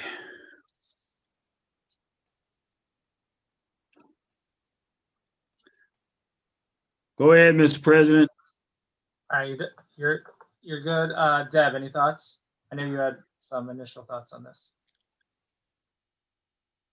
I'm a little confused as to, I mean, this sounds like a semantics issue where, and I think that, we just probably need, this doesn't define the work that's being done. It's just a title. So, I mean, I'm not familiar enough with how this court works to know or who does what in the court. So I'm not really clear on how we resolve this, to be honest with you. Okay. All right. So we're going to go ahead and just take the vote on this item unless. I got one more question. This is a job description. This isn't nothing to do with the charter, right? I mean, right. This isn't a charter change. It's just words, right? No, it's Right. not. It's just a job description. Right. So we can monkey around with it all we want, I guess, but. Yeah, we could approve this. We could approve this and we could make a change afterwards too. It's not that big.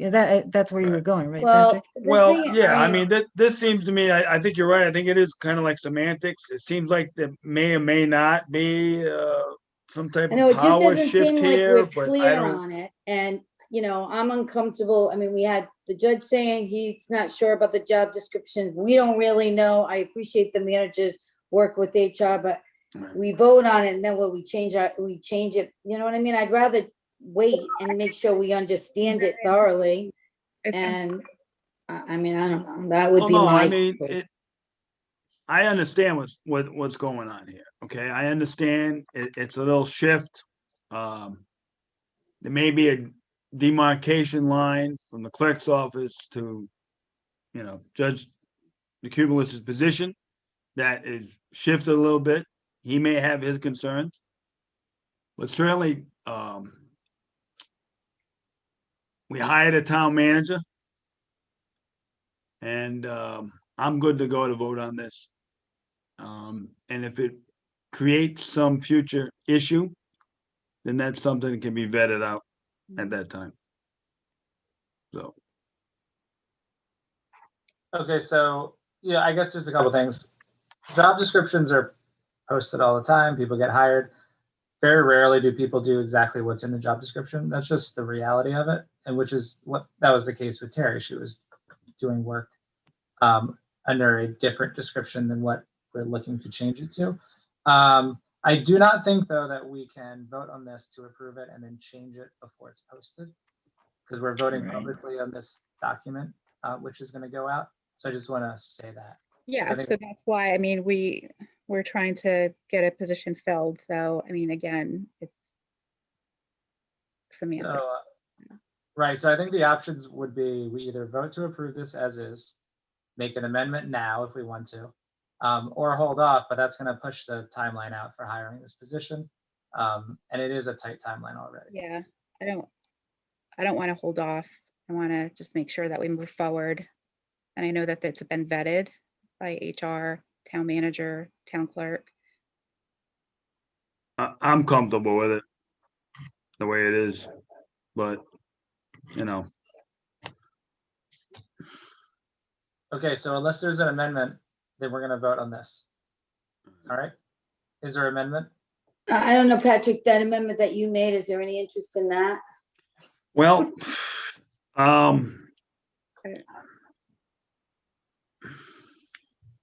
don't.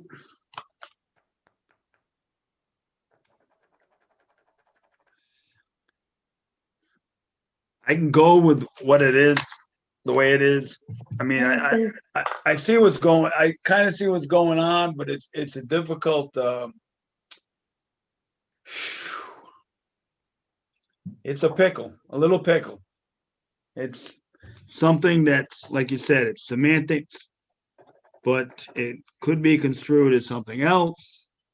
And it's a judgment call, and that's what we're elected for. So I can go with this. I can go with this. All right, then call it to a vote. I can go with this. Okay, all in favor, starting with Susan. Susan Cicilline Bonanno, nay. Eva, Eva Jasinski, aye. Deb, Kopek, aye. Patrick, Patrick Murray, aye. Jesse Pugh, aye. Motion approved, 4-1. Next we have Making our money tonight. Jeez. a motion to approve the filling of one vacancy, town clerk, due to a retirement. Is there a motion? I'll move the motion. And do we have, Susan Cicilline Bonanno. all right, second by Deb. Jim, do you want to give any additional info here? I think we all kind of know. Upon approval of the council, we plan to post for the position tomorrow on our town website and some of the professional associations. And we'll see if we get internal candidates as well. We'll know at the end of the posting period. And how long is the posting period for? It's required, has to be for a week, but we could do longer. I'm gonna have the discussion with both the Parks and Recs and the clerk's position tomorrow morning with Susan. And again, I'd also take the opportunity to thank Terry for everything she's done for everyone in town. It's big shoes to fill, Terry. And we appreciate That's it. Susan Gallagher, right? What's that? That's Susan Gallagher. It's a talk with Healy. Haley, yeah. Okay, thanks, Jim. Before we go to the public, any comments from the council? Start with you, Susan. No, I'm good. All right, Eva. It's Terry for everything. This is like sad seeing great people Yeah. leaving the town. Hopefully we're not. But we're ready. happy for Terry because she's going on to another stage in her life, right, Terry? Big things are happening. Yes, thank you. Deb. Well, having experienced this, it's never easy to leave a job, but being on the other side of it, it's also pretty great. So congratulations, Terry. Congratulations. Edric. We just lost our leg with Steve. Now we're losing an arm. Right. Better call a triage. The town on life support for a couple months. All right, I do have an amendment to this, amendment to double Terry's salary. In order to, no, you can't do it? Why didn't you do that 6 months ago? Come on, Terry. No, I mean, it's gonna be very difficult to replace you. But we will move on and wish you the best down south. I think that's where you're going. But thank you for everything. But we have you for another month, so we won't get too sappy right now. I think she's going seal hunting up in Magdalen Island up in Canada. Oh, That's where she's retiring to. She's gonna open up a seal farm. Very popular up there. Dan, who do we have from the public to speak? First, we have Steve. Steve, please state your full name and address. Great seal hunting family, them Donovans. Steve Ferrandi, 44 Sylvan Road. Terry, sorry to see you go. Thank you very much for all your benefits you've done for the town. Only missed, like everyone else said, and also same for you, Steve. But I'll probably still see you walking at the beaches. You visit many of the beaches all the time, so be on my walk sometime. And good luck to all you, Terry. Thank you, Council. Thank you, Steve. Dan, who's up next? Next is Stanley Wojciechowski. Stanley, please state your full name and address. Dan Wojciechowski, 1044 Boston Road. Terry, I want to thank you for your professional work. You've always you've always just done a good job on this TV here. It's unbelievable, and you know Mary's never had a hiccup going to the clerk's office. So obviously you're running a first-class operation down here, and we will miss you. Yeah, we will miss you. Thank you. Enjoy your retirement. Thank you. Thank you, Stanley. Okay. Let's go ahead and take the vote. All in favor, starting with Susan.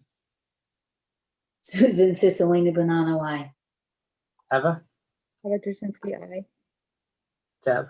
Deb Kopek, aye. Patrick? Patrick Murray, aye. Jesse Pugh, aye. Motion approved 5-0. Number 15 is a motion to approve the filling of one vacancy within the wastewater division due to a resignation. Do we have the motion? I'll move the motion, Susan Cicilline Banano. Is there a second? Second. All right, second by Eva. Any questions from the council? We'll start with you, Susan. No, all set. Eva? Deb? I'm all set. Patrick? Hope we have a hire from within policy. All set. All in favor, starting with Susan. Susan Cicilline Banano, aye. Eva? Eva Drushinsky, aye. Deb?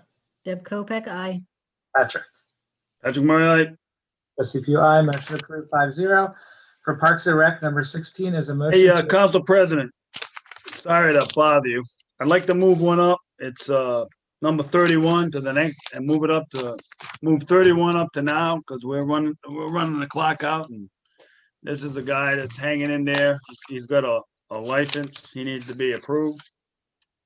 All right, is there a second? A second. All in favor, starting with Susan. Susan Cicilline Banano, aye. Eva? Eva Drushinsky, aye. Deb? Deb Kopek, aye. Patrick? Patrick Murray, aye. Jesse Pugh, aye. Motion approved 5-0. Number 31 is a motion to approve a laundromat license application for Angle Solutions Incorporated, DBA Anchor Linen Co., 9 Waltz Way, Narragansett, Rhode Island, subject to local and state regulations. Is there a motion? I'll move the motion. Second. Second by Patrick. All right. Terry, would you be able to give us a little background info? The applicant is on the line if you'd like him to present his intentions. Yep, that sounds good. If you're out there, just raise your hand, please. Mr. Gianetto. Hi, Council. How are you? Andrew, if you can state your full name and address. Yes, Andrew Gianetto, 47 Basin Road, Narragansett, Rhode Island. Great, thanks for being with us. Sorry for missing this one earlier. I would have moved it up. Yeah, no problem. No problem. Yeah, so this is it's likely an administration error on my part. I've been doing business in town since 2013. The Pier Wash Tub was my coin-op laundry on Boone Street. And I've been, put my business license in every year since 2013. Turns out that I was submitting it as a sole proprietor, where my company has always been an S Corp. So this year with the licensing going online, the town clerk caught it. And, due to that change from sole proprietor to S Corp, they wanted me to present and have you guys review and approve the license. There's no change to the business. There's no really anything different, just my location. And I'm no longer a coin-op. Got it. Sounds good. Thank you. Any questions for the applicant from the council? Okay, great. Let's go ahead and take the vote. We'll start with you, Susan. Susan Cicilline Bonanno, aye. Eva, Eva Jasinski, aye. Deb, Deb Kopeck, aye. and Patrick. Or semantics. Patrick Murray, aye. Jesse Pugh, aye. Motion approved 5-0. Thank you, Andrew. All right, we have. Thank you. Thank you. Number 16 for Parks and Rec, a motion to approve the fireworks display on Saturday, April 17th, 2021 at 7:30 p.m. Rain date Sunday, April 18th by American Fireworks Display LLC that was approved and awarded in the amount of $3,998 by the Town Council on October 19th, 2020, originally scheduled during the Festival of Lights. Do we have a motion? I'll move the motion. Is there a second? Second. All right. So this was basically the extension we got to use these services that need to be used. So we're going to use them and celebrate spring, I think. Steve, is there anything you want to add?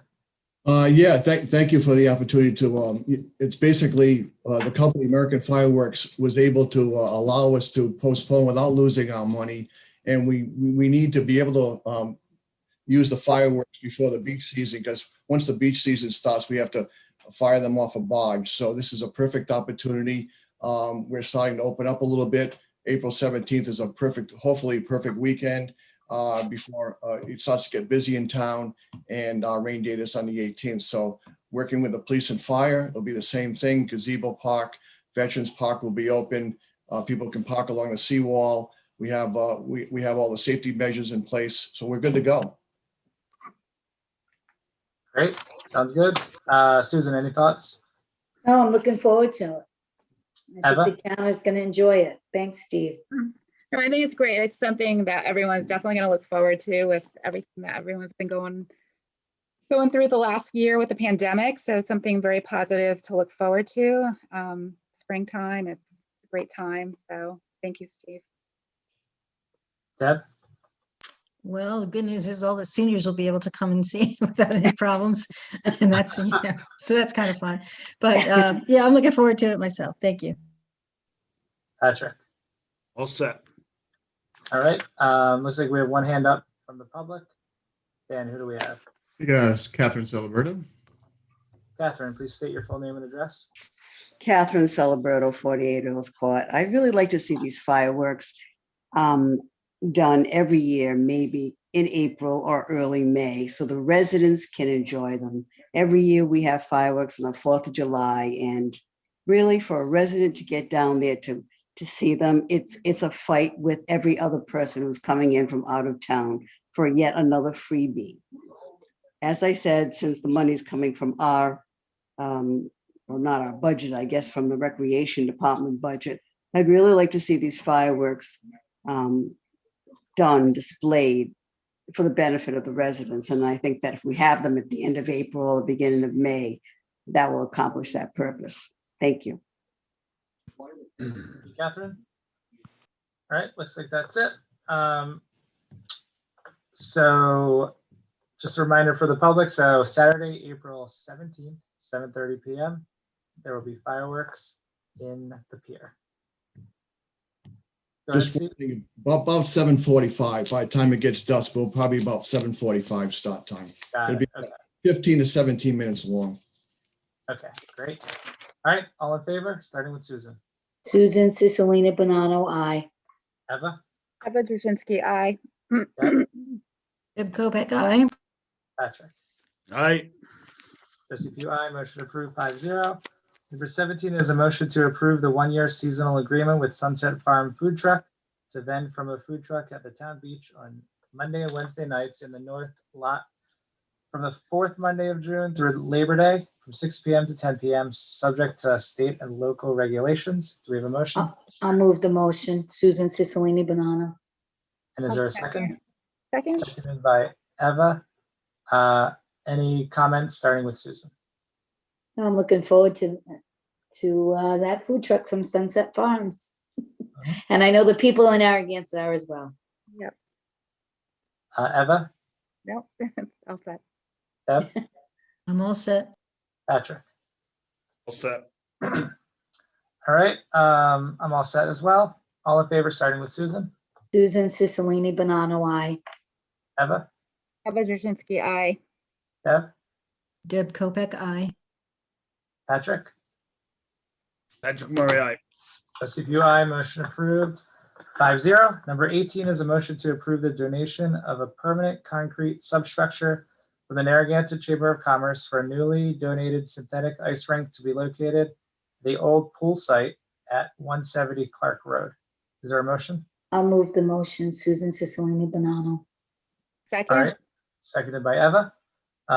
Comments from the council. Susan?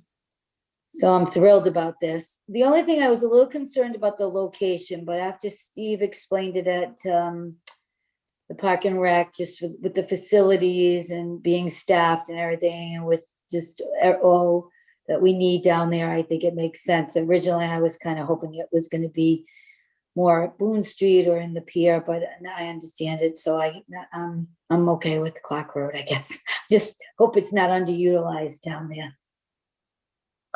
Great. So before we go to Eva, Steve, can you give a little bit of a summary to the public on this one? I know it's a little bit different than like the initial intent when we talked about this a few months back. Sure. And first of all, thank you to our great partners and friends at the Chamber of Commerce. And I know Peg Fredette, I believe she's still on. I think she might want to speak to this, but they all have been doing a lot of fundraising, and they're the ones who originally donated the 40 by 60 synthetic skating rink to us back in late December, early January. And so we scrambled to do a lot of investigative work to see if we could take that rink, transport it around town, and be able to put it down at Boone Street or at Gazebo Park, Veterans Park up at Cristofaro. And with investigating, we actually went up to Central Falls to see one up in Central Falls before they took it down. And half the battle of having the synthetic ice rink is the substructure, and building one, putting it together, having it safe, having it in an area where you can rebuild it and tear it down. It's just something that we cannot do. We don't have the folks, we don't have the money, and we don't have the location because of the area where we can man it and have personnel there on a regular basis, have security, have restrooms. So looking at all the different sites, and we did look at every single site. I mean, we looked at all the different sites in town. Looking right here where our office here is, we have the old pool site. And so we originally looked at a wood structure, but even doing that, it'd have to be elevated, it'd have to be ADA compliant. And so after looking at that, we ended up having our chamber friends actually came up with $20,000 to be able to put a concrete pad down. What that does for us is it's going to be lower, and it also gives us room for expansion. So we can expand this synthetic ice rink to an 80 by 56 in size, well within the footprint of that old pool site. So now that gives us an opportunity to have year-round skating at our camp here. We have lights here. We're going to have lights. The Narragansett Lions Club has donated lighting for the site. We have restrooms here. When we're not open, we can even put porta johns here so that people can be using them. We're monitored here. We have security cameras here. It's a perfect location with plenty of parking. So it's a win-win situation all around, and easy to get to. Yeah, it's great to have that as a little bit of a new destination for people. And you know, with the chamber, they've been fabulous, and they've been raising money. We've also received money donated to a restricted receipt account where we can either get rubber matting to go inside the Clark Center, which is the old pool house, or we can actually add as the years go on to extend the synthetic ice. If you haven't, I've never skated on synthetic ice, but your blades do wear down. So we're gonna have an opportunity for someone to be able to shop and skates here down the road. So we're gonna need some time to be able to see what kind of use, family use, kids use, all different types of programming here. And we're hoping to have a grand opening on Sunday, May 23rd at 1 p.m. And we're going to be working heavily with, again, our friends and partners with the Chamber of Commerce. They've been absolutely fabulous. And they're going to have all kinds of sponsors here. And hopefully we're going to have a fabulous grand opening again, Sunday, May 23rd. So if you all approve this tonight, we're going to get started first thing tomorrow morning and put all this together, and we'll get this, hopefully. We're working with the building officials office on the foundation. We've looked at it heavily versus a wooden structure. We think this is definitely the way to go. Thank you, Steve. Mr. President, it's 5 of 11. Yep, I'm gonna take a quick comment from Chamber of Commerce, and then we will extend. So Dan, can you allow Peg to speak, please? All set. Hi, thank you so much. I won't take up a lot of time. I know it's almost 11 o'clock. Compliments back to Steve Wright and his team. Clearly I'm very upset that he's leaving as well. So many, many thanks to him and his group. But yeah, we've just been so thrilled with the level of support that the community has given us on this. I have to tell you, we've raised quite a lot of money. The people have really come forward and we're so very appreciative. And I too, like Steve, had thought that, and like Susan, it could go here, it could go there. Wouldn't it be nice, at the pier or at Boone? But after seeing that location, I am so totally sold on it. We couldn't ask for a better spot. The pavilion is gorgeous. We had a donor come forth with a very sizable donation to help get that pavilion so that it can be used in the winter. We could use another $18,000 and the whole work is done. So I'll just put that out there. But nonetheless, the cement idea is excellent. The lighting, just as Steve said. So I really think the community is going to enjoy this. And once folks understand where it is, how to get there, where to park, and how easy it is, I think they're going to just love it. So thank you, everybody. And thanks to the community. It's just been phenomenal. Thank you, Peg. Okay, if there are any other questions or comments for Steve or just in general from the council? I just look forward to watching people ice skate in the summer. Yeah, that'll be fun. Patrick, you're on mute. Are there bleachers? Oh, we can have Stands. bleachers here. Yes, we can have bleachers. Oh, it's wide enough right there. How many can you see, you think? It's a big site. That's what's nice about this Right, site here. okay. All right. Okay, that's all I wanted. All right, all in favor, starting with Susan. Susan Cicilline Bonanno, aye. Eva? Eva Jasinski, aye. Deb? Deb Kopek, aye. Patrick? Aye. Trustee Pugh, aye. Motion approved, 5-0. Is there a motion to extend 15 minutes? Is I'll make the motion to extend 15 minutes. there a second? I'll second. All in favor, starting with Susan. Susan Cicilline Bonanno, aye. Eva? Eva Jasinski, aye. Deb? Deb Kopek, aye. Patrick? Aye. Trustee Pugh, aye. Hopefully that'll be the first of 2 extensions. I don't think so. Good try. So we have number 19, which is a motion to approve the filling of the position of Parks laborer Monday through Friday shift due to a resignation. Is there a motion? I'll move the motion. Is there a second? Yeah. All right. Any questions or comments from the council? All right, all in favor, starting with Susan. Susan Cicilline Bonanno, aye. Eva? Eva Jasinski, aye. Deb? Deb Kopek, aye. Patrick? Aye. Trustee Pugh, aye. Motion approved, 5-0. Number 20 is a motion to approve the Bobby Doyle 5-mile summer classic road race on Sunday, August 8th, 2021, subject to state and local laws. I'll move the motion. Is there a second? All right, this is a long-running race in town. Steve, do you have anything to say? No, it's the 12th year.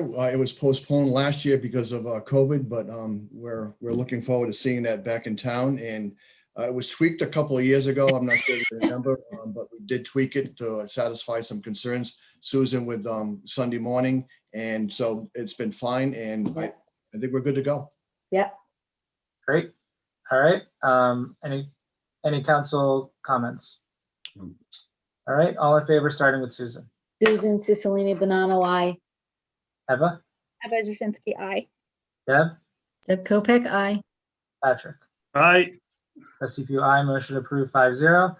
Number 21 is a motion to approve the purchase of sand and the distribution of existing sand just prior to the beach season from George Sherman Sand and Gravel Company, utilizing the miscellaneous repair and construction contract in the amount not to exceed $19,000. Is there a motion? I'll move the motion.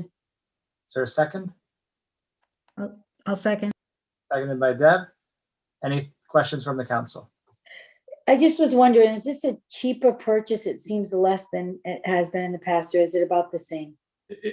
It's about the same. We always round it up around 19,000, but last year we spent 8,100. The previous year we spent 11,000. The previous year we spent 14,000. So we always give a little wiggle room because we wait until the very last minute before Memorial Day weekend. So this year we'll be doing that around either the week of May 3rd or the week of May 10th. And so, and then we also have, as you know, we have URI going out just before that, so we can do that testing in the spring and also in the fall. Excellent. Thank you, Steve. All right. Any other questions? Just want to make a comment. We got plenty of sand down there in Narrow River. Plenty. Yes. Jeez. All right. All right. So I will say before we vote, I have voted against this motion during my time on the council. That sand, in my perspective, and others I believe agree, some others, that the sand gets swept away almost immediately and possibly swept towards the mouth. So I don't think this is one where me and Steve disagree, but I don't think this is a I don't know, I guess long-term fix to this issue. So all in favor, starting with Susan. Susan Cicilline Banano, aye. Eva? Eva Juzinski, aye. Deb? Deb Kopek, aye. Patrick? Murray, aye. Jesse Pugh, no. Motion approved 4-1. Number 22, a motion to approve the title sponsorship contract with Mott and Chase Sotheby's International Realty for the 2021 Summer Concert Series on the beach. Is there I'll a move the motion? motion. Is there a second? Yep. All right. Steve, anything of note on this one? No, we're just happy to have our concerts back on the beach again, Mondays, starting in July on Mondays, and they'll run through the end of August. And Mott and Chase are great sponsors, and they've stepped up again this year, willing partners, and we love having them. And we love our concerts on the beach, also at Gazebo Park. So we're looking forward to a great summer. Steve, people love the Monday nights on the beach, though. I'm so glad the last couple of years we got that back. People just really love that. Yeah, and a credit to our team here. We have a great team, Tyler Hoxie, Jerry Cataldo, and Michelle and others, but particularly Tyler and Jerry. They've been doing a great job picking the bands each year, and they get better and better every year. And it's interesting. We get more folks, more bands throughout the Southeast trying to get down to play in Narragansett. So it has a lot to say about, our facilities. Thank you. All right. All in favor, starting with Susan. Susan Cicilline Banano, aye. Eva? Eva Juzinski, aye. Deb? Deb Kopek, aye. Patrick? Patrick Murray, aye. Jesse Pugh, aye. Motion approved 5-0. 23 is for Public Works. A motion to approve a petition from Verizon New England to place 399 linear feet of new 2-inch to 4-inch PVC conduits along Matheson Street for the purpose of providing new service for this part of town. Is there a I'll motion? move the motion. Is there a second? Second. All right. Any questions from the council? We do have Steve Dagno from DPW on, if anyone has a question. Yeah, I had a question. Steve, is that going to be, that's going to be up in the air, huh? 4-inch conduit? Steve, you're muted. That's gonna be buried.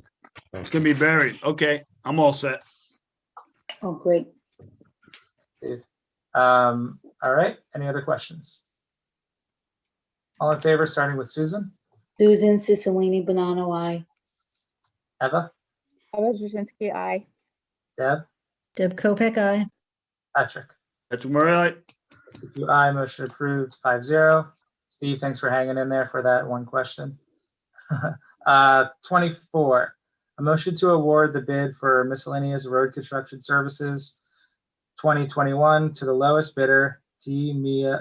Miozi, Inc., at their quoted bid prices for a 3-year period, and to authorize the town manager to sign the contract after review by the town solicitor. Do we have a motion? I'll move the motion. Second. Second by Patrick. Any questions from the council? Sorry, I just kind of want to understand how this works. I don't know if Steve wants to explain the bid. So it's what roads are they going to use the plan for? How is that going to work? The bid went out with a broad spectrum of roads that have been reconstructed. So all the different contractors, they bid based on that projected amount of work. And that's how they come up with the numbers for the different materials, gravel, concrete, all of that stuff. So then once the bid is awarded and we begin the work, they're going to use those unit prices and they're only going to bill us for the work that they do. So the general bid that went out was just like a guideline to get those. And you different guys will determine the roads? That's through phase 3. The roads have already been They're already determined. determined. They're phase 3. Right. They're already been determined. All right, we're will gonna you put those back up so the public knows what roads for phase 3? Can we put It's that up on- on the web? It is on our website. It's on the Good, Public okay. Works page. So it's already there. As the packages come out, the public will be notified, probably in packages of 7 roads, with what they will be, and where the locations will be. And we'll also be doing door hangers for residents as well. Thank you, because people really care about the roads in Narragansett, so appreciate it, Steve. Thanks. Absolutely. Thanks. Steve, I had a question while we're here, and I know we're out of time and life is short. Gibson Avenue, we're not doing Gibson Avenue, are we?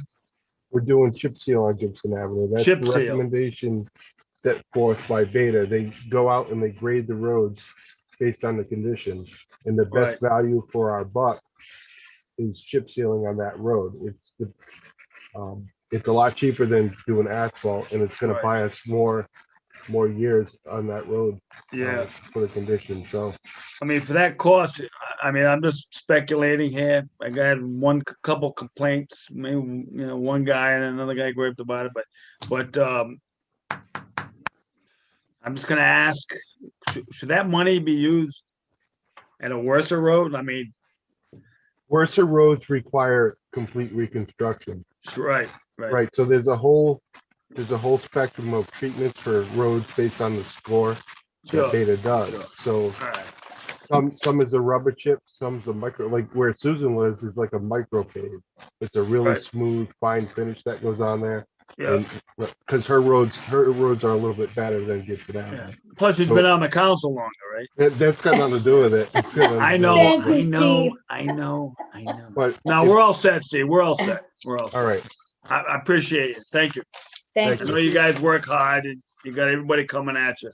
We do what we can. You guys are doing a hell of a job. Thank you. All in favor, starting with Susan? Susan Cicilline Banano, I. Eva? Eva Jasinski, aye. Deb? Deb Kopic, aye. Patrick? Yes, aye. Motion approved 5-0. Number 25 is from the engineering department.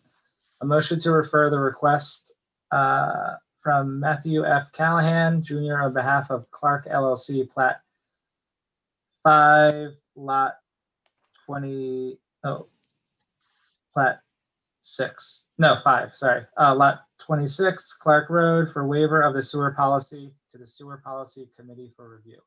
Is there a motion? I'll move the motion. Second. All right. So this is basically going to refer that request to the sewer committee. Anyone have any questions? No. All right. All in favor, starting with Susan. Susan Cicilline Banano, aye. Oh, wait, we do have 2 hands up. Couple of hands up there. Oh, Yep. Dan, who do we have first? First is Paul Zonfrillo. All right, Paul, please state your full name and address. Nope. Looks like, is he off? Well, they want to waive it. All right, we do have the next person, Tom Callahan. They want to waive this for a waiver. No, it's actually to go, but it goes to the sewer policy for a waiver. Oh, So that would be a decision then. It's not, this isn't granting a waiver right now. right. Because usually it goes to the committee and then it gets, we waive it and then it votes on here. But go ahead, go ahead. All right. Dan, can you allow Tom Callahan to speak? He should be all set. He just has to unmute himself. All right, Tom, if you can unmute yourself and just state your full name and address. Hi, I'm Tom Callahan. I live at 26 Baltimore Avenue here in Narragansett. I'm going to ask you to consider tabling this matter for this evening to provide an opportunity for the town manager or the town staff to report to you on the following matters before you consider taking further action. Here's why. The town's comprehensive plan designates this area as one of the, quote, cluster, an area in which cluster development is strongly encouraged, not encouraged, but strongly encouraged to protect natural systems. In addition, the comp plan prohibits sewer line extension into undeveloped areas such as these, areas that are unbuildable without sewers. To approve this major subdivision of a 20-acre site, which is 44% wetlands and is nested in one of the town's largest remaining unfragmented freshwater wetland systems, as proposed by a Stamford, Connecticut real estate development firm, the planning board took 2 rather extraordinary actions. First, it reversed a staff finding of fact that determined this conventional subdivision was not consistent with the comprehensive plan. The staff's recommendation was supported by the Conservation Commission. Next, the board determined that there would be no significant environmental impact to the wetlands resources, once again reversing the professional staff's finding that was again supported by the Conservation Commission. However, during its preliminary plan deliberations, the planning board changed course and received additional information about the project's expected adverse impacts to the area's wetland resources, including 2 species listed by the Rhode Island Department of Environmental Management to be of greatest conservation need. It recommended that 3 of the 6 variances It recommended that 3 of the 6 variances be denied, including for the road and its embedded sewer infrastructure. Notwithstanding the planning board and the Conservation Commission's and the professional staff's adverse findings, the zoning board inexplicably approved the variances anyway. So what has the town done to strongly encourage cluster development in an area that protects natural systems? Not much. From a natural resource protection perspective, the developer's present plan will severely and unnecessarily fragment more critical wetland and upland habitat than would occur under a cluster development he initially considered. The developers rely upon a receipt of a Rhode Island DEM insignificant wetlands impact determination. That determination is in fact offers little assurance on the important matters in question, since the DEM does not regulate vernal pools. As the planning board learned more about this during its preliminary plan deliberations, it determined that the environmental concerns had not been adequately addressed despite the applicant's experts' reports. Moreover, these reports were not subjected to an independent peer review as allowed for in a town ordinance. The town would receive a conservation easement encumbering land that would be privately owned by 5 individual homeowners, making it difficult to monitor and enforce its provisions. It fails to provide for public access, and it remains to be seen if any provision will be made for a fee in lieu of public open space. This decision might be more palatable had it advanced other important policy objectives, such as increasing the supply of affordable housing available to Narragansett's residents of average or modest means. But once again, the comps plan the comprehensive plan's language strongly encouraging cluster housing has been ignored. The known cost in the public record for land acquisition and the proposed infrastructure is about $1.5 million. Mr. Callahan, I just need to extend our meeting real quick, so just hold for 1 second. Yep. I'll make a motion to extend another 15 minutes. For a second. All right, all in favor, starting with Susan. Susan Cicilline, Banano, aye. Eva? Eva Jasinski, aye. Deb? Deb Kobeck, aye. Patrick? Aye. Jesse Pugh, aye. Motion approved 5-0. Go ahead, Mr. Callahan. Thank you. I should be able to wrap this up in about a minute. These costs don't include engineering or environmental consultants or attorneys for a project that's now 4 years in gestation. It also doesn't include financing costs. A very conservative estimate of land costs range from $150,000 for an approximately 2.8 acre lot to $415,000 for the largest lot of about 6.5 acres. That is before the developer's profit and any house is constructed. You see, councilors, this motion to refer is not a technical question. Rather, it's a significant policy matter. At its core, the question is, does the comps plan's well-founded guidance for protecting the town's natural resources and promoting more affordable housing mean anything when the rubber hits the road? In other words, will you use your authority to strongly encourage the provisions of your comp plan? Please table this request for this evening. Ask the manager and the staff to confirm and evaluate the issues that call to your attention before deciding whether this matter deserves referral. Thank you. Thank you. I do have a question for. I got two questions. Go ahead, Patrick. How many units are there? 6. Excuse me, 5. 5. I think Five it's single family homes. I think the town ordinance, it's gotta be more than 5 that to provide an affordable unit. That's that's a question for Mike DeLuca, if he's still here. Wake up, there he is.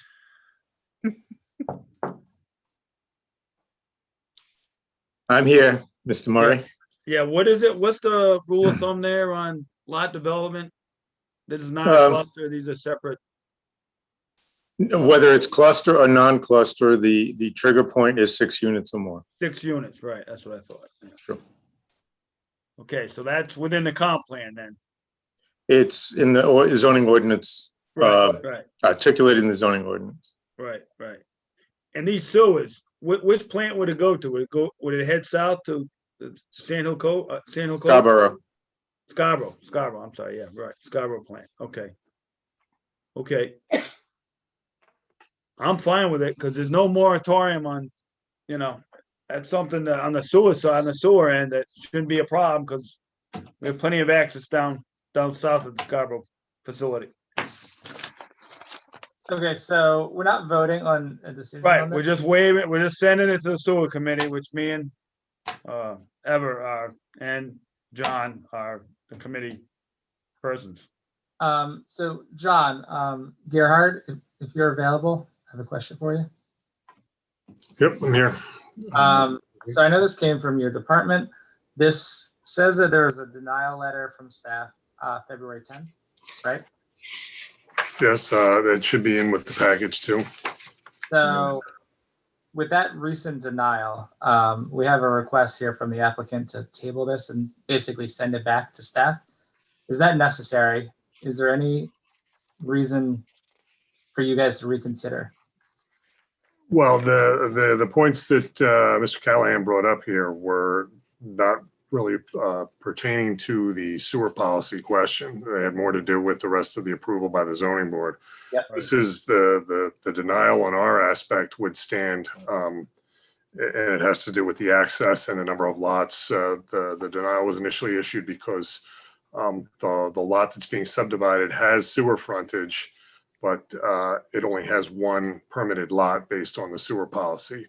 So the subdivision would require an extension into to serve the 5 new lots that didn't exist at the time the policy was approved. Right.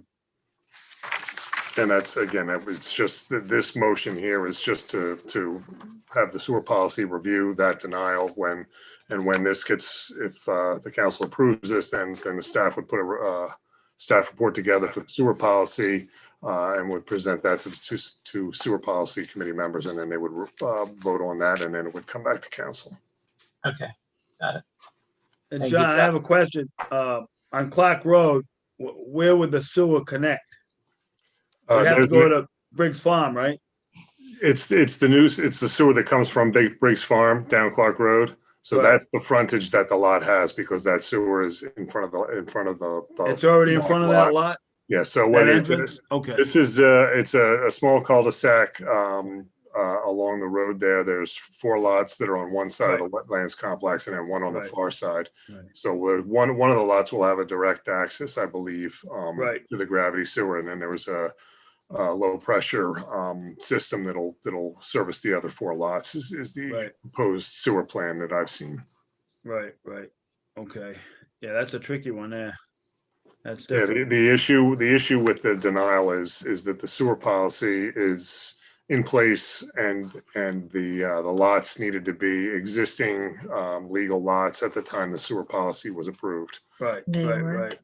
And I they just weren't? wanted- They were not? Is that what you're saying, John? No, the one lot was, so if there was one house to be built on that, but that would go even further into the objections that were just raised regarding the development there. So it's the subdivision creates 5 new 4 new lots and one existing, 4 lots or 5 lots total out of the 1 lot. So they need a waiver to get the sewer service for the policy. Right. So can I just ask, maybe Mr. Callahan, it sounds to me like there's more at issue here based on what you were saying than just whether or not the sewer hookup can work or not work. Do I understand that correctly? Yeah, I'm not sure what basis or what the decision criteria for the sewer advisory committee will be. I think it's just about sewers. My sense is it's technical in terms of saying, okay, the proposed extension exceeds the length that apparently is approvable, and they need, I understand, about another 50 or 100 feet.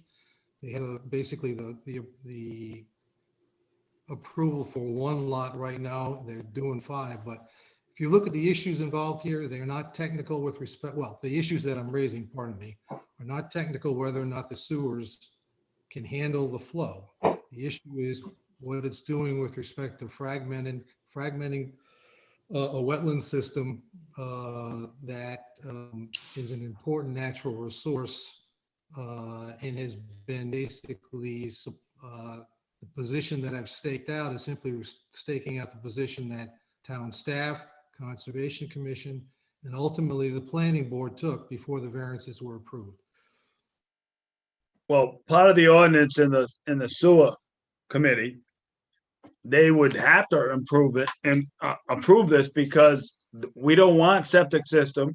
If that area is so fragile, the last thing we want to do is have that builder put a septic system in. We would want that particular property connected to the sewer. So it takes it off site and brings it to a proper sewer location. But if I understand Mr. Callahan correctly, I think what he's concerned about is building, period. Well, in that unfortunately, space. if the planning board already approved all this, that ship is kind of sailed, I mean, if they're in, in their wisdom, maybe Michael can weigh in on this one. It's more his wheelhouse. Sure, Mr. Mark, thank you. This project has been before the planning board at a pre-application stage and master plan. The master plan was approved some time ago. I don't have the date in front of me right now, with numerous conditions. And one of them had to do with the conservation easement to protect the open space component of the property. That conservation easement has been somewhat long in the making, but to advance to the next stage of review, that's called preliminary plan, they are required to request and receive the sewer permits from the town council or come back to us with a system suitability determination from Rhode Island DEM. And that would, system suitability determination is a review that's done of an entire development's potential for installing of septic systems. Then each property would have to have it get its own individual permit later on. So Mr. Callahan has made his statements before to the planning board, and the planning board took his commentary, listened very intently, and gave it a great deal of time and I think very thoughtful review. They did not agree with everything in my staff report, and Mr. Callahan is correct about that, but they took testimony. They heard the experts' explanations of how the development could be done, and they, in their wisdom, as you said, Mr. Murray, approved the master plan. In order to get to preliminary plan, they need to clear this hurdle with sewerage, either one way or the other. And we're talking a 2-inch line, 500 feet of a 2-inch line, going to Clock Road, then going to Briggs Farm, then going to Scarborough Beach, which We're also talking about building 5 houses.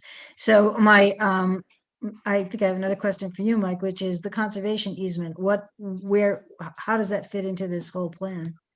Well, it'd be great if I could show you the layout. It's easier to show graphically, but it's a very large parcel of land. And again, I can't remember the acreage, but on the order of 20 acres, give or take. And they're going to be developing 5 lots off of a cul-de-sac, 4 lots off of a cul-de-sac, and 1 fronting on Clock Road itself.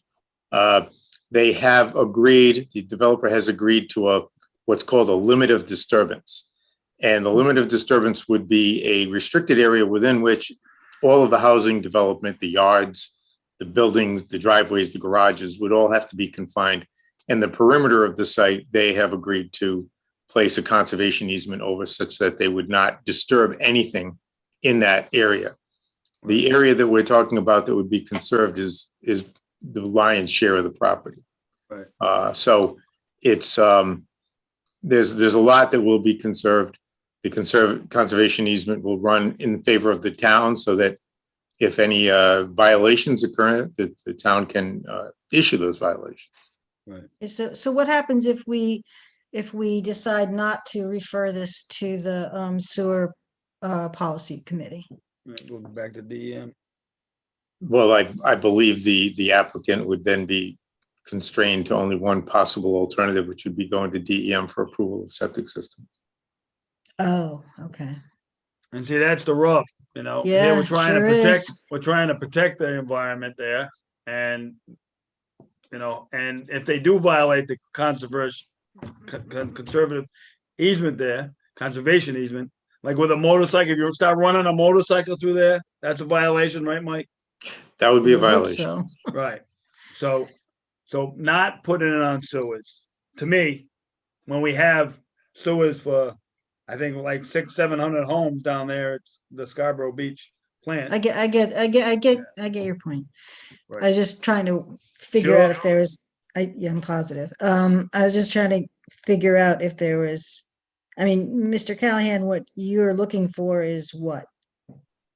What I'm looking for is to take a breath, ask the staff to report back to you in terms of what is the town's comprehensive plan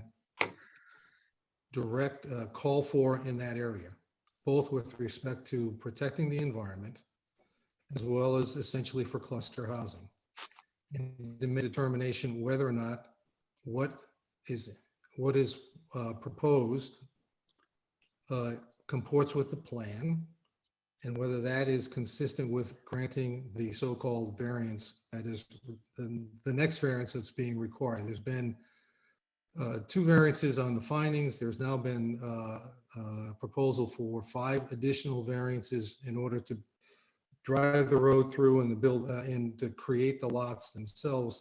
This is beginning to look like a piece of Swiss cheese, to be frank. But the variances have already been granted?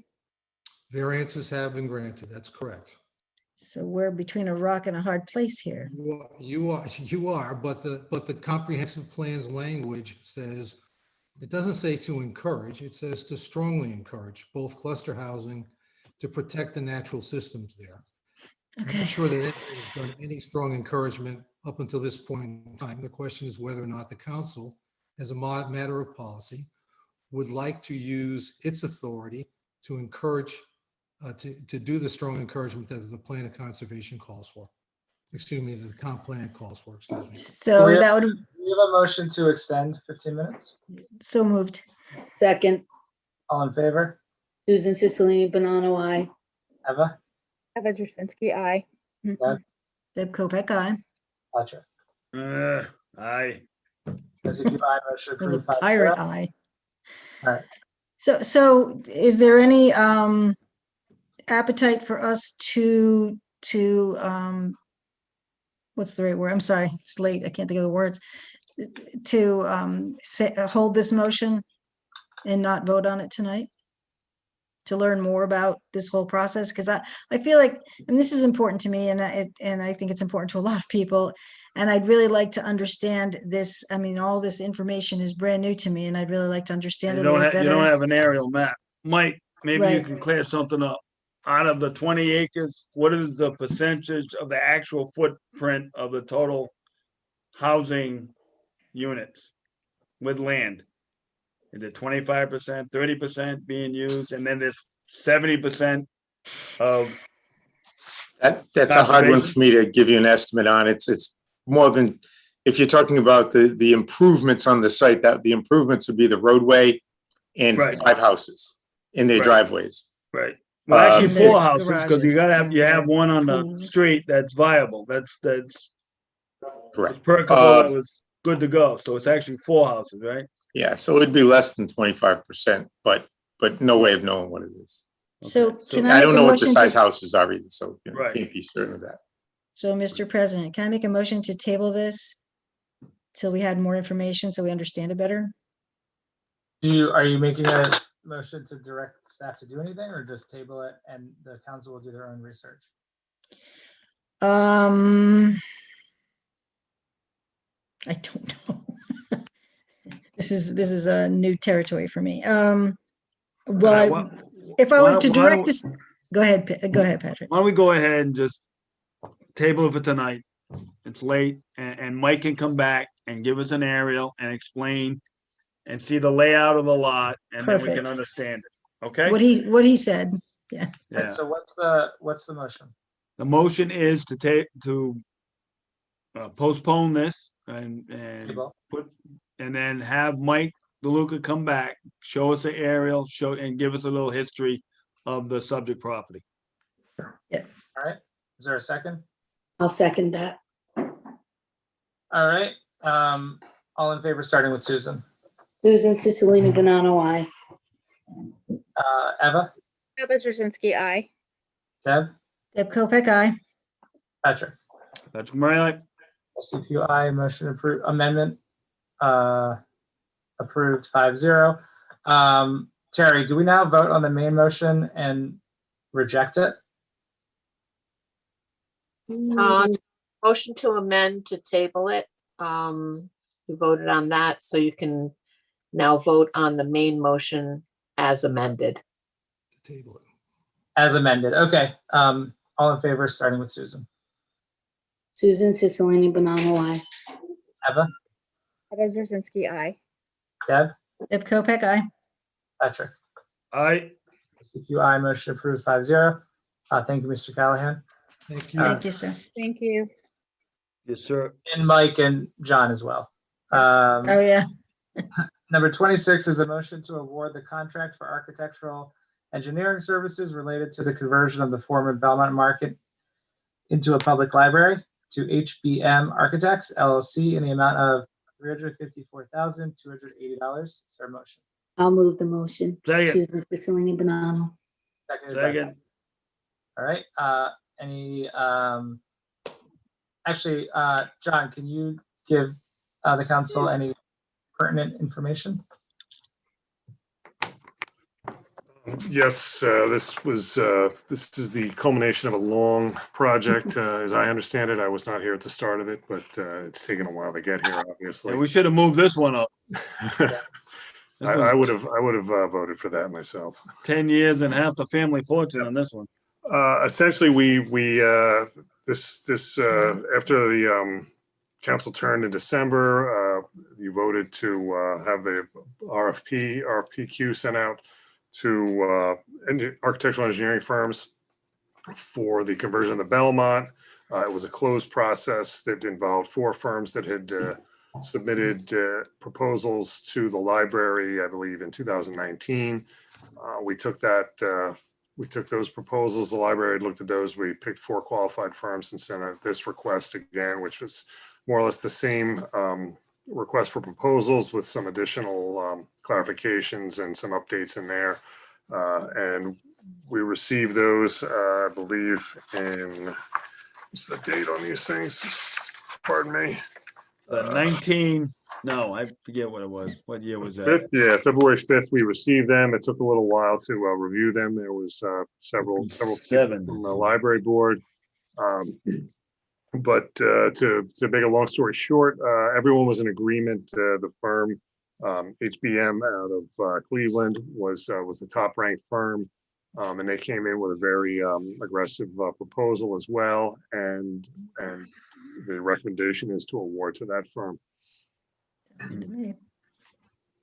Yep. All right, thank you, John, for all your work on this, getting this prepped and ready to go.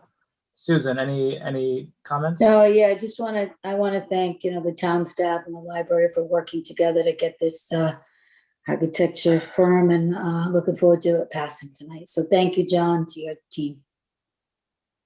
Eva? Deb? Thank you, John, and everybody else who worked on this forever. Forever. Yeah, thanks, John.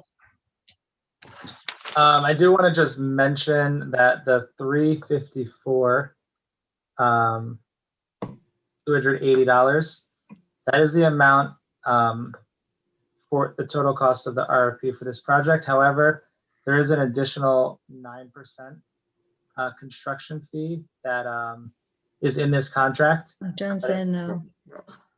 There's not? This. Oh, okay, got it. Yeah, if you want to explain that.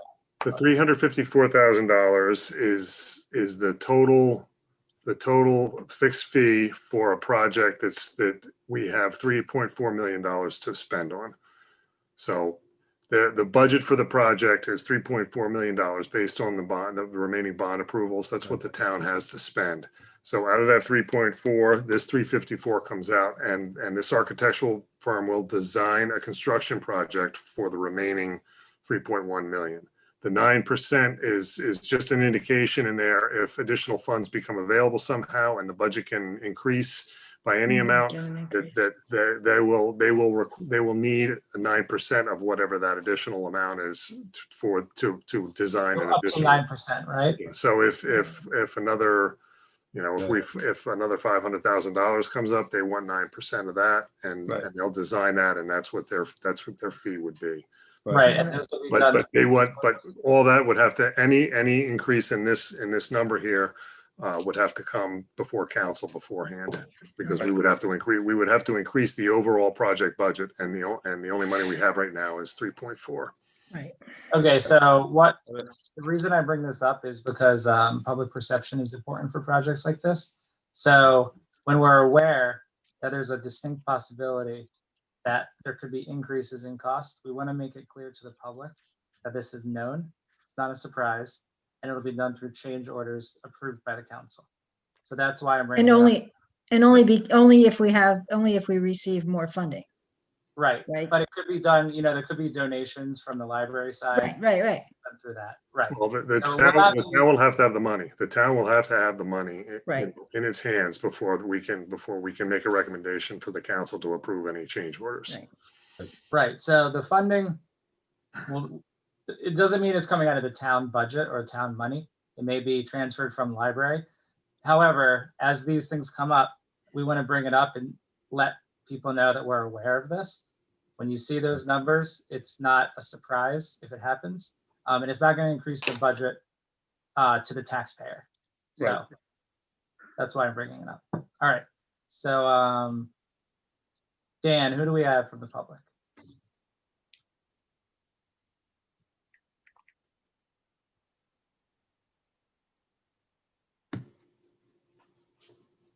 Dan, you might be muted. Hello? There it is. All right. Paul, please state your full name and address. Paul Zonfrillo, 7 Wynwood Circle. No disrespect, what I'm about to say is no disrespect to Mr. Gerhard and his professional opinion. However, I'd like to point out that there is a library building committee that was established, and there's also a finance committee. So my question is, why isn't this being sent to the library building committee? And if you're going to ignore the library building committee, then I suggest that you dismantle it, because it's just kind of a real big loose end that's hanging out there. Why do we have this committee if they're not being consulted on these decisions? And the same thing goes with the finance committee. Is the finance committee going to review these decisions and their impact on the town? So I know it's not a question and answer session. Mr. Pugh, you said that public perception is important. So my question is, why is this not being sent there? And if you're not going to use the building committee, then you should disband it. Thank you. We don't have a building committee. Paul, Dan, who's next? There is a building committee. Well, so this just to Never- kind of add a little bit of info here. The RFP was a joint effort of town staff and the library board of trustees, as well as their team that they put together. So this has been done as a collaborative effort between that group and the town staff. So it's not just John on his own on this one. Dan, who do we have next? Ellen, please state your full name and address. Okay, Ellen Koima, last name spelled K-O-O-I-M-A. My address is 109 Westmoreland Street. I am on the Board of Trustees, but our chair, Lori Kelly, is not available tonight, so I'm going to be reading a statement from her. Lori begins with, "This is an exciting day. After all the work since 2008, we have finally moved one giant step towards our goal. We have selected an architect to help Narragansett build a state-of-the-art library. In November, a new council was elected, each person unequivocally chosen by the people of the town to move forward on this stalled project. Back in 2019, the library board issued an RFP for architects.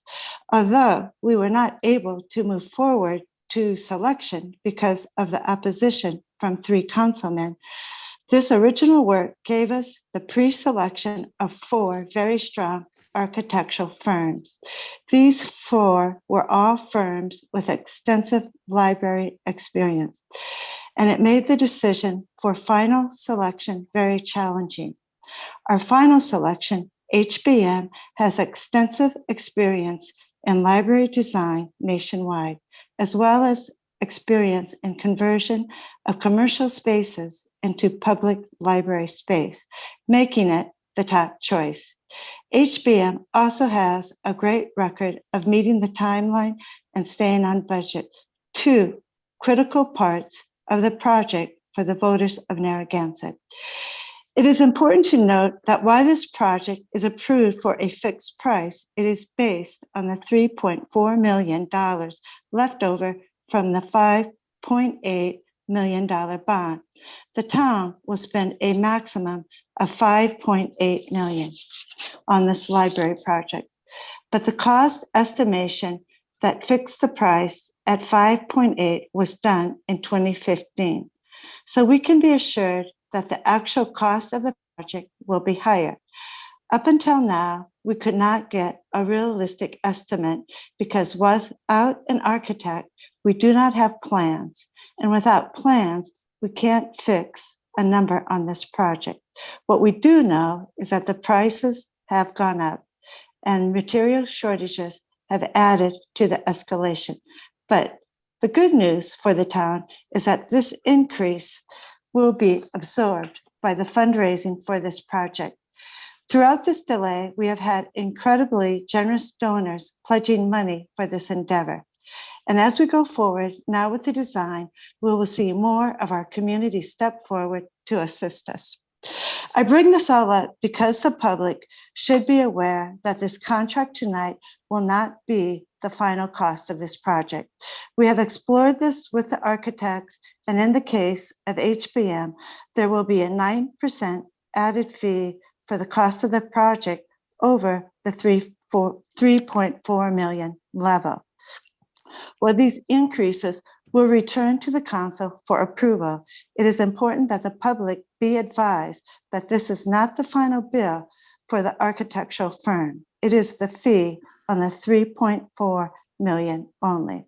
As we move forward with the design, we encourage the town to share the excitement of this project.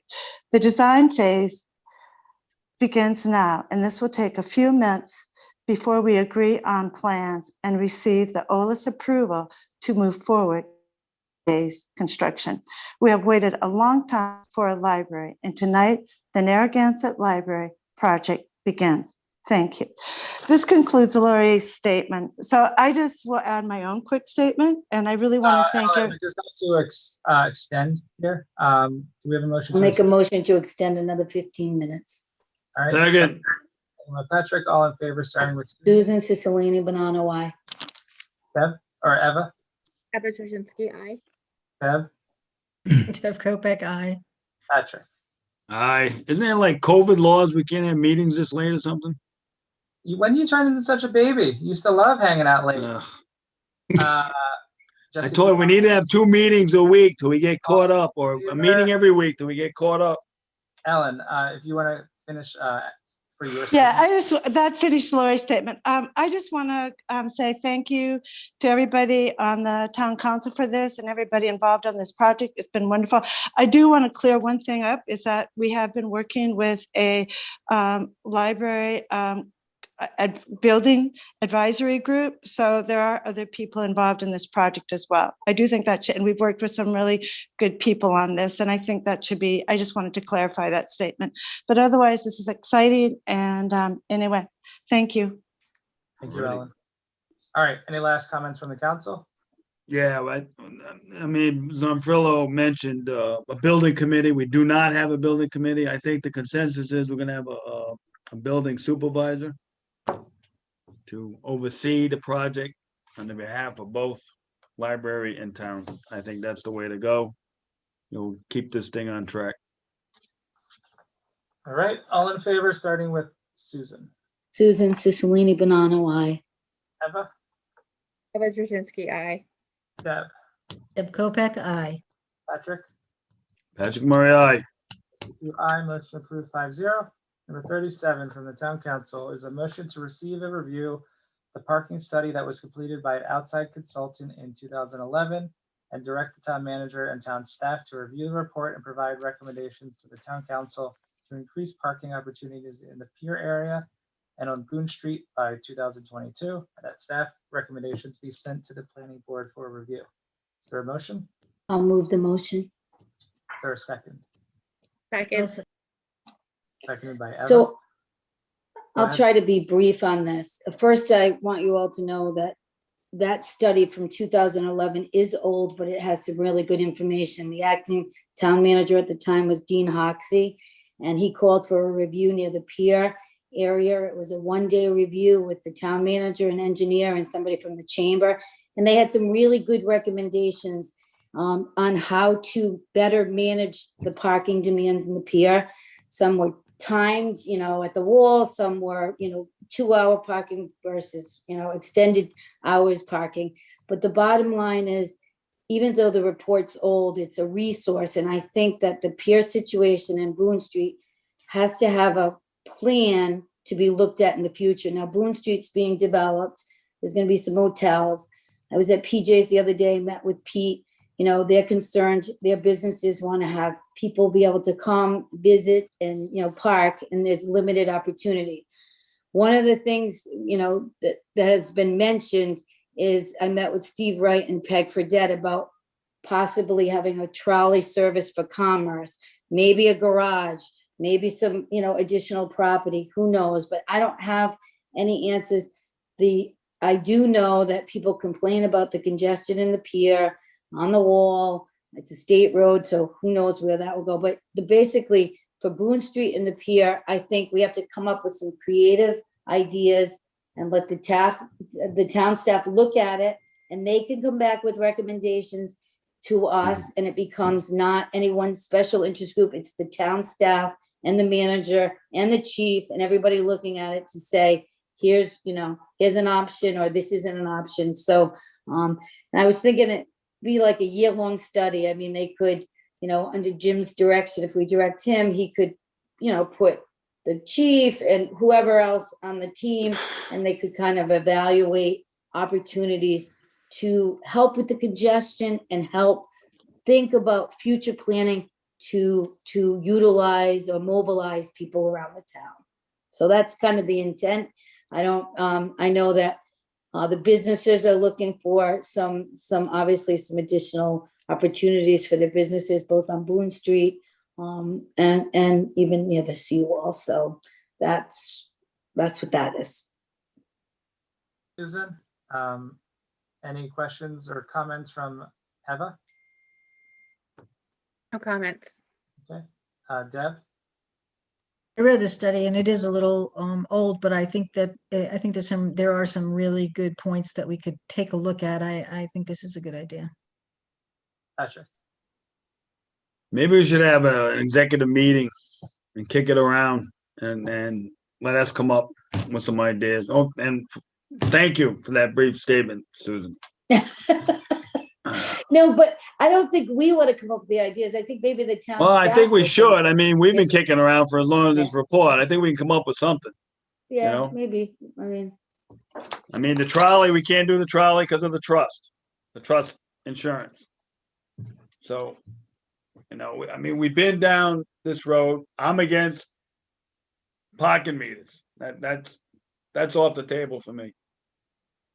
We did have a little deal there with Durkin, but now we can't do that because of the previous voter initiative from your team leader there, Win Haynes. So I think if we have an executive session, we put our minds together, I think we can come up with something. The motion though is to direct the town staff. That's why we can add to that, but I was thinking that the manager and the people that work for the town could come up with some stuff and then bring it back to us. And then if we want to add on it, we can have an executive session, but let's let them, I met with Mike DeLuca too. Let's give them 12 months to study it, come up with some stuff, bring it to us, and then we can add to it. I mean, it's a mess. Yeah, it is a mess. 12 months. Well, I mean, I wanted How to, about Mike's 12 got a lot weeks? of projects. He's got a lot of things going on, You so. can always check in with staff as that process goes Yeah, through. I think it's a good idea. I do think that it needs to be a very careful balance between the residents who live in that area and the businesses and the tourists. They all have different kind of, angles that they're coming from. But when you speak to the few families that are kind of left in that area, it's a very sensitive topic when it comes to parking. I think everyone agrees that you need to have more, but they don't necessarily want to sacrifice the park over there and other areas that they do utilize. So they want to continue to make it feel like their neighborhood and their community, but then we need to obviously adjust the situation there for all the new business that's coming and the existing businesses. And then there's always the other aspect, which is if you add parking and people just use it for beach parking, that's pretty counterproductive, I think, to that area, because it doesn't help the businesses really, and it definitely doesn't help the residents. But your idea is good, in my opinion, and we need to have some options, and town staff is going to be better at coming up with those, I think, than this council. on our own. Patrick's got some good ideas. Well, he can add to it. though. Yeah, we- well, the thing is, you know, I've been on here 7 years, and every time you try to do something, there's always a reason not to do it. And parking's the perfect vehicle for not getting something done. All this has been going around in circles since I've been on this council. And then when you try to do something, there's always a reason why you can't do it. The trolley, we couldn't do it because the trust didn't want to do it. We couldn't have the insurance for the trolley. That was a perfect solution. Then people complained because there's too many people coming into town on the trolley. So no matter what you do, you know, unless I don't know. Well, we don't have to solve it tonight. We can just Yes, vote to see if yes. we can direct the staff to begin to look at it, to refer to some of the ideas, and then come back to us. And then we could even have a workshop, or we could take ideas from the council as well, you know? I think maybe each one of us should take that report and each one of us come up with one idea, and let us deal with it. Because otherwise we're just punting again. Dan, who do we have from the public? First, we have Steve. Steve, please state your full name and address.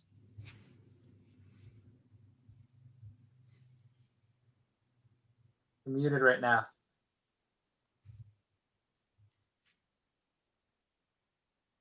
Steve, He just lowered his hand. okay. Next up is Catherine Celebrito. Catherine, please state your full name and address. Catherine Celebrito, 48 Earls Court. If you're going to have a group get together to analyze this problem, I'd like to see some of the business owners in the area and some of the residents be involved, and so they could give some input. But in the meantime, the parking lot at Thompson Park and at Sprague Park has to be posted, no beach parking. I can't tell you the number of times I've walked by Thompson Park, during the day, because I walk around town, and there's not a soul on the basketball court or a soul on the playground, because every single parking spot in that little lot is taken up with beachgoers. I see them get out of their cars with their chairs, and they're there all day long. I've taken photos of the license plates. They're all out of town. And then there's parking from one end of from Boone all the way down to Central there. So people can't even park there and go play basketball. I've seen parents dropping their kids off to play basketball. It's ridiculous. If you don't live around there, you don't really get to use that playground and that basketball court. So that little lot has to be posted, no beach parking. Same with Sprague Park. They were using that lot for beach parking. It was completely mobbed by 8 a.m. I'd ride by, you didn't see a soul at the park, not a kid on the playground equipment, nobody under that $47,000 thing we built there, nobody on the ball field. Well, finally, the police department did post a sign, no beach parking. Do you know, immediately there were kids at the playground, somebody having lunch under that pavilion. I saw a father and son playing ball. It's just ridiculous, ridiculous. Those are town parks, and they are not just for town residents, but the tourists and other people who rent in town, but they can't even use them because of the people use those two lots of beach parking, and they really need to be posted this year. So that doesn't happen. Thank you. Catherine? Yes. All right. Any last comments from the council before we vote? All right. All in favor, starting with Susan. Susan Cicilline Bonanno, aye. Eva? So we're voting to do the survey or just? It would direct the town staff to review, yes. I mean, I kind of think, I would like to look at it and come up with suggestions on my own. So I'm going to say nay. Deb? Deb Kopeck, aye. Patrick? Hey, kicking the can again. Any counselor can continue to work on any solution they like. It can go on the agenda. But for this one, I'll vote yes to approve. Motion approved 3-2. Next, we have 28 is a motion to adopt a resolution supporting A resolution to the General Assembly in support of naming State Construction's E. Richard Durfee Road. Is there a motion? I'll move the motion. Is there a Second. second? All right, seconded by Patrick. So this item comes from Councilor Kope.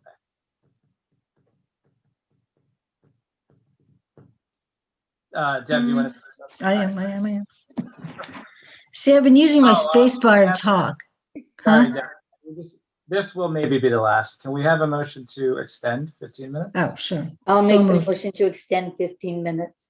Second, All in favor, starting with Susan. Susan Cicilline Bonanno, aye. Eva? Eva Brzezinski, aye. Deb? Deb Kopek, aye. Patrick? Nay. Trustee Pugh, aye. Motion approved 4-1. Deb, you want to continue? Yeah, this is a resolution in support of a resolution in the General Assembly supporting the name of a portion of the road in Galilee to become the E. Richard Durfee Road. This actually was raised up before in 2013, but it didn't pass through the General Assembly. Right now in the House, there's House Bill 5654. Basically, it's also a resolution making this section of the road named after E. Richard Durfee, who was the creator of Georges of Galilee, and is going to be actually heard on the House floor tomorrow. So I hope that we will approve this resolution. Thank you, Deb. We're going to go around for comment. Susan, I know you have a little bit of a history with this as well. No, I'm just happy to see it. I mean, in 2010, it just couldn't happen. I'm excited that tomorrow is probably going to pass. And I'm just excited tonight that I hope people will support the resolution because Mr. Durfee deserves that piece of road after everything he's given to Galilee. So, Eva, any thoughts? No comment. Deb, you're good. Patrick? Yeah, I walked out on him July 3rd as a dishwasher back in '76. It's the least I could do. All right. I always did feel bad about that one. But it was your favorite job, wasn't it? Yes, among others. We'll all be Town even. council's right up there too. Sure. Eesh. All right. All in favor, starting with Susan. Susan Cicilline Bonanno, aye. Eva? Eva Brzezinski, aye. Deb? Deb Kopek, aye. Patrick? Proudly aye. Trustee Pugh, aye. Motion approved 5-0. And hopefully things go well tomorrow with that. Number 29, a motion to waive the grease trap inspection fee for all Category 3 systems for 2 years, commencing on July 1st, 2021. Is there a motion? I'll move the motion. We have a second. Second. All right. By Eva, seconded by Eva. This comes from Patrick and Eva. Would one of you like to speak on it? Yeah.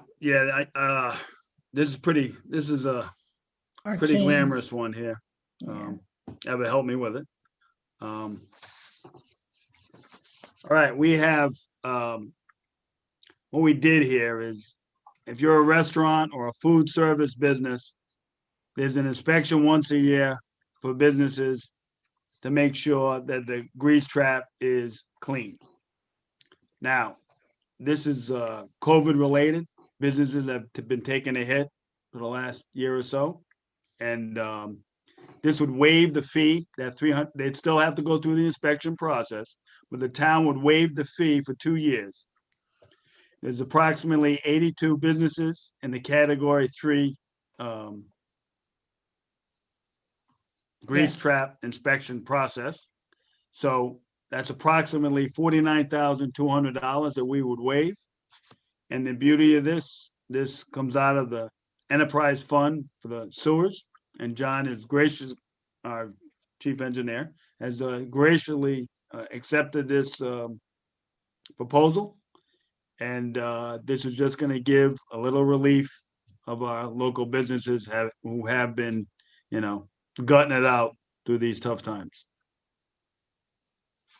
Thank Sounds good. Thanks, Patrick. Eva, any additional comments? On it? So the small business community is the economic backbone of our community. I think they've really been hit hard through COVID. And I think it's just a great gesture to do this, and we're able to do it. So I hope the council supports it. Great. Susan, any thoughts or comments? No, also, And Deb? I just have two questions because I don't know this much about grease inspection. So, but more important, I was curious about what the fee is for. Why do we have a fee? Well, because it's, yeah, somebody has to physically go down there, open up the system and look in to make sure that the grease trap is actually clean of grease. But if it's not, they don't. But if it's not, they don't clean it, right? Well, no, they don't clean it. The owner company has to. could get shut down. I mean, Right, right. No, whoever- I yeah. understand. I do. I actually know a little bit about No, yeah, the grease trap. I just Right. didn't understand the process. So, it's an inspection fee. We must pay a third party, I pretty guess. heavy inspection fee, isn't it? That's, you know what, I've been talking to businesses, for some time, and everybody seems to have a gripe about that grease trap. I mean, see, the smallest ice cream shop who's got 600 square It's feet, paying $300, right? and same as the Coast Guard house, but I don't know Yeah. how many grease traps they might have 2 grease traps, I So, don't know. not to prolong this, but maybe that's something we need to look at in the future. I mean, I absolutely agree with the concept. I just didn't understand why we have a fee. So, but we Right. could talk about that another time. It's late. Sure. All right. Patrick, were you a dishwasher at the grease trap as well?